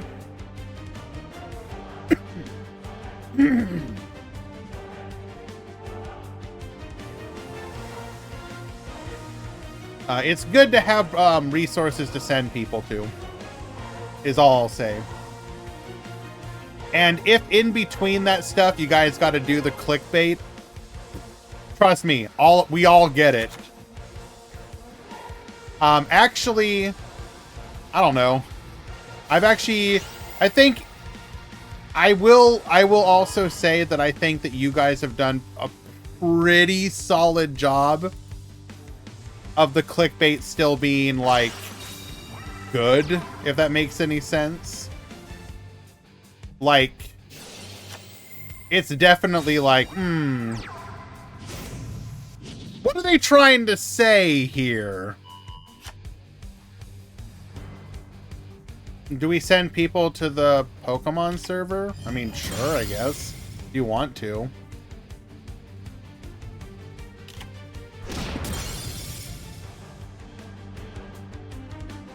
Yes, I see you. I am curious how much... I am curious how much it's actually going to end up mattering, though, because I don't know. I have a real feeling that there's a pretty short lifespan on the Pokemon game if they don't do some stuff to, like, actually make it interesting or easy for people to get decks.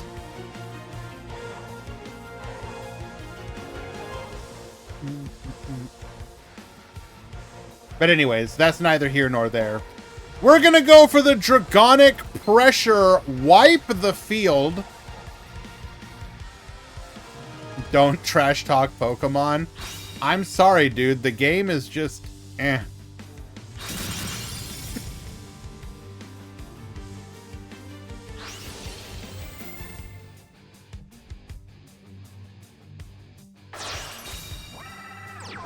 Are we gonna go for the YOLO boost?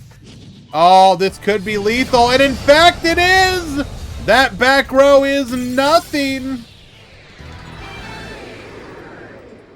Yod Sword takes it with the YOLO play, the Hail Mary!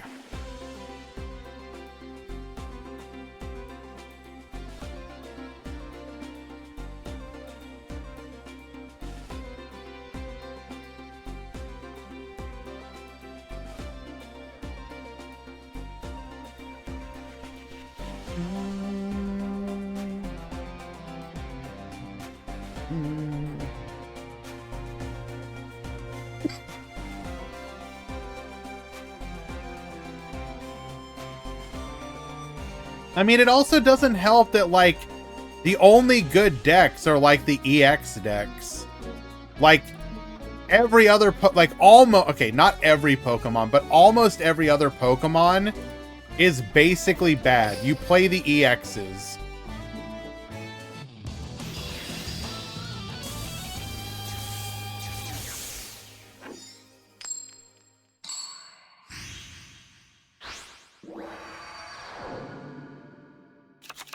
Get ready for the rush!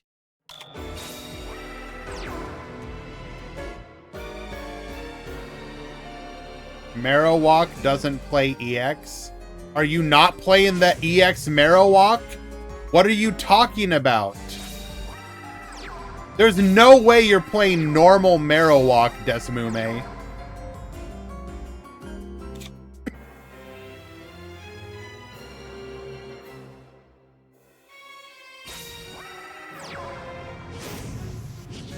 Going full defensive here.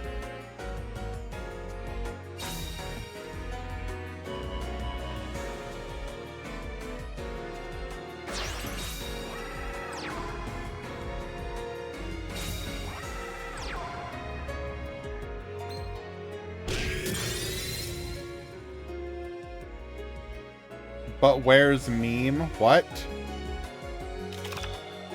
The difference in power between EX Marowak and regular Marowak is like night and day. One can deal up to 160 damage. The other deals what, 40?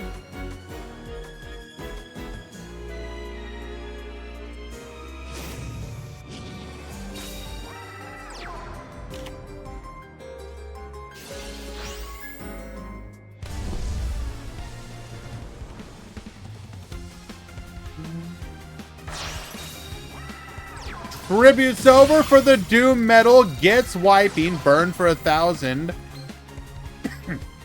Fire Genie Breath number 1.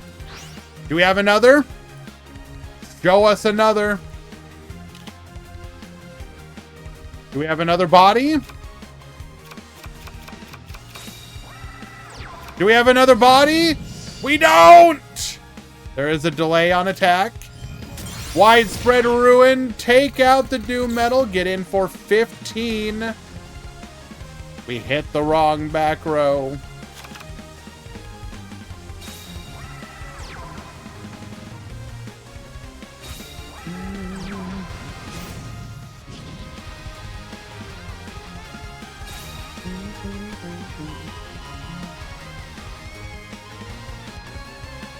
We're gonna double tribute here.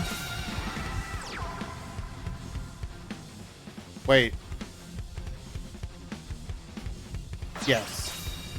So we sent back the back row. Double Attribute Hydron. It's gonna come down to having a good back row here to survive. Well, not survive. We will survive no matter what.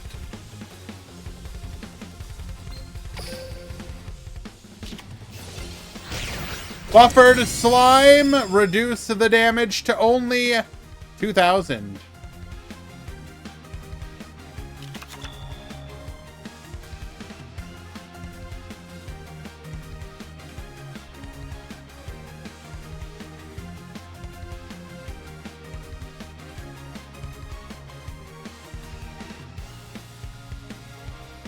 The main thing about the EXs in this in the Pokemon Pocket game is like the downside of 2 prizes is basically irrelevant.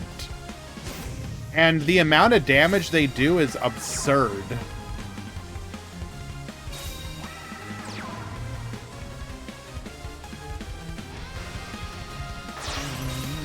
Like if you play like the Mewtwo,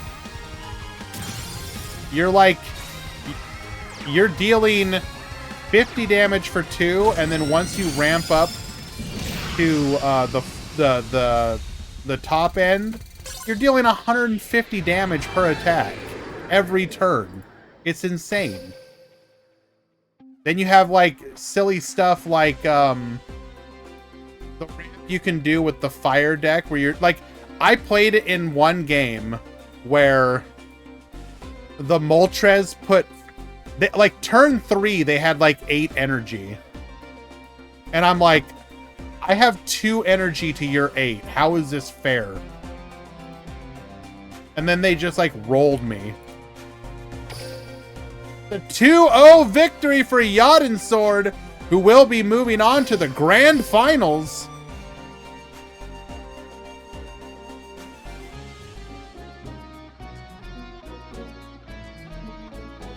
We'll head on over to the other side of the bracket.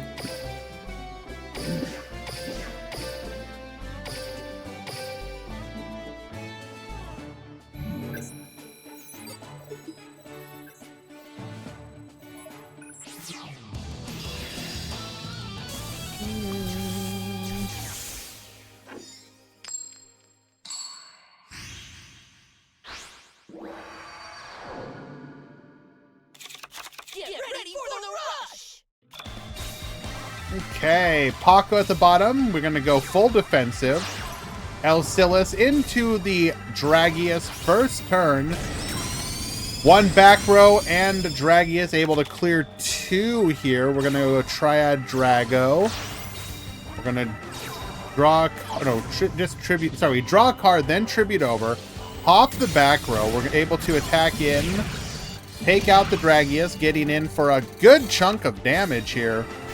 Ghost Cyclone pops the back row. We do draw a card as well.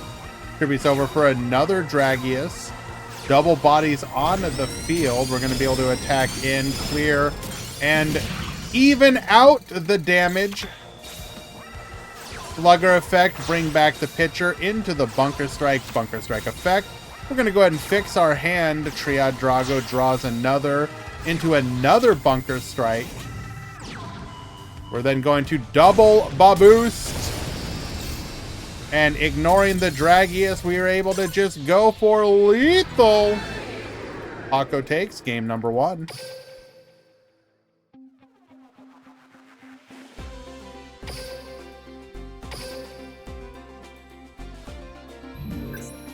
What is that spell?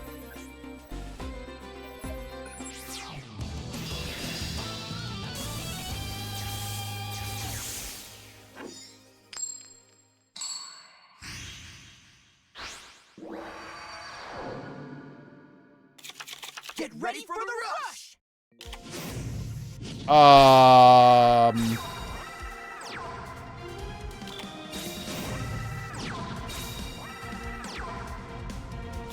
An illegal one? I don't know how I missed that one.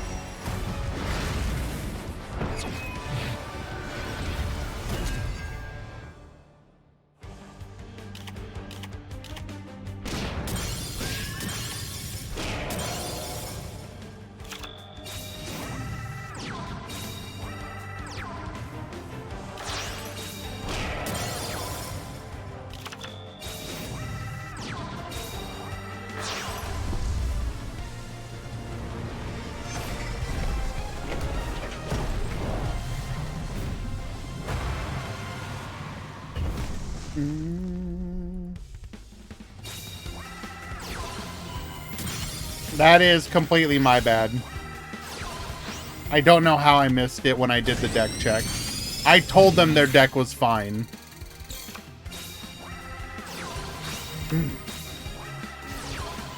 What happened? There's one card that's technically illegal in El Silas's deck 1 deck. But it was my fault because I missed it and I told them their deck was fine. It's the Rightful Magic. It's from the Raid Across Structure deck.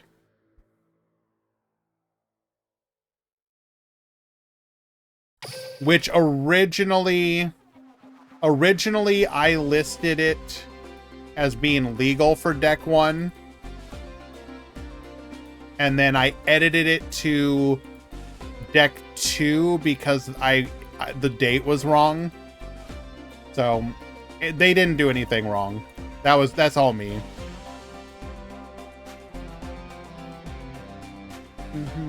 And it's only one copy. I doubt it made a critical difference in the tournament. So okay, we have Yadin Sword versus Paco in the grand finals. We're gonna go ahead and start a prediction. Who is the ultimate rush duelist? Yadin Sword, Paco, Wako, Paco. You will have 3 minutes to vote. We're going to do one last ad break and then go to the grand finals.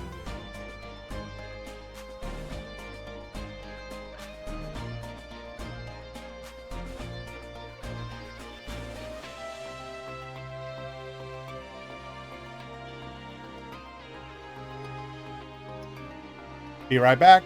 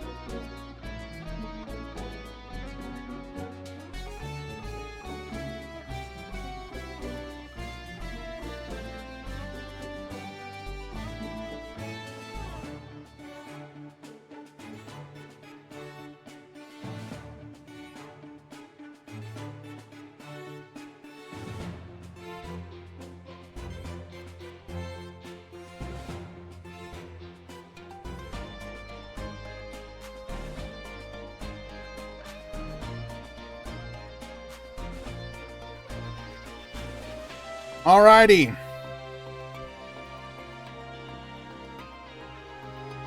No more votes. And wow. Wow. Come on, guys. Where's the love for Yadin's sword? This is ridiculous. More vote. Do you want free points? Vote for Yadin's sword.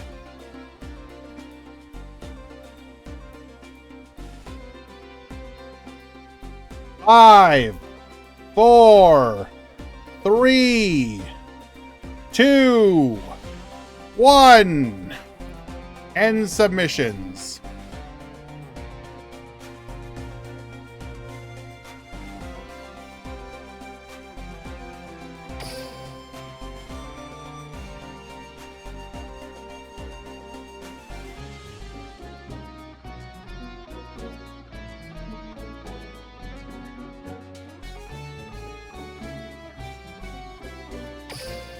This is it. After 1 year of Rush dueling, it is not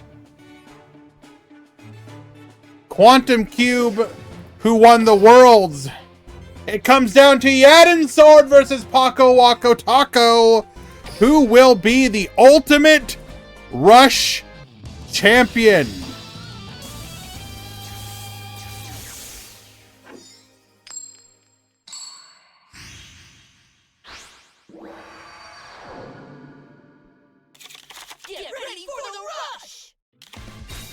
Okay, Paco at the top, starting off with set 3. We're gonna go Dragonic Slayer into Dragorite, activating our skill here. Attack what? No back row though. A little spooky. Distributing over for the Bunker Strike. Fix our hand up a little bit here. Twin Edge Dragon for the double attack. Dragonic Resonance, attack over, and then get in for 2,000 extra damage. We're going to set 2 into the Slayer, into the Dragorite. Buff up once again. Take out the Bunker Strike. Take out the Twin Edge. We do have a back row this time, but it don't matter because once again, we have our Dragonic Slayer. Get rid of that back row. And we are currently winning the life point game exchange. Pitcher into catcher. Into the Phoenix Dragon, adds the Dragonic Slayer back to the hand. Get boosted. Hit that back row. You take from me, I shall take from you. We're gonna go pitcher into catcher. Triad Drago is gonna be able to draw us another card here.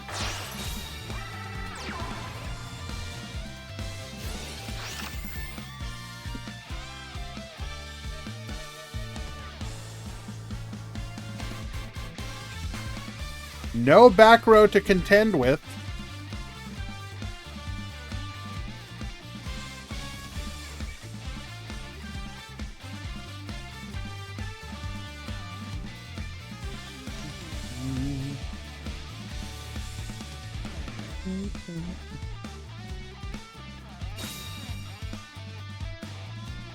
He is DCing Rage.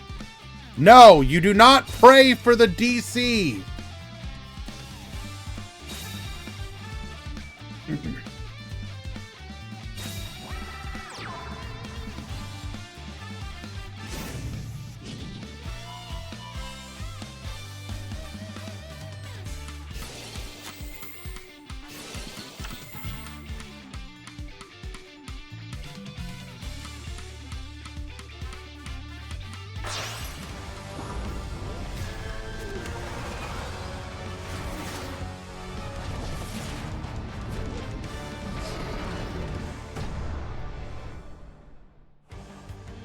We just pulled the Mewtwo.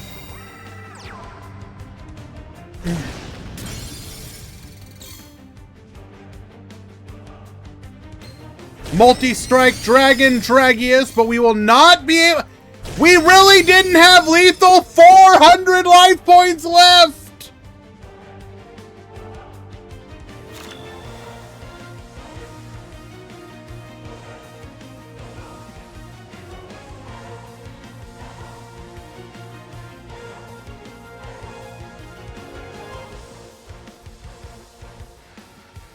What could that have even been? What, so, like, it's got to be like a pitcher, right? It's got to be a pitcher. Anything else, you go for attack. It's the only thing it can be. Oh, yeah, he can't attack with low level. You're right. You're right. My bad. I'm dumb.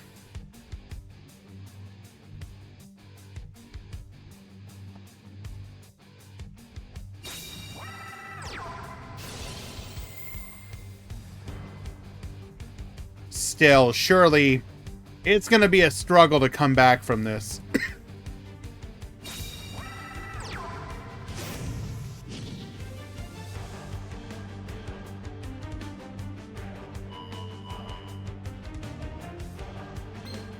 Going for the draw here.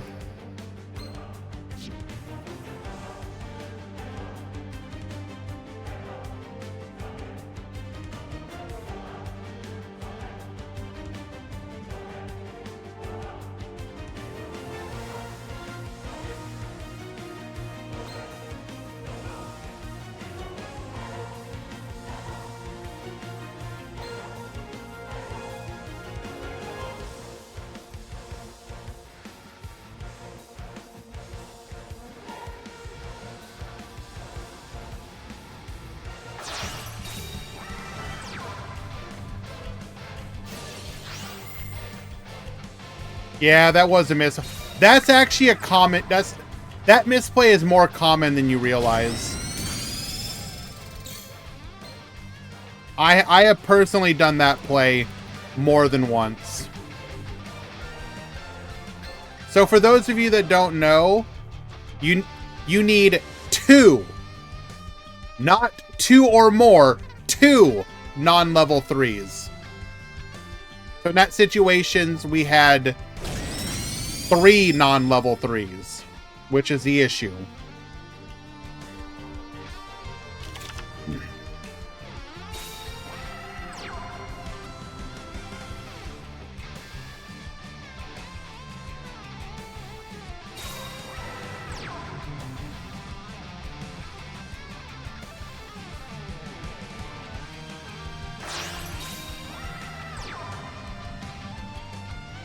Yeah, we chose not to crash, was hoping that our opponent would, our opponent was exceptionally low on high levels.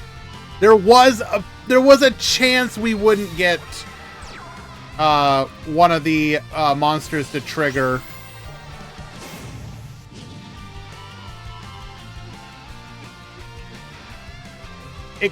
There was kind of nothing you could do here, unfortunately.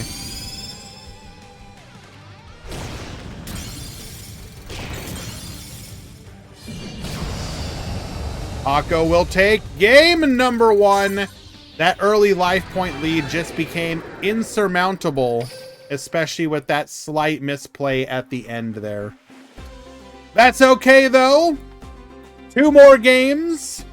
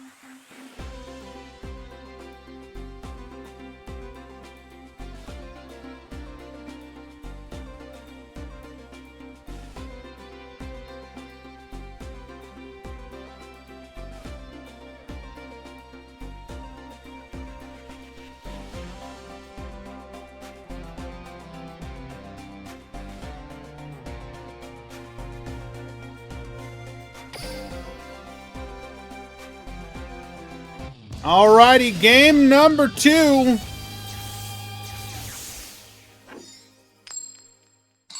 Can Paco finish it in a deuce?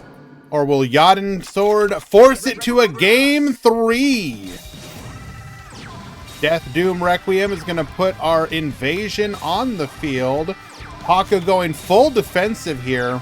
Unfortunately, Yadin does not take advantage of that defensive play, allowing Paco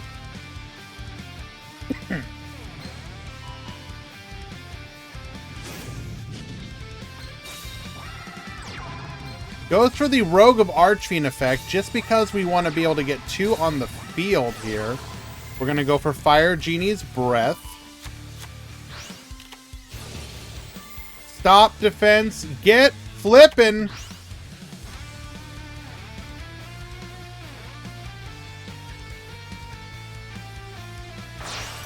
Tribute's over for the Doom Metal. We're going to have double Shadow Buyer here. Excuse me. Go for the Recycle. Recycle 1.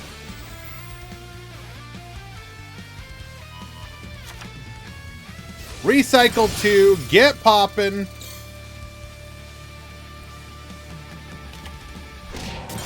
Takes out the phaser. Going to get in for 25 and another 12.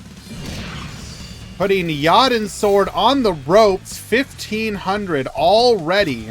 Now we do have an opportunity though with all of these monsters in attack position to make up some lost ground if we opened well.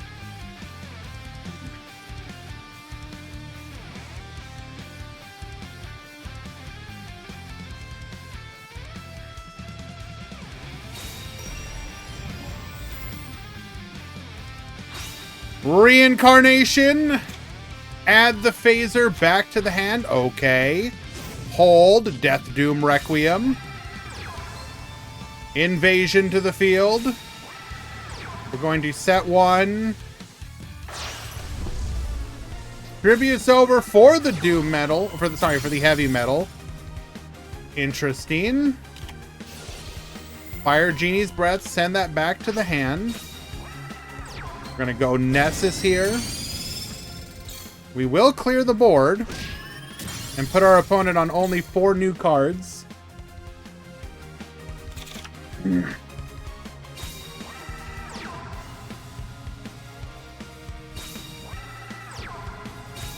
Okay, hold. Okay. Now we did lose one of our copies of Stop Defense.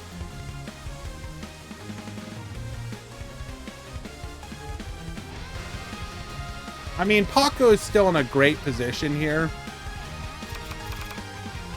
with the huge life point lead.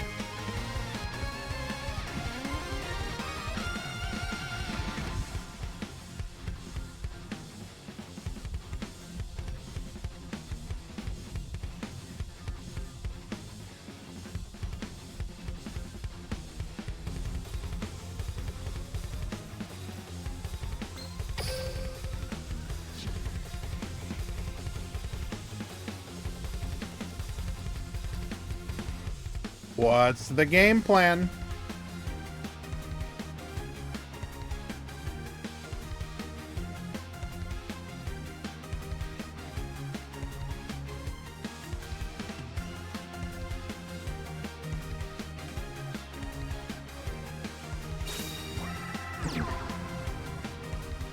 Sets 1.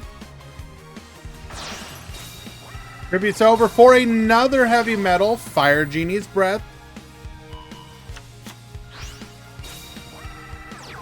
Gonna go for a Feral Imp. No back row here. We're gonna brick our opponent on another... so we're only getting 3 draws here.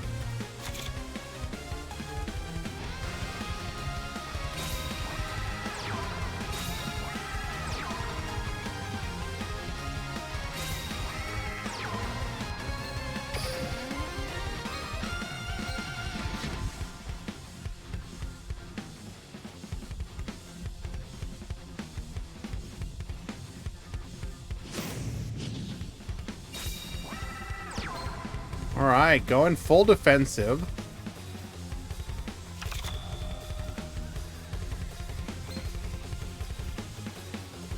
We do have Babysitter's Goat, so it likely means we also have to contend with the King's Majesty. We have all of our defensive traps available to us. Goes for the YOLO stop defense. Okay, any attack over the phaser is lethal.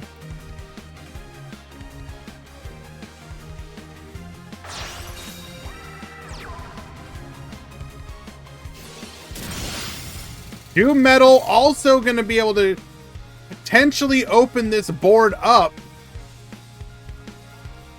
Okay. We need to be able to stop 2 attacks. We need to stop 2 attacks. We likely have the... Surely we have the ability to stop 2 attacks. Show us the last Fire Breath. Get one of those cards out of here.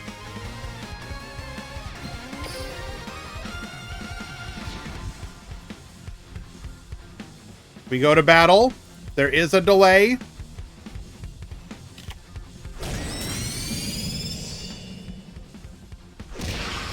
And we go to game number 3. Yodin Sword somehow comes back from the brink and forces us into the modern era.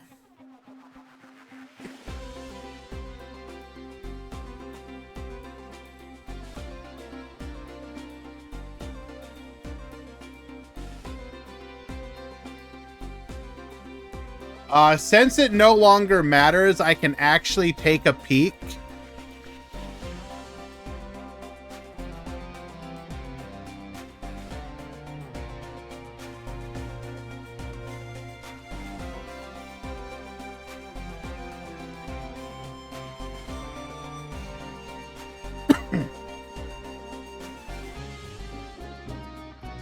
So... we technically have 3 defensive cards in that deck, but clearly we only had 1.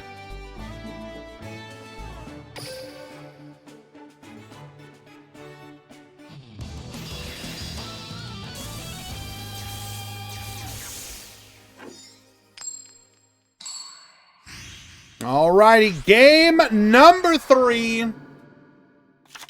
Get ready for the rush!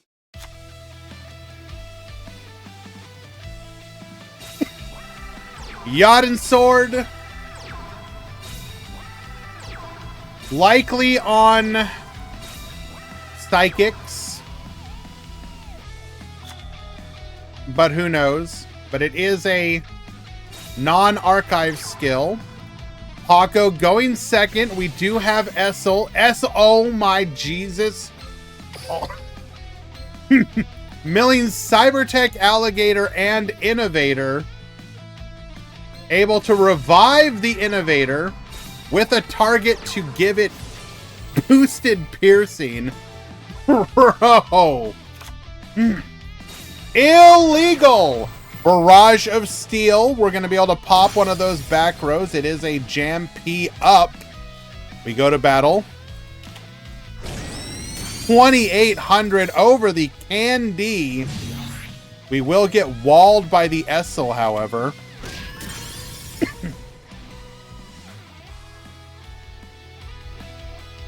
Incredible opening turn from Paco here.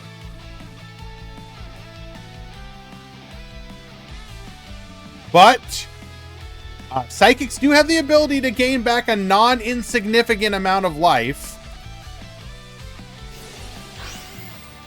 Essel goes for the mill.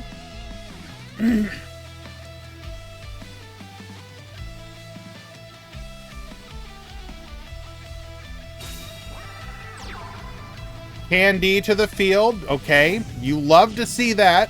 Able to boost it to level 5. Add a card to our hand. We are going to go for the Oh.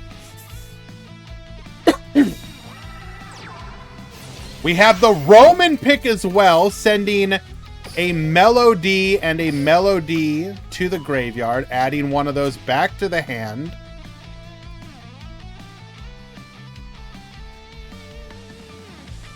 Oh, we can spin too. Melody to the field. We're going to activate our effect. Candy, return to the hand. Spin to that back row.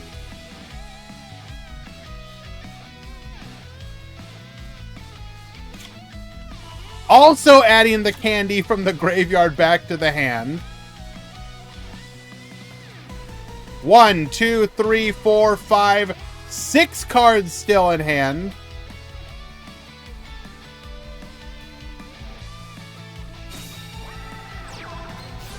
Rhythmical Performer to the field. We do not hit.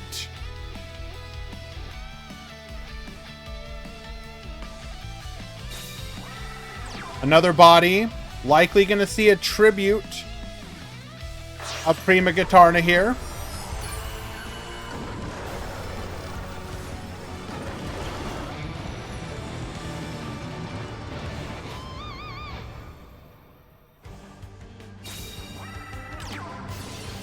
Jam P start.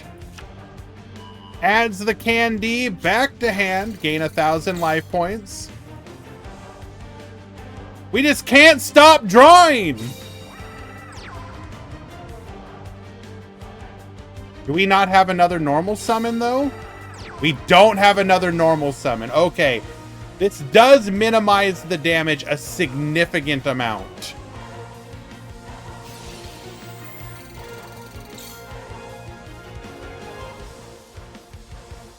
This could have been so much worse for Paco.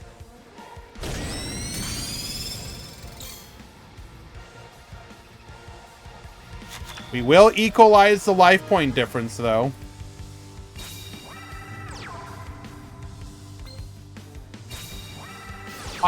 Bicorn into the Barrage of Steel. If that's a set Melody, or sorry, Candy, and we have an Innovator here. Oh, this is so Jover.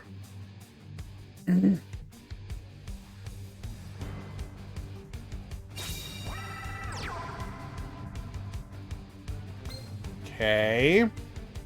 Double Bicorn. Not ideal. Oh my Jesus. It has never been so Jover.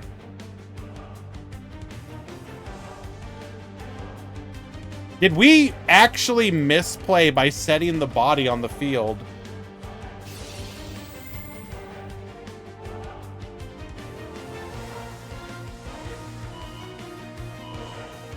That's good for Paco. He probably wins here.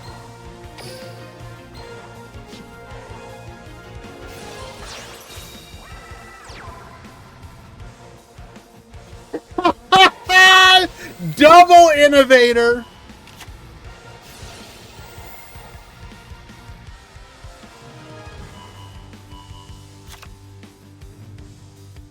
We go to battle! Lethal!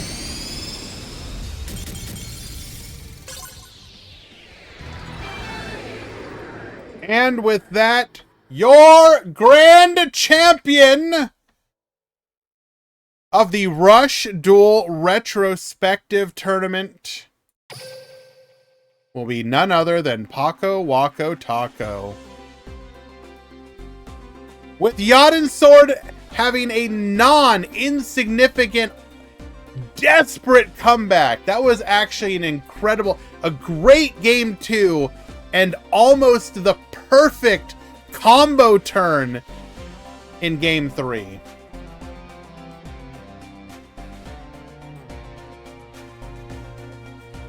All right, prediction, Paco takes it.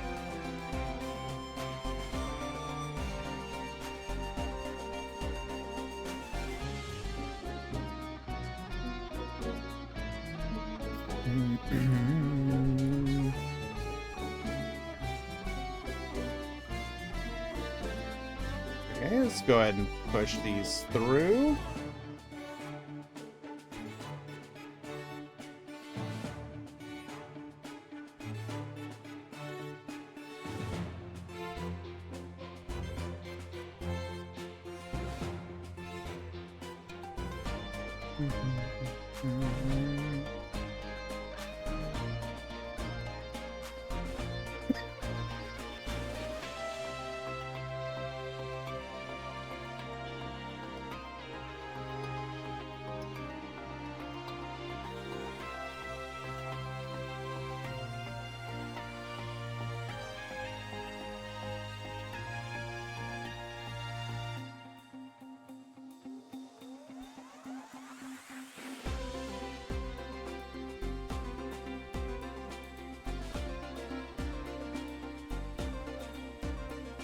Okay.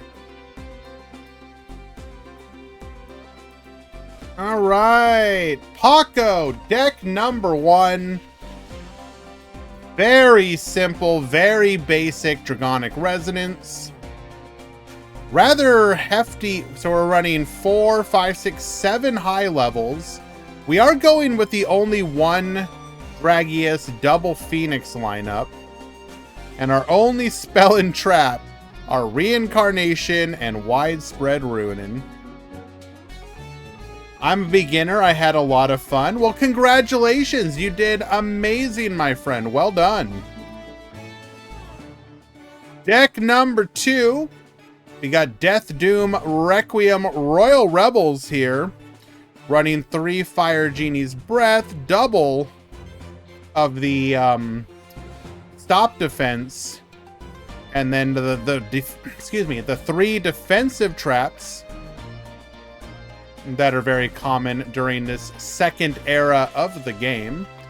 The third deck being the Meta Machine. Running...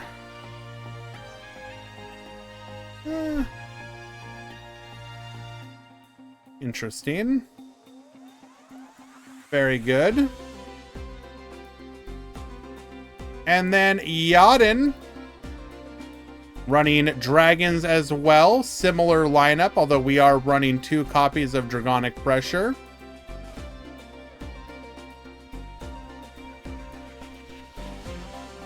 Our second deck list, we're running only 2 Fire Genie's Breath. But we are running...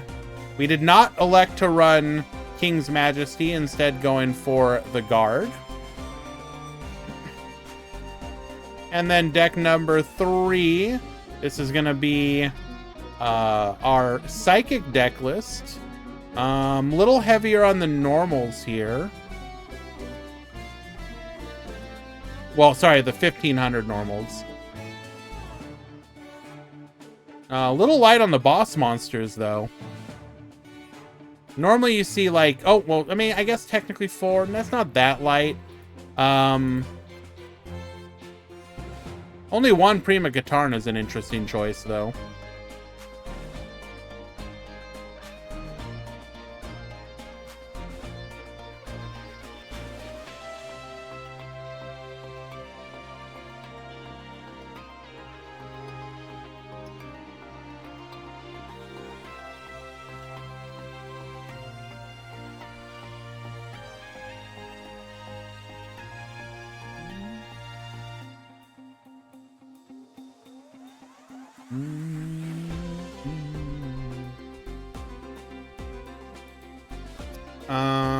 Okay.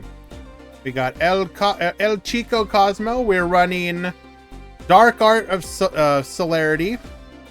So we're running Warriors. Running the 3 Yami Ruler, 3 Kime Ruler, 1 Ume Gume.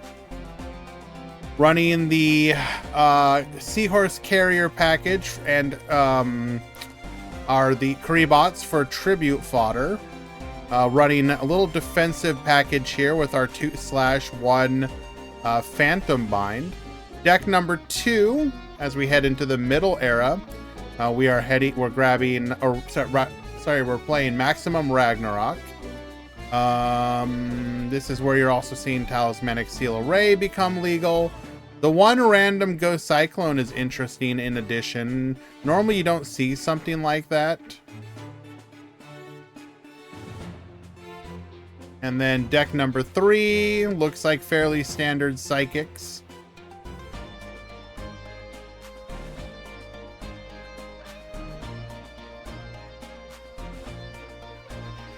Elcelis.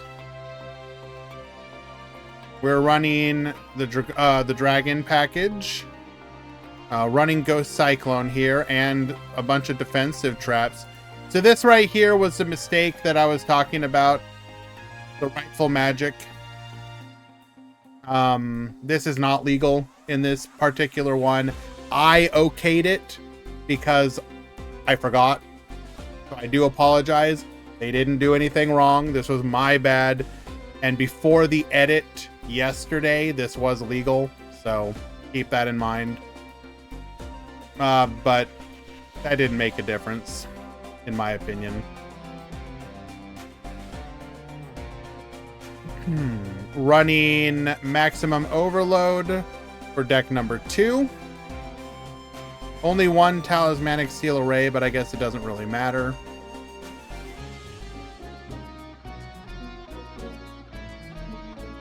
What's your overall rating of the tourney? Like, if you were to rate it, was it a decent tournament? Oh, no, I had a blast. I enjoyed this very much. If I was to do something like this again, I would probably tweak a couple things. Maybe change some of the dates to, like, change the meta a little bit. Like, for example, if we look at this previous deck list with the Rightful Magic, if we were to extend the first deck into December for the Raid Across deck to allow Rightful Magic, would that make the meta different? Would it be an interesting deck one? It might be something worth exploring. Like, so I think tweaking the dates could be interesting. I don't know. I mean, I'm just, you know, spitballing a little bit here. But I would, you know, I threw this format together literally in like 2 days. And people were able to adapt to it fairly quickly. And hopefully they enjoyed it. Hopefully it was fun for them to be able to go back and explore some of the older decks again. I don't know. It was, overall, it was just my whole goal with this particular tournament, with this event, was I just kind of wanted people to think about everything that has happened in Rush Duel over the last year. Because again, we're about to head into a whole new era for Rush Duel. The hope is that this new year, with Go Rush, with fusions, with fan favorite archetypes like heroes, like Cyber Dragons, potentially Ancient Gear, etc., that it's going to make people give the format another look, and perhaps, hopefully, the format will be interesting enough that people will want to give it a try. Hopefully, Konami also makes it easy enough for people to hop in through the fact that they're doing 2 minis and 2 structures, so people can kind of go to the ones, like, if the buy-in to the format is cheaper, then you have more of a chance to draw people in and have them give it a chance. If you're also drawing them into a more interesting format of Elemental Heroes and Cyber Dragon and the new Sevens archetypes, maybe with a bit more nuance to it, be a good thing. Maybe it would make people give it another try. So overall, I would say year 1 of Rush was an interesting experiment. I don't think it was a successful one, but I'm extremely hopeful for what I have seen in the Go Rush stuff. I think that it's outside of Konami doing all the stuff that we would like to see between crafting and stuff of that nature. By Duel Links' standards, the Go Rush launch with the 2 minis, the 2 structures, giving free packs, free structures from all of them, is about the best you could hope for a soft relaunch of a format. The only thing I'm potentially worried about as far as that goes is, like, what sort of push are they going to have? Do they have any, like, influencers and creators lined up to play the new stuff? Probably, but we haven't heard anything, which is not as special. Like, you know, we'll see. Yeah, I don't know.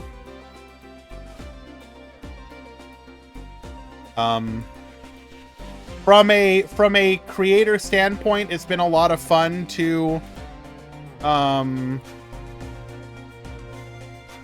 these tournaments. There's been highs, there's been lows. For those of you that know me, I can get a little stressed out when we don't meet a certain threshold of entries. So whenever there's a big lull in the environment where you're seeing less than, like, you know, the mid 30s, like, to me, I wish every Rush Duel tournament that I host would be like 40 people. If it was 40 people, it would be great. We've had, like, looking back at all the tournaments we ran, there was a lot of them that were actually met that threshold. Mid to upper 30s is also acceptable for these kind of tournaments that we do. But looking back and seeing how many times the meta became so bad that we're in the, like, low, like, mid to, you know, mid 20s, it was like, you know, Konami, you need to do a better job at shepherding the Rush Duel format a little bit better, keep it a little bit more fresh, a little bit more interesting. Hopefully they do that, whether it is, I mean, it doesn't have to be constant, like, yes, release more content so people have stuff to play with, but even if it's something like the new edition of skills more often that change up the way that people play decks that already exist, like, you can make people interested in the game again, even without new cards, if you just release, like, new skills that make new ways of playing old cards again. So hopefully Konami looks at stuff like that to help keep the format fresh, whether it's also changing around ban list limits, maybe not in, like, super crazy ways, but just enough to make people rethink deck builds and whatnot. Maybe that might help as well if they're not going to do constant steady releases, if they're going to be a little bit spaced apart like they have been. Konami just needs to do a better job of keeping the metagame feeling interesting, and hopefully they do that. I mean, they have another chance to do that with this soft relaunch. Yeah. I will message the I'll message the winners with how they can send me their deck lists built in the DLM deck editor. We'll probably just do top 2 since it's going to be 6 different decks. And this tournament, these decks won't go into the because it's a unique ban list format, they're not going to go into like the deck breakdown, like the decks for meta and whatnot on DLM. So but top 4 get prizes, so I'll message you for how you can get your prizes as well. And yeah, all right, everyone, schedule for the week. I do want to mention this. Tomorrow, Duel Links Meta Weekly. Tuesday, Go Rush ladder stream, playing with all the new stuff. Wednesday, Duel Links Grand Prix like normal. Thursday, I will be hosting our first Rush Duel tournament for the new format, and that's in addition to our Sunday tournament like normal. So we will have 2 Rush Duel tournaments this upcoming week, Thursday and Sunday. Normal time, like always, 2 p.m. Eastern. Sign up will go up when I put up the sign-ups on Tuesday. All right, everyone, have a lovely day. We're going to go ahead and raid real quick. And thank you once again to everybody who subbed and gifted today.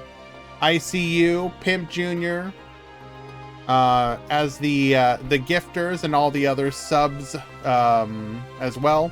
Your guys' support helps us keep running these tournaments. You already know that.